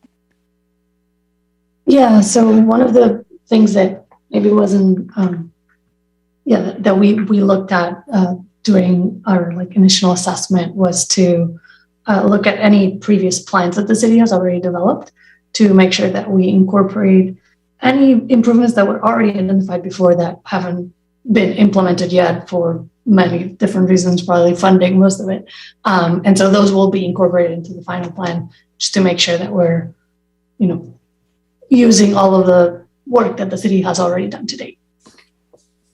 Indeed, very good. Thank you. Okay, those are my questions. And at this time, I'd like to open public comment so that anyone interested may give some comment on this item. If you'd like to, please raise your hand in the Zoom meeting now. I see Ryan.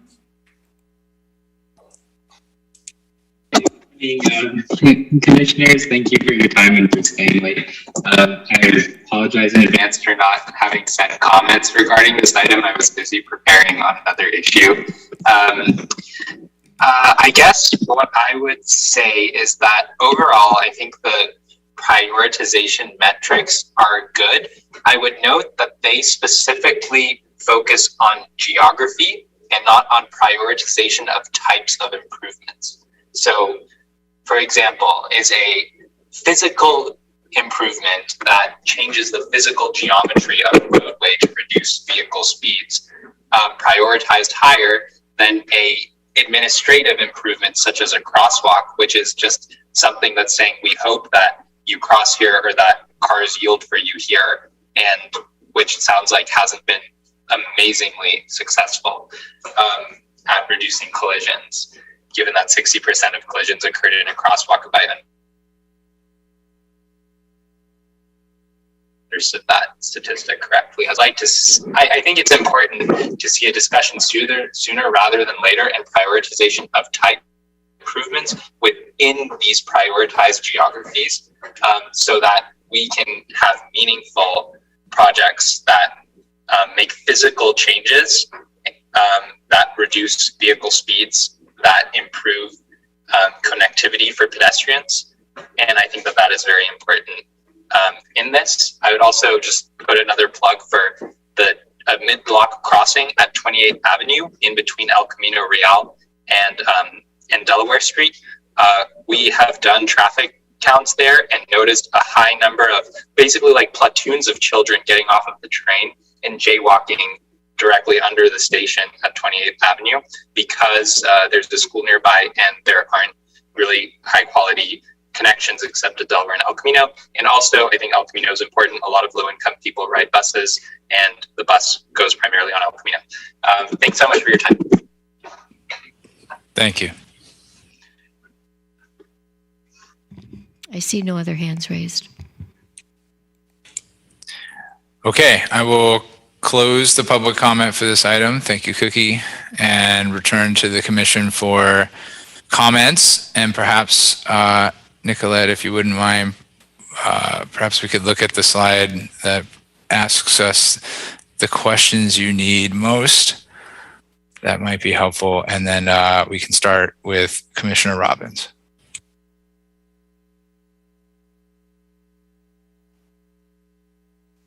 Thanks. Another great presentation and a worthwhile read. First question, do I think proposed metrics accurately reflect? I think the answer is yes, in my view. Item 2, yeah, I would support moving development projects, the ones that are actually proposed or in construction, from low priority up to a medium priority. I think they need to move up as a priority. I admit I'm part of the general plan subcommittee, so it's an issue we've been looking at, but transit-oriented development is happening. It's going to keep happening, and those developments around these transit hubs are going to have a considerable impact on pedestrian access. It doesn't make a lot of sense, I think, to focus on one street to find out that there's going to be a huge building there or residence that's going to change the flow of access. So that would be my one suggestion there. Item 3, I have no additional inputs. I've walked these areas, but I don't have expertise. I think your materials are good. Lastly, I look forward to seeing the actual improvements and proposed improvements and projects based off these metrics and analysis, because I think that's, where the rubber hits the road, literally in this case. Thank you. Thank you, Commissioner Robbins.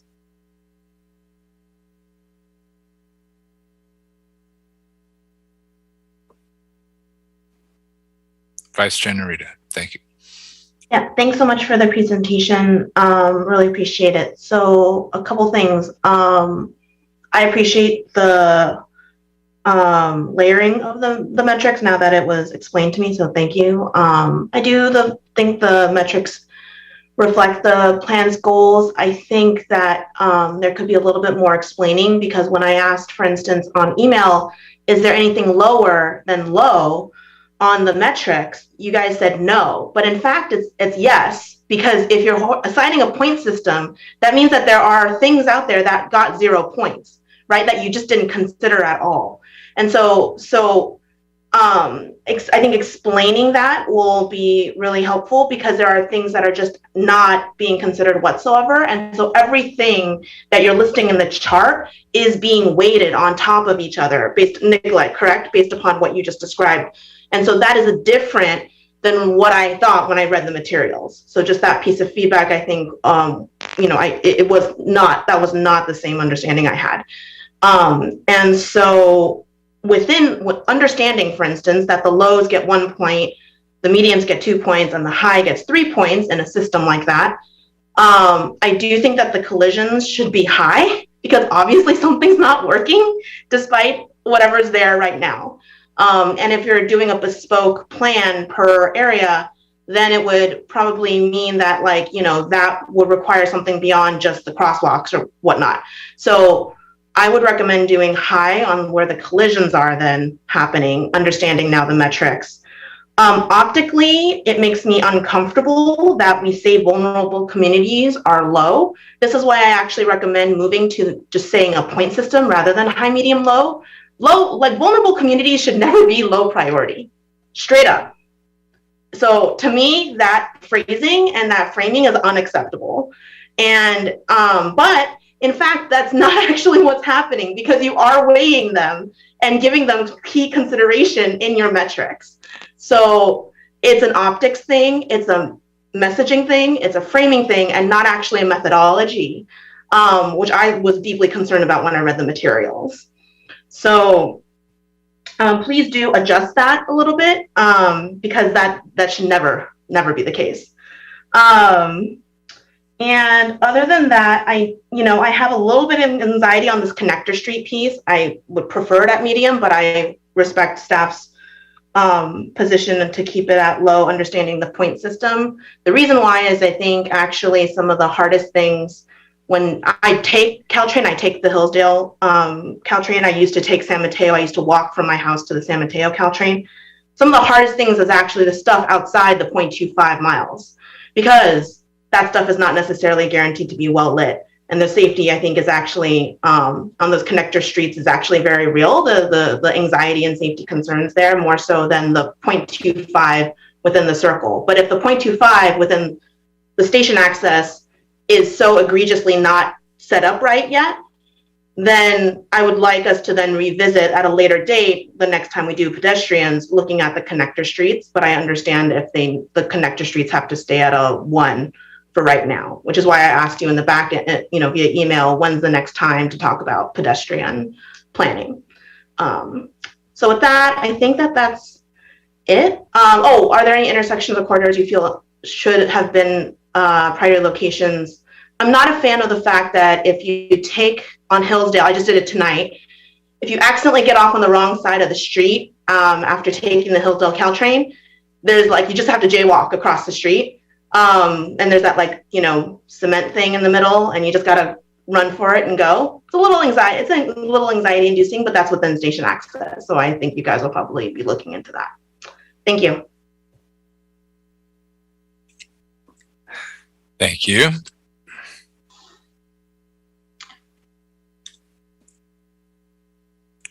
Commissioners Rowinski or Reyes, any comments here? I think it would be. I just want to echo Vice Chair Narita's comments and the the pedestrian collisions as medium did kind of jump out at me as something that perhaps should be looked at. Thank you. Go ahead, Commissioner Lewinsky. Yeah, no, I have no questions or comments. Everything has been said from the other commissioners. Okay. Thank you. For my part,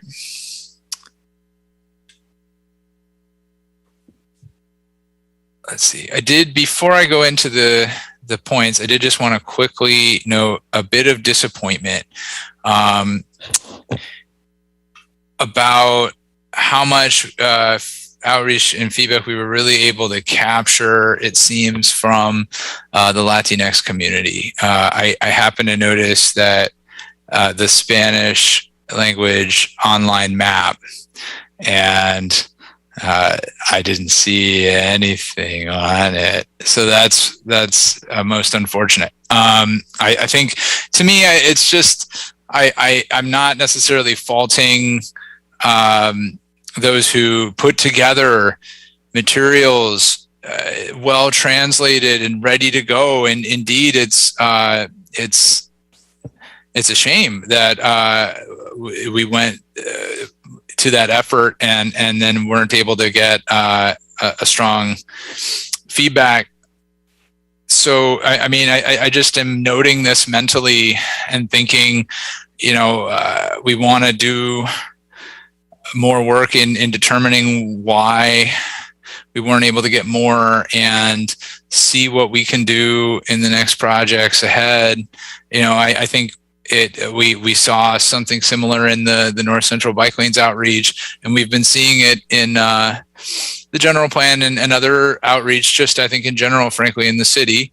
And I think as we came to this project, we were well aware of that, and particularly were interested in trying to increase outreach and yet still didn't quite make it. So I know we got some, and it was good to have a focus group with the County Latinx Collaborative, and I just felt like that was important to know. In my mind, I'll be thinking about what else can we do to do better. Through the chair, yes, if I could comment on that.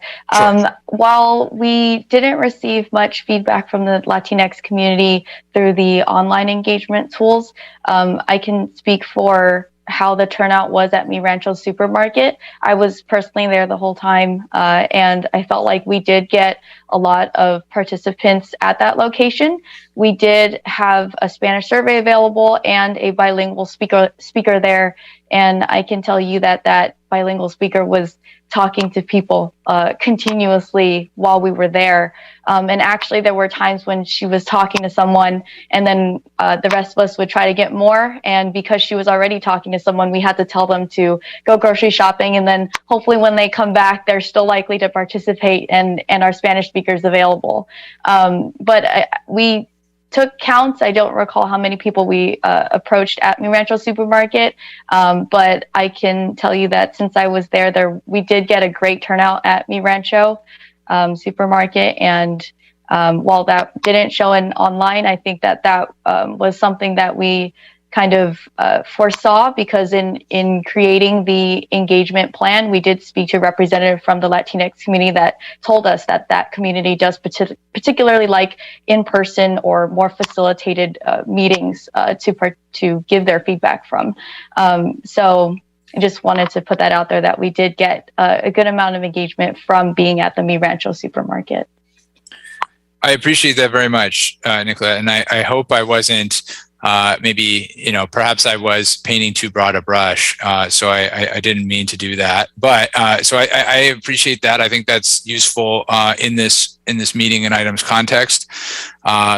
It seems as if we did have a successful way to reach some members of our community who speak Spanish, and we can keep that in mind in along with the rest. So thank you for being there and making that happen, and I do appreciate that. Additionally, I did just happen to notice some, I think within the options we have available for improvements, lead pedestrian intervals. And I thought I should take just a quick moment to shout out those and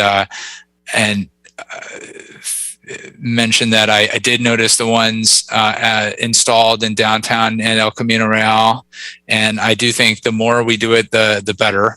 So I appreciate those and hope those will be among the options we consider in this process. So now to the questions. Do the proposed metrics accurately reflect the plan's goals? I believe they do. And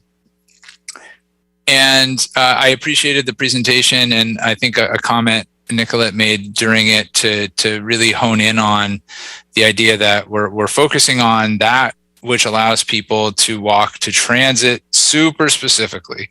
There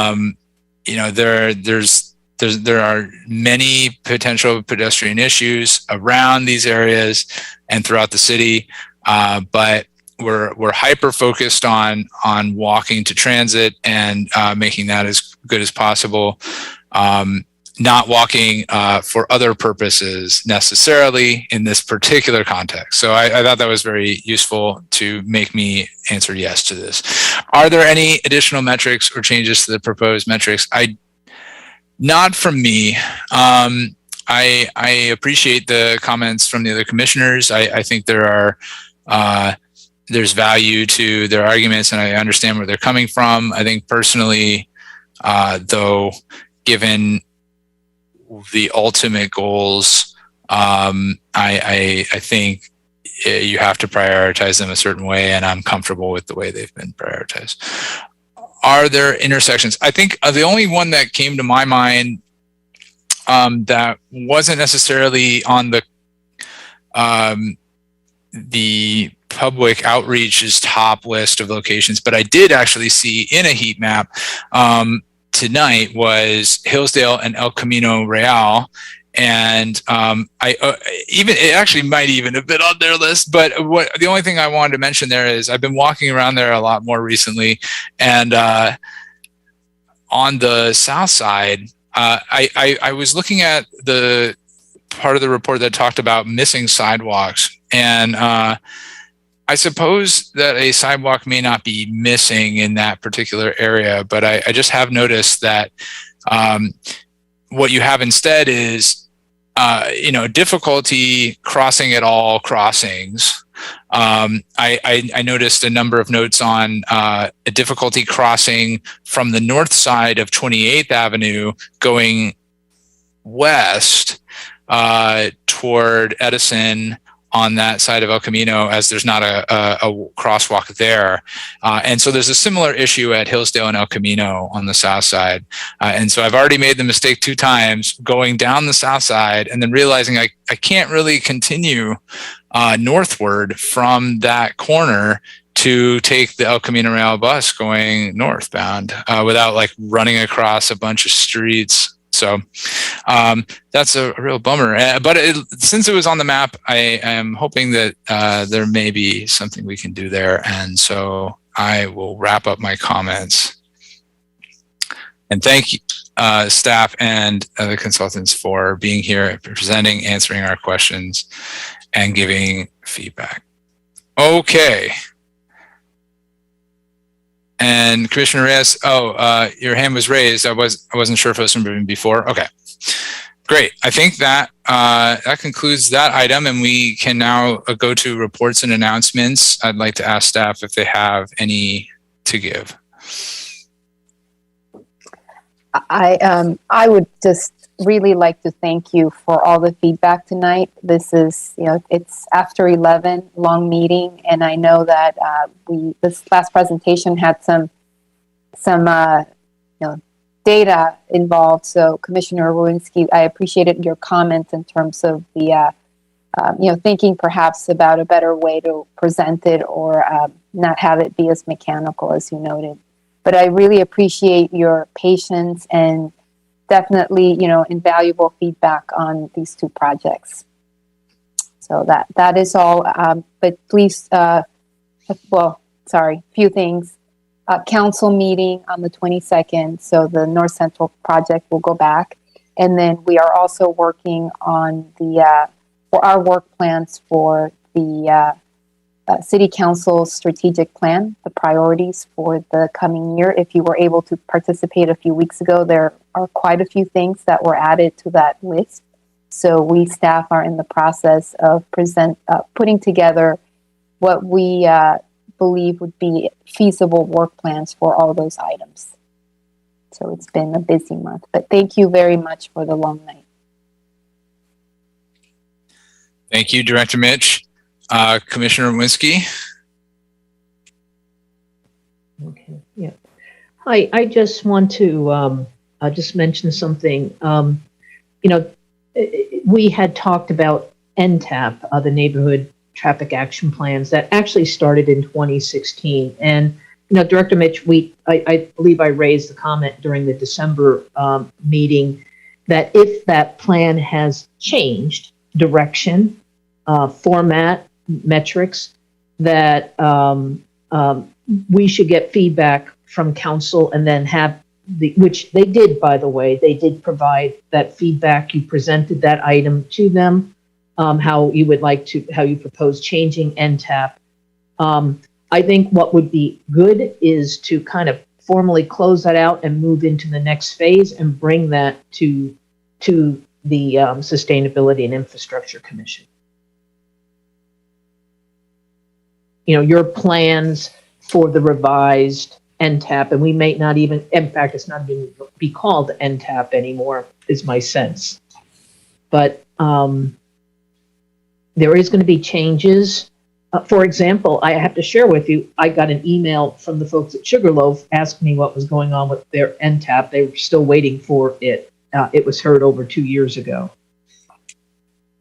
So I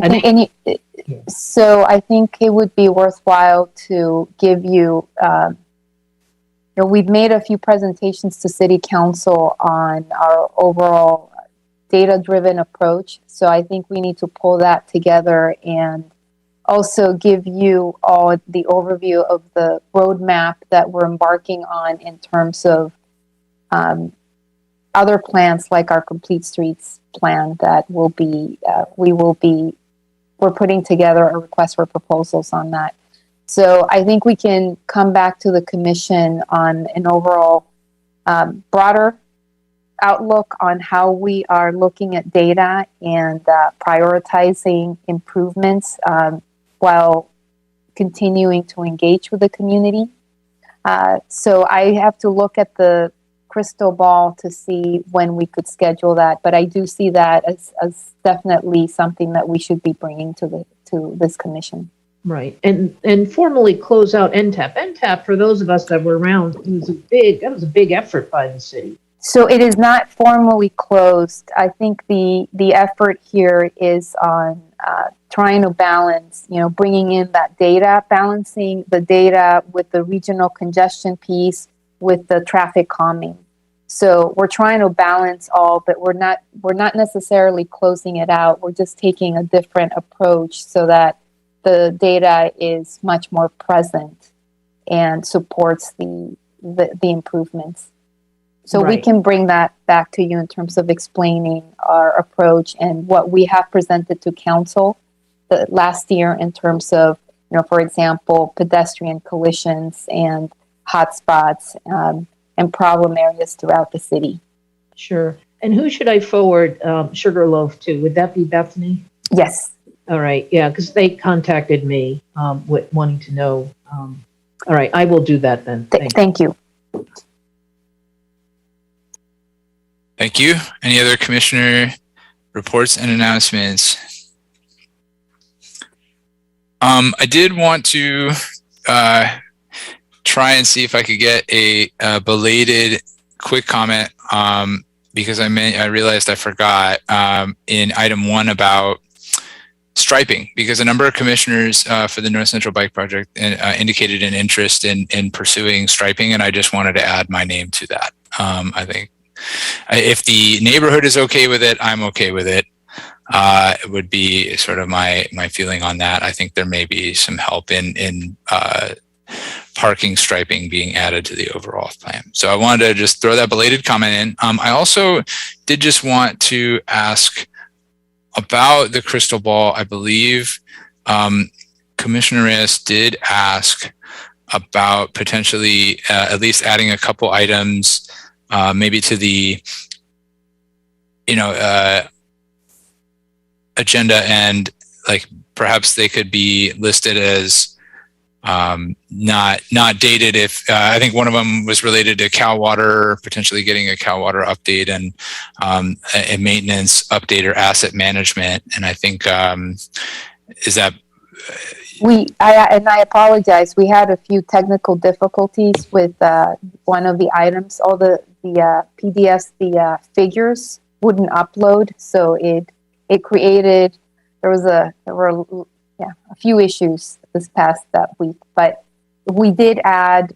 So one of the things that happened, we sent you the wrong crystal ball, but we did that. The item on coming back to you. And to share the information on how we receive, resident concerns, how we respond to them, and overall, I think what we would like to do is give you an overall overview. I repeat it myself, an overview of how we prioritize our capital improvement projects.